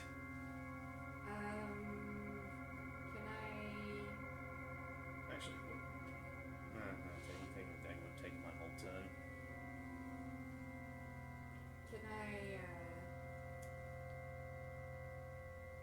run and grab the dagger to go try and stab? I was gonna say, if his What body did you want me to decomposed, I was just trying to work out if his body's decomposed and everything. Do we see the actual coin thing or the thing that Yes, he had on him? You see that only one part of his body remains intact after all that. His hand, with flesh still as colourful as if it had just died, the elder sign still carved into it. I would imagine also they would see the necklace. Yeah, That's what I and mean. you see the necklace, the scarab beetle necklace, glistening in the dim light around his neck. So clearly we need the hand, we need the necklace, and the knife. And you looking at him does absolutely nothing. He's gone. He's done. I'm Like- thinking. I'm down there, roasting. Yeah. Oh no, I don't even think you get down there. I think you're. Somewhere over there. Could I use the necklace as a distraction? If you can pull it off, you can pull it off Newt's body. You could throw it if you want, or you could I haven't cast used a it. spell. I've used it before. Yeah, you can use the spell. You want to pull it off Newt's body, put it around your neck, and cast the spell. To try and Distract him so that the professor has time I to want to walk do it closer quick and. not think as a distraction. Yep. All right. Be like, I'm going to hurt him. You rush over to Newt's skeletal, emaciated corpse, wrench the scarab beetle necklace off his neck, even though you were certain it was destroyed, and place it around your own neck. You have I'm gonna access leave to it. the Kiss of the Mummy spell. Alright, I would like to use it. Okay, so that will first of all cost 1d6 San. That was Wow. awesome. On. How many magic points will you spend? Well, this is the last thing, so I'll go for 10. 10, alright. Actually, Yeah. I'll go for 5. 5, okay. Please make a power check. Wait, let me just set the power check. Ooh, Yeah! that's a 15. That's a hard pass. So, Can I spend some luck to make it an extreme? You can't, no, unfortunately. that's only. Nyarlat is going to make his power If check. you could ever just roll a 100, that would be great. 96. That'll do. Nice. Holy shit. You deal 5 points of damage to him and feel that energy flowing into your body, recovering 5 points of health. Are we It's just not gonna... bad. As a pass, isn't that double? Yeah, if you pass, 10. You deal 10 So are points we of just gonna damage. ignore the fact that she literally just drew energy from fucking Yeah, from Nyarlat? Now go Nyarlat. stab him. His God's sake. life energy that flows into you and invigorates you, restoring you to full health. And Nyarlathotep's roiling, distorting body, still mid-transformation, swivels in your direction, and he flaps a hand, sending you flying across the room. Yeah, I and believe you that. take Hey, you're being Dean Winchester right now. you take Oh, 8 shit. points of damage as you slam into the wall. Hooray, I did I'm here to save you. I'm back! Wham! I'm I'm done. still up. Make a Constitution check, please. You have a major wound. You were I saying? failed. You're you down. are knocked unconscious. Well, cool. It's literally down to just the old man. Yes. Alright, while Oh. he's attacking me, can he Yes. go and try to attack him? Oh, righty then. Go ahead, please. Well, make... first, I Yep. was going to say, first I'm going to need to take the hand that's his hand that's sort Yep. of left the older Pick side. it up off the 'Cause ground. Let's face it, he's not using it. Okay, cool. Got your I protection. guess I'm gonna go and try and stab Nyarlathotep with a knife. Do it. Okay. Do it, do it, do You it. may make either a fighting brawl check or a hard dex check. And you may It's make it literally the same and thing. holding Newt's elder sign hand in front of you, Nyarlathotep will roll with disadvantage. Well, either way, I need to. I'm rolling the same thing. I still need to get. Okay, panda dice, do not fucking fail me. That's an 18. Holy shit! That. Yep. Nyarlathotep still needs to roll, I but he's going know, to be just- rolling with disadvantage. This is the closest I'm gonna get to this. Just. Oh my god. Okay, that was a 36, but he's rolling with disadvantage. Yeah, okay, so come on, come on. he's rolling with those. Make sure I got the right. Yep, Yeah, got the right ones. Oh god, oh god. Okay. That's not a happy okay. Okay. That's not a happy okay. Yep, those were definitely D10s. Would you like to come and look on the other side of the screen what he rolled? Please be a 100. Was it a That's 100? a 100! Holy shit! Fuck it, I'm saying this on stream. 5-0, bitch! For Queen, for King and Country! He goes to flap his hand to brush you away. And kill you. But he flinches at the last moment. A momentary pause as he sees the elder side. You take advantage of this. You rush up to him and plunge the dagger into the roiling mass of flesh in front of you. Stabbed me With a character with no physical martial skills of any fucking kind, just stabbed a goddamn lesser god. You feel the dagger sink into his flesh, and then there is a bright flash of light spelled from the dagger. I cast thee out! You hear Nyarlat scream as he is torn through the gateway back into the other realm. And with the whole elder side thing, do I throw that in after him as he goes? If you want to, you hurl it, you the elder side. grab the elder sign, and you hurl it into the roiling gateway of light. The screaming grows louder and louder. Just as I throw it, and just louder. present from a friend of yours, and just lobs it in after him. All of a And- sudden, the professor pulls out sunglasses. Yeah, just as Nyarlat is pulled through the gateway, the elder sign falling after him, he begins to talk in a language unlike any you have ever heard.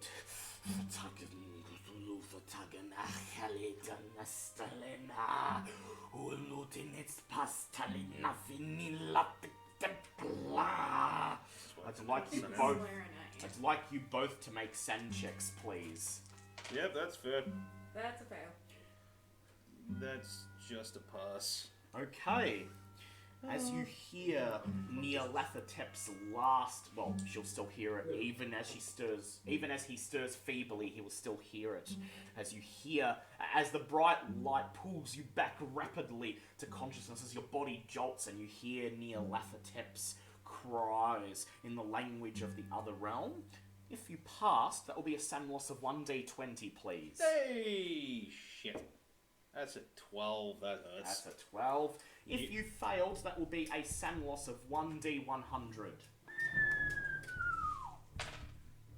Somehow you only lost 16. 4 more. How did you lose 4 more? You rolled a d100 and only lost 4 more than I did. I'm guessing you're in... I'm insane. Yeah. Yep. Oh, yeah. We're Yeah. below Circle 0. insane. Yep, circle insane.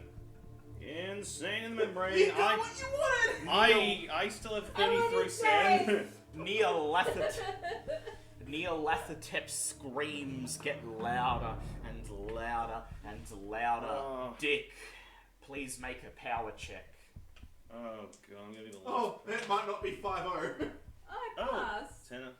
You passed. That's a hard pass. Yes. That's Yeah. extreme pass.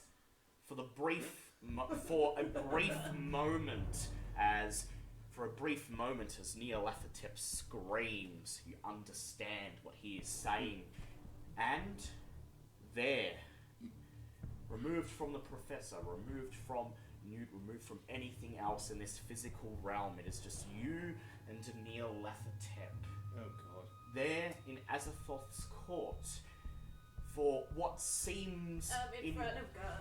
for what seems to you to be a moment of time that stretches on almost infinitely. What to the professor will seem only to be a few seconds, but to you, what seems to be months dragging on to years, dragging on to decades, dragging on to centuries.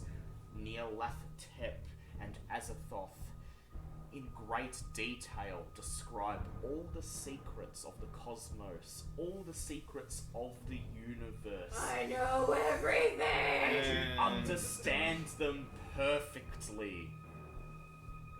Oh dear. You seem to spend centuries, maybe even millennia, as a guest in the court of Azathoth, learning all there is to know, until suddenly it comes to an end, and you find yourself lying on the ground in the temple of Nyarlat, in the lost city of Nyarlat, just sobbing uncontrollably on the floor, saying, I know everything, I know it all, I know everything. Okay. Well. What happened to you? I met God. Okay. Oh, I'm pretty much exhausted at this point. I spent so much time with God and Jesus.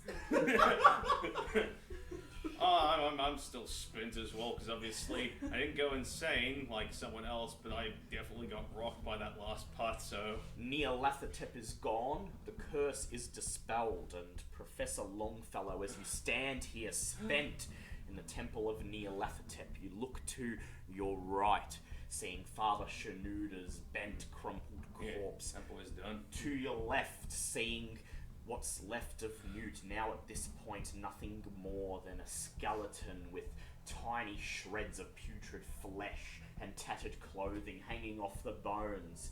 And I'm a spooky skeleton. Yeah, you're done. and behind you, writhing on the floor, hugging himself in a fetal position, Detective Dick, just muttering and giggling. They won't understand. Humanity is just a drop in the ocean. Something that exists only for scant seconds to be snuffed out when the great old ones return. He does this too well. He does. It seems like you've been here before, dear sir. Am I gonna shoot myself?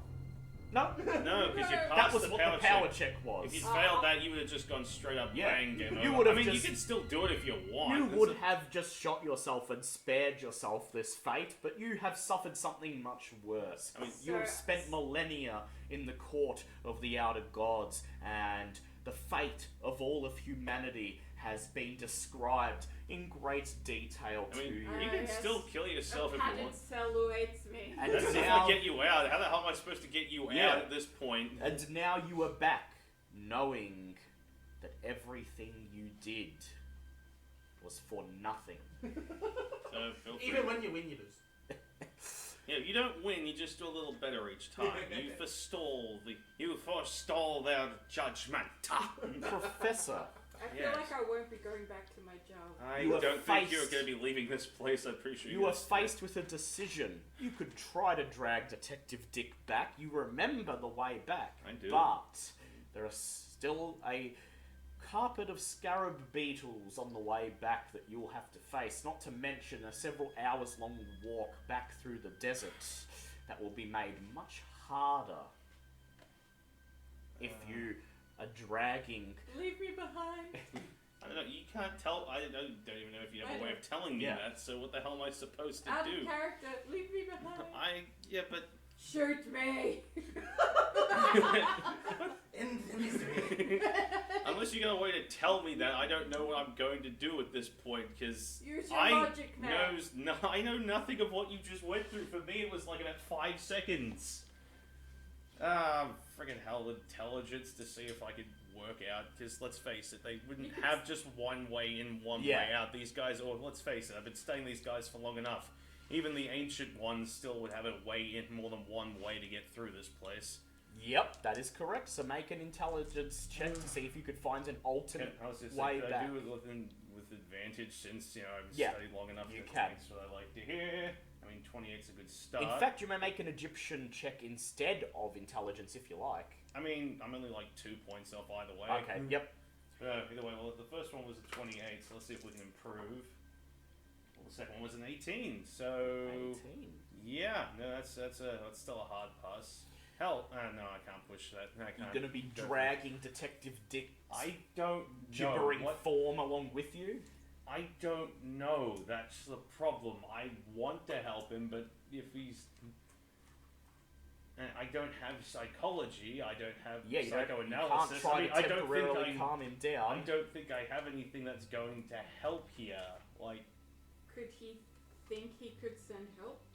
I mean, who? It's possible if they could find their way down No, here. I mean just if he thinks that's Yeah. it, he'll leave. Yeah. Yeah, but I can't just leave you down here. But you could if you Yeah, think you but can if you send help. think that, yeah, you do think it's reasonable that you could leave and send help, but they would have to make the same they would trip have to down do the here, same and thing. there is no guarantee that Detective Dick is going to stay here. Yeah, they I can bring don't. flamethrowers. It's fine. They don't know any of this shit. I don't have. But you do. You can tell them. There's I Arab don't peoples. speak Arabic. Oh god, that's right. Yeah. The only person in the group, the only two people in the group that spoke Arabic, you got one killed, and you were just fucked from the beginning. You were doomed, like, from episode 1, from the end of episode 1, so... Well, like you said, you don't have psychoanalysis. Yeah, and I was gonna say you could use her insanity to your Advantage. advantage. Yeah. She knows yeah. everything. You may make an intelligence. Oh, Yeah. I was gonna say, yeah. If you can somehow determine any words of sense, I will try and, try and Detective just go Dick over can and try. guide you perfectly out of here. Yeah, I was gonna say try and go over and go, Richard, I know we've been through a lot, but please, just, if only for a moment, come back to your senses. We still need to get out of here. I would like you to please make a luck check. Oh, God. How much luck do you even have? Wait, am I doing the luck check? No, he's doing. Yeah. Okay, well, I still have 32. What could possibly... That's literally double 32. You may push it. Really? I feel like you're being far too generous at this point. That's a 40. I'm still... Can't spend Hey, luck to I beat can't luck. spend luck It's to make luck. okay. It's okay. As you as you call upon Detective Dick to just help you get both of you out of here, Detective Dick looks up at you and you see a flicker of recognition in his eye, and he smiles and says, "I understand." And Shoot you. in a slow, monotone voice, he begins to recite directions, saying, "Follow these and we will be free. Down the tunnel, to the left, second right, up the ramp." What follows is an endlessly repeated list of directions. Will you follow them? I mean, I don't really have much of a choice. I can't exactly take my chance with the Scarabills, but how am I, like, is Detective Dick going to be able to walk with me? Or Detective Dick gets up and the fact that stumbles behind you, just stumbling as if drunk, as if intoxicated, and just looking from left to right, muttering the directions. I was going to say, I'm going to make sure that, well, the dagger's staying down here, and I'm guessing the gun, Yeah. revolver was long gone at this point, but either Well, way, it's still in Detective Dick's holster. Yeah, I might I just... still got it. I'm not a fan of that. I was gonna say if I know this would be retconning, but as I try to bring him to senses, could I have been able to try and get the gun out? You want to get it out? Yep. Yeah. Well, you just reach over, and Detective Dick makes no effort to resist. He Yeah. just lets you put your hands on his gun and pull it yeah, out. I'm guessing What do it's you? meaningless. But, Yeah. What Yeah, do you do? I'm just gonna just carefully put it back going. I might just hold on to this just while we're through. Nothing personal. Just until we're safe. As you take the revolver, you jerk it, as you've seen Dick do several times, causing the barrel to fall out so you can check how many rounds are still in it. There are 5 rounds. One has been discharged into That was- Khalid. Yeah. Well, I wasn't. No. Detective Dick continues repeating the directions down into the tunnel, to the left, to the right, and then up here, and then we'll be free. Just left to right, up Okay. there, the ramp to the left and to the right, we'll Okay. be free.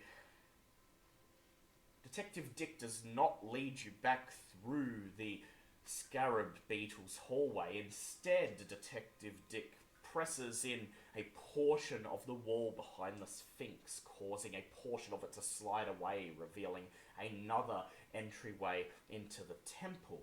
And for a brief moment, you feel confident that maybe Detective Dick is getting you out of here. As soon as you said that, you knew you were It is misplaced confidence. You failed your luck check. Yeah. The directions lead you to a dead end, perhaps even deeper into the earth. Somehow the directions have made you descend further into the bowels of the catacombs until you reach a dead end, only barely lit, only barely illuminated by the light of your lantern, now weakly flickering, about to die. And Detective Dick looks at you, and with a smile on his face, he says, "We're free." And then out of the receptacles on either side of the walls step canine men with disjointed Taking the pistol, limbs. ending it. Thank you. Disjointed limbs. Thank you. And where they would have heads, instead you see dog-like faces of something primate yet canine.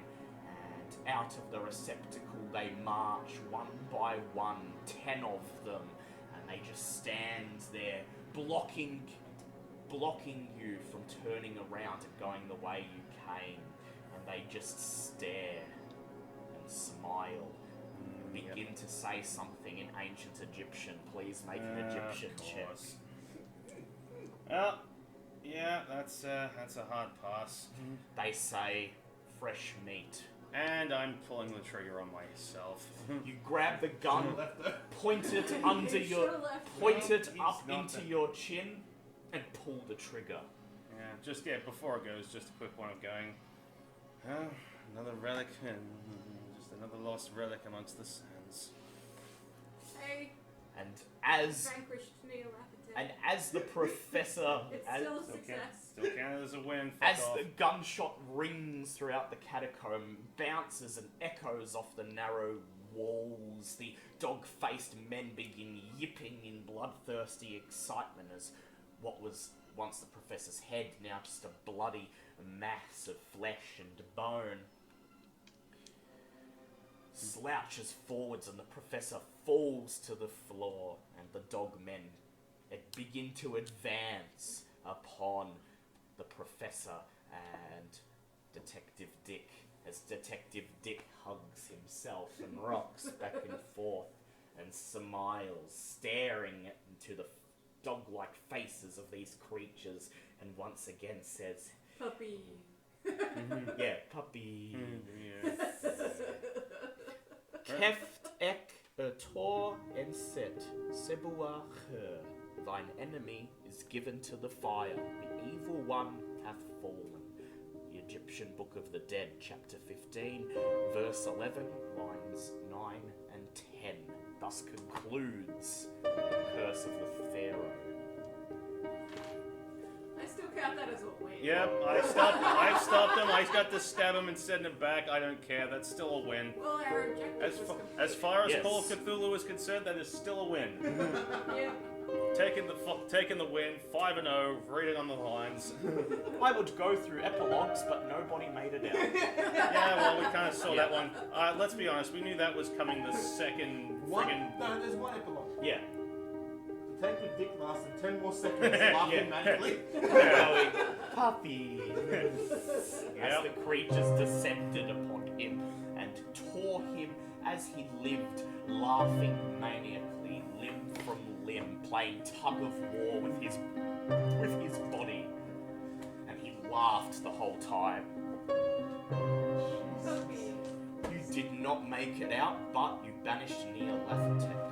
At least for now. Oh, I just drew on my Yeah, I'll be back in a few years when he decides to try and summon some other people only to fail again. There is a But that's- piece of lore as part of the dagger that you did not uncover. And it is that when struck with the dagger, Nyarlat is banished back to the realm from which he emerged. Yeah. Until the energies become right for him going to be summoned into this world again, which happens every full moon. Oh, so we We're only literally stopped it for a month. Not even. Oh. But the leader of the cult is dead, and without the leader of the cult, there's not going to be much organized effort to actually helping bring him into the world. I was For gonna say, now. it probably helps that they have no idea he's actually dead at this point. Yeah, that is true, and so it may take only weeks for them to find out their leader is dead, and for someone else to step up and take it upon themselves to call Nyarlat again into the world. It may take months, it may take years. It will happen, but for now, you have bought humanity and the world some time. And that is a victory. I don't know. Thank you everyone for being with us for this in-person conclusion to Curse of the Pharaoh. We hope you enjoyed it. We'll be back in 2 weeks with another campaign, The Terror of Cthulhu. And check in on that one to see what the big scoop's all about. Until Actually, yeah, I need to roll up. until then, don't betray your allies. Goodbye, everyone. Bye. Bye.